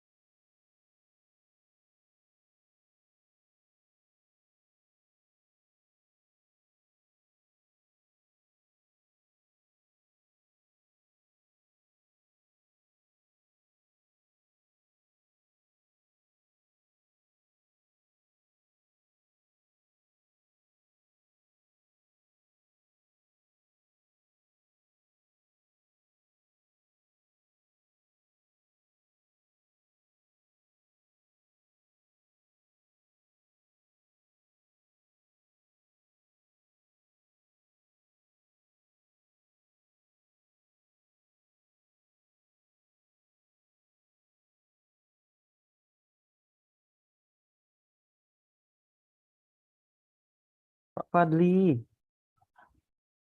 Ada yang nanyain. Ya, saya. Ada yang tanya. Bu ibu sini. Betul. Ya. Ada yang boleh saya bantu? Boleh tahu, Bu Desi. Okay, we are still waiting for the other presenter from the chemical engineering, right? Chemical engineering in the room. Whenever you like, let's just have a real good time. Assalamu alaikum, alaikum, yeah. Ini pasti Rehan. Assalamu alaikum, alaikum, yeah. Assalamu alaikum, alaikum, yeah. Assalamu alaikum, alaikum, yeah. Field of chemical engineering.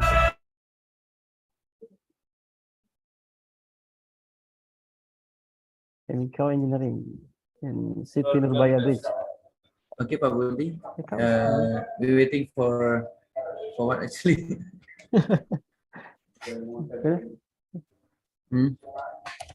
What are you waiting for? We are waiting for City Nurbaya Bridge, the presenter from City Nurbaya Bridge. City Nurbaya. Yeah, they are still Who's the operator? Gimana? Bentar. Oh, 5 menit. Oke. Siti Nurbaya, moderator. Oh, Bu Amelia Amir. Oke, Siti Nurbaya only, Pak. Yep. This one room. Yep.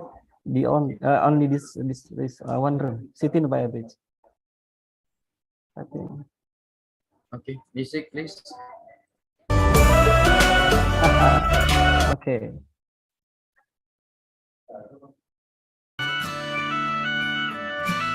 After City Nurbaya Bridge already finished and joined the main room, You could try to turn off the sun. to ask I'm still gonna 5 shine minutes, away ya, Pak Burmawi, and tell 5 minutes everyone to prepare the we're guest having presenter fun today.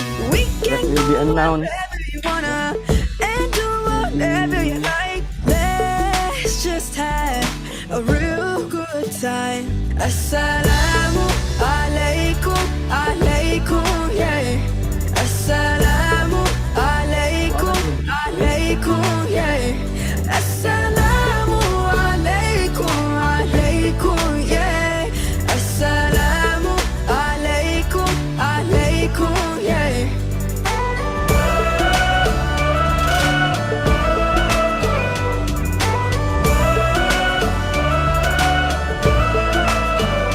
I just wanna spread love and peace and all of my happiness, yeah. Oke, sudah mulai berkurang ya di City Nurbaya Bridge.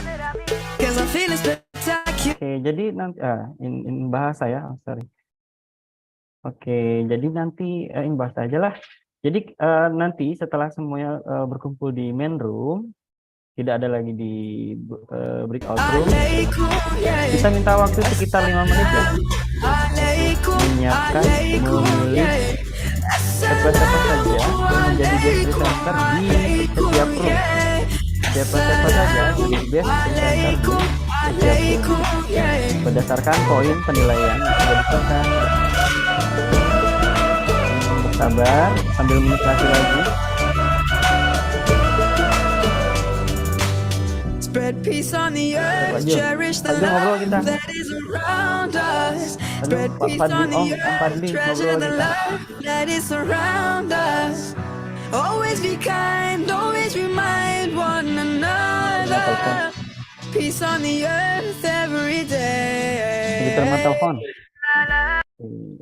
Om Fadli, nggak apa-apa sambil inilah, sambil dimainkan lagunya, kita ngobrol-ngobrol aja in bahasa. Is okay in bahasa? Pelan. Just reduce the volume, please. Okay. Oke, pelan kan.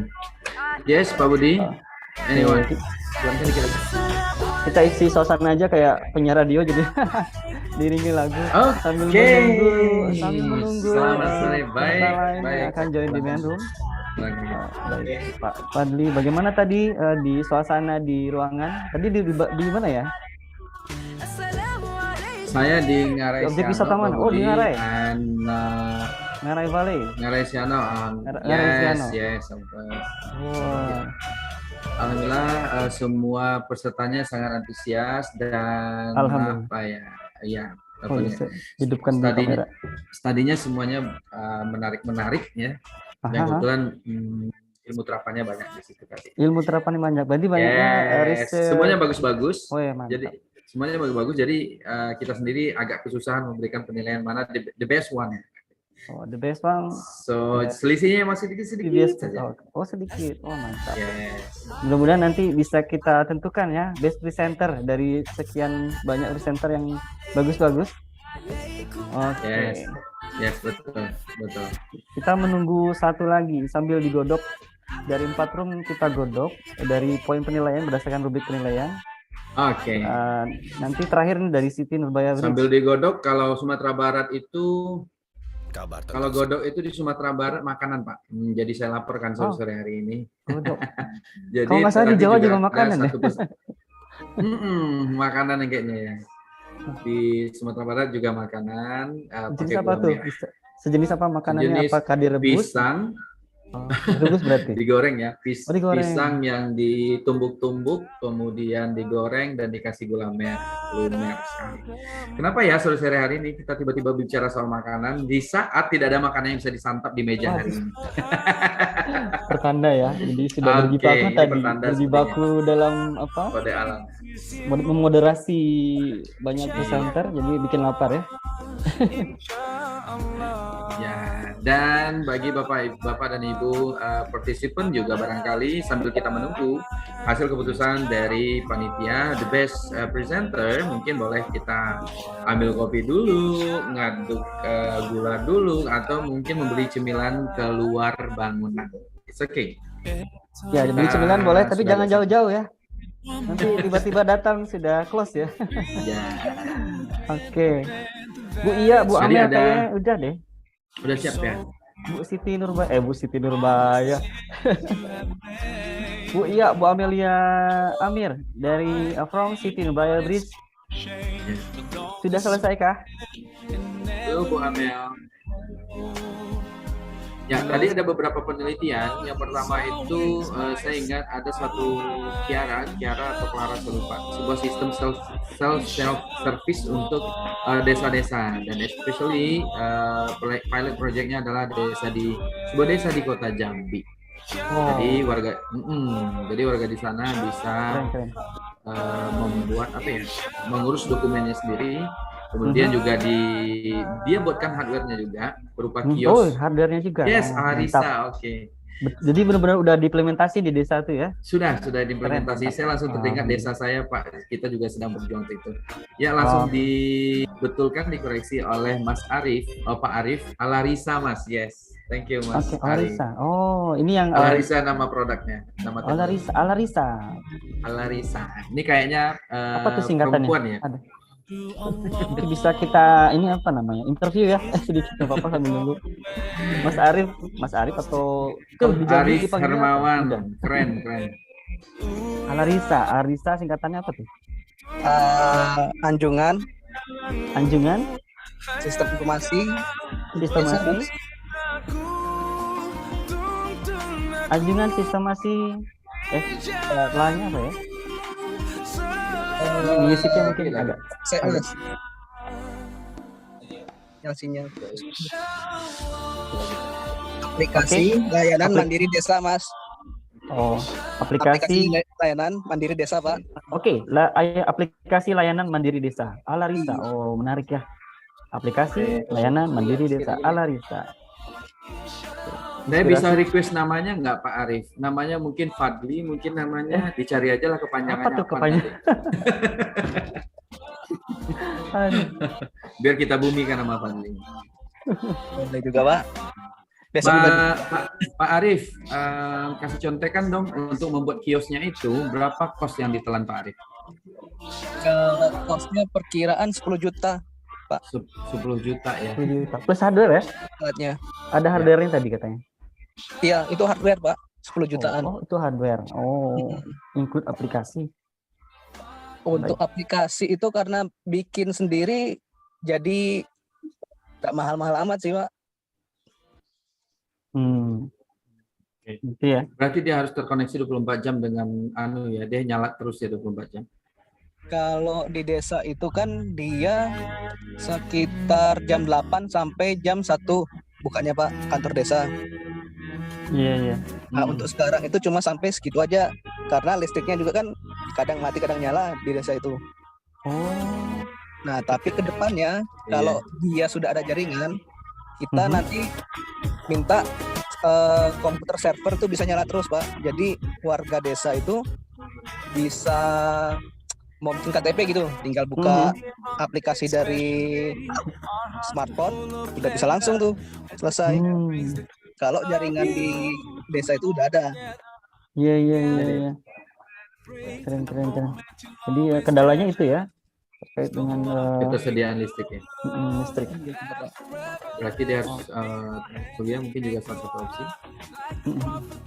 Oke, kita sambil cek. Kayaknya di City Nurbaya Beach sudah selesai. Kalau kita lihat Bu Amel, tapi tidak ada join di Mendum ya, moderatornya. Bu Amel sepertinya kenyamanan, terlalu nyaman di ruangan City Nurbaya sepertinya. Ya, tapi tidak ada. Cuman ada Putri MC Laban. Oh, coba saya main jalan-jalan ke situ ya. Oke. Kalau enggak saya coba tarik semua kalau misalnya sudah selesai. Oke, permisi, saya jalan-jalan dulu. Oke, pemberitahuan dari Ibu Ella, Samina Ella, Siti Nurbaya sudah selesai, Pak. Baik, terima kasih Bu Ella. Oke, jika sudah selesai semua, saya mau close aja semua roomnya. Ya, semoga Bu Amel?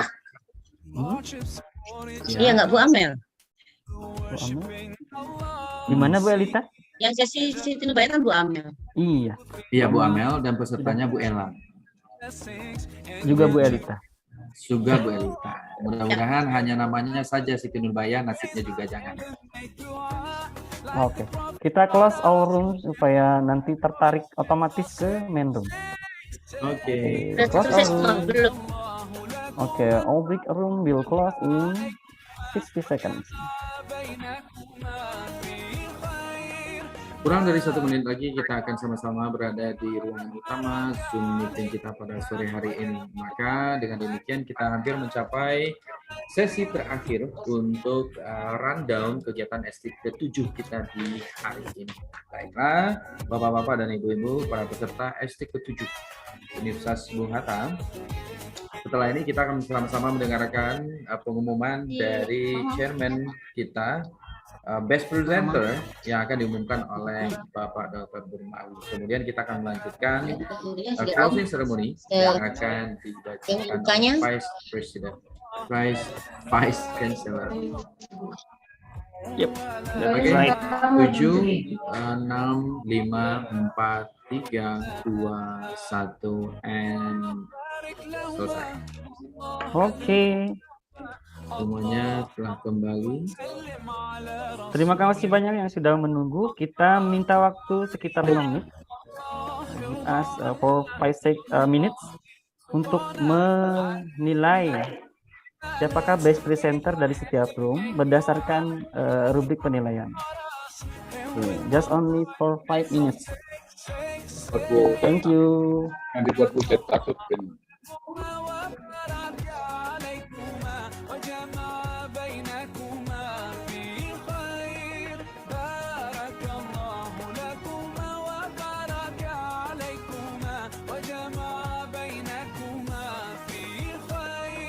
Pak Budi, 5 menit lagi kita umumkan dan akan dipandu oleh MC untuk diserahkan kepada Pak Dr. Burman. Oke? Oke. Alright.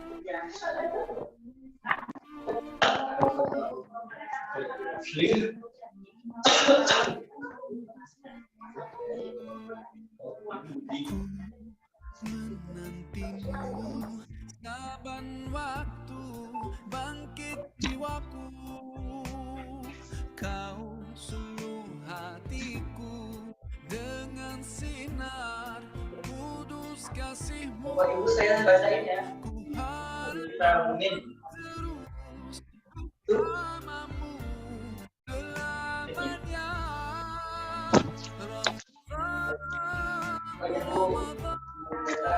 Ya, silakan Pak Budi.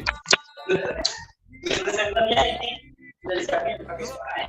Nah ini yang pertama untuk yang tadi Pak tadi Latika mau bantuan dari Indonesia. Oke. Ya, saya izin Pak Ibu ya. Saya ambil dari butik. Nggak bisa kita berikan sertifikatnya langsung. Belum bisa.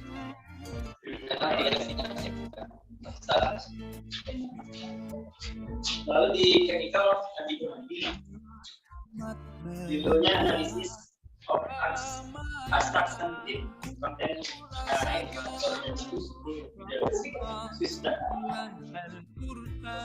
mendidik jiwaku menyuburkan iman, ku harapkan terus bersamamu selamanya.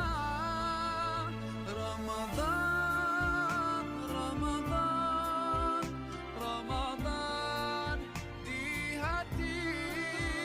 Ramadan, Ramadan, ku mohon usah pergi.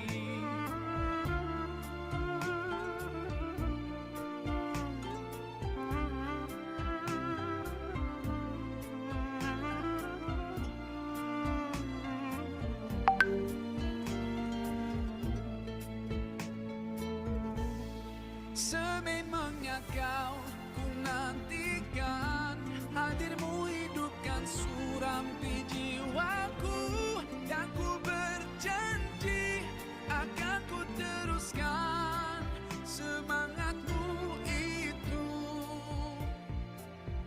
sepanjang hidup. Oke, sudah 5 menit ya? Belum?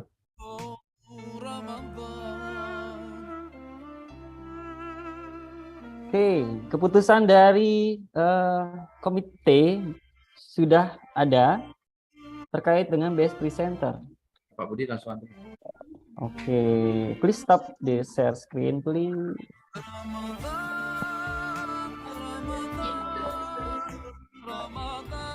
Oke, thank you. Baik, in bahasa saja ya. Masih in English, oke. Izin Pak Bur. Ya, silakan Pak Budi. Baik, Bapak Ibu presenter dan peserta yang hadir di sini in bahasa saja, karena mayoritas di sini di Indonesia, mungkin ada yang dari Malaysia juga. Baik, kami akan umumkan best presenter dari setiap room berdasarkan rubrik penilaian yang sudah ditentukan oleh komite. Baik, izinkan karena saya dapat mandat dari Pak Ketua bahwa saya mengumumkan. Izin share screen sebentar. Izin share screen-nya. Baik. Bapak Ibu mohon yang di ruangan. Oke. Best presenter, the 7 Engineering Science and Technology International Conference or ESTIC 2022 and conference them Innovation of Science and Technology for Sustainable Development in Society 5.0. Oke, siapakah? Yang pertama di room pertama yaitu Nabila Asika Muhammad Rajulan dengan judul paper Rheology Properties in Composite Filament Making dari room name Jam Gadang Mechanical Engineering ya. Selamat kepada Nabila Asika Muhammad Rajulan. Wah. Oke, berikan aplaus. Izin yang kedua. Mantap. Alhamdulillah. Oke. Dari Siti Nurbaya Bridge atau Chemical Engineering, di sini pilotnya. Selamat kepada Adi Permadi dengan judul Analysis of Something Content in Haematococcus pluvialis microalgae. Selamat kepada Adi Permadi. Tepuk tangan yang gemuruh. Oke, next. Dari Stanova Laboratorium, Industrial Engineering dan Civil Engineering. Selamat kepada Karina Muna Dia Yuna Alhuda. Wah. Oke, dengan judul Optimization of Distribution Planning for 50 kg Portland Composite Cement atau PCC product using goal programming method at PT Semen Padang. Oke, selamat Karina, Bu Karina. Next, Ngaresiano, Riana Jogi Darini. Oke, dengan judul The Effect of Online Interactivity on Venus University Social Media Towards Student Learning Engagement. Selamat kepada Bu Riana. Oke, the last from Lembah Harau, ICT 02 ya. Selamat kepada Andreas Handoyo dengan judul 360 Virtual Reality Museum Application. Selamat kepada Pak Andreas. Baik, demikian best presenter untuk ESTIC tahun 2022. Terima kasih banyak atas partisipasinya. Selamat kepada best presenter, kepada yang tidak terpilih, semoga tetap selalu berkarya dan penyemangat bagi kita semua untuk bisa berkarya lebih baik. Baik, terima kasih banyak. Saya kembalikan kepada nggak ada ya.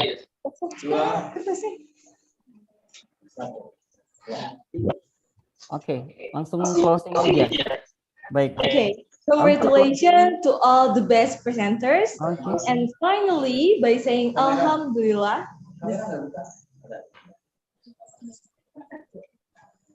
Congratulations to all the best presenters.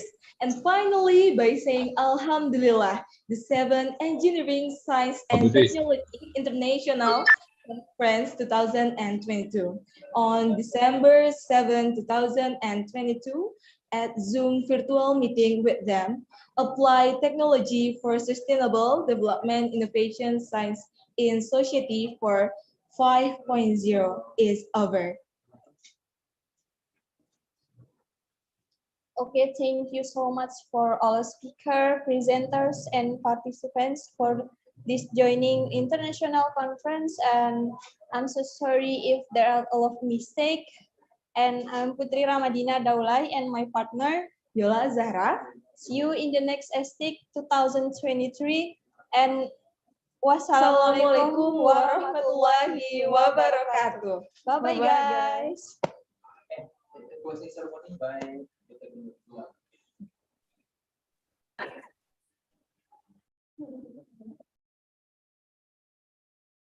Okay, thank you very much, Putri, and terus mana? Yola and Putri. Thank you so much.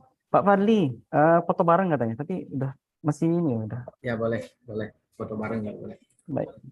Oke, kita foto bersama, Bapak Ibu. Silakan diaktifkan kameranya, on cam, ya. Di sini juga Ibu Karina cerah sekali mukanya ya, jadi best presenter. Hei, halo Pak. Ya, halo. Kemudian ada Pak Adi Permadi, kemudian ada Ibu Nirmala Mani. Oke. Kita ada dua screen, dua slide ya. Slide yang pertama ada Ibu Wilda Sukmawati, ada Pak Adi Permadi. Oke. Oh ya, Pak Adi Permadi, kemudian Ibu Karina, Ibu Ayu, Bu Nirmala. Kemudian yang kedua, slide kedua ada Pak Budi Sunario, Bu Elita Sari, Pak Burmawi. Oke. Baik, 1, 2, kayaknya hanya Karina sama Bu Wilda yang semangat senyum. Oke, yang lain juga semangat menyusul ya. Oke, Ibu Nirmala sudah sampai di angkasa. Baiklah, kita senyum bersama. 1, 2, 3, senyum ceria di sore hari ini. Oke, kemudian yang kedua.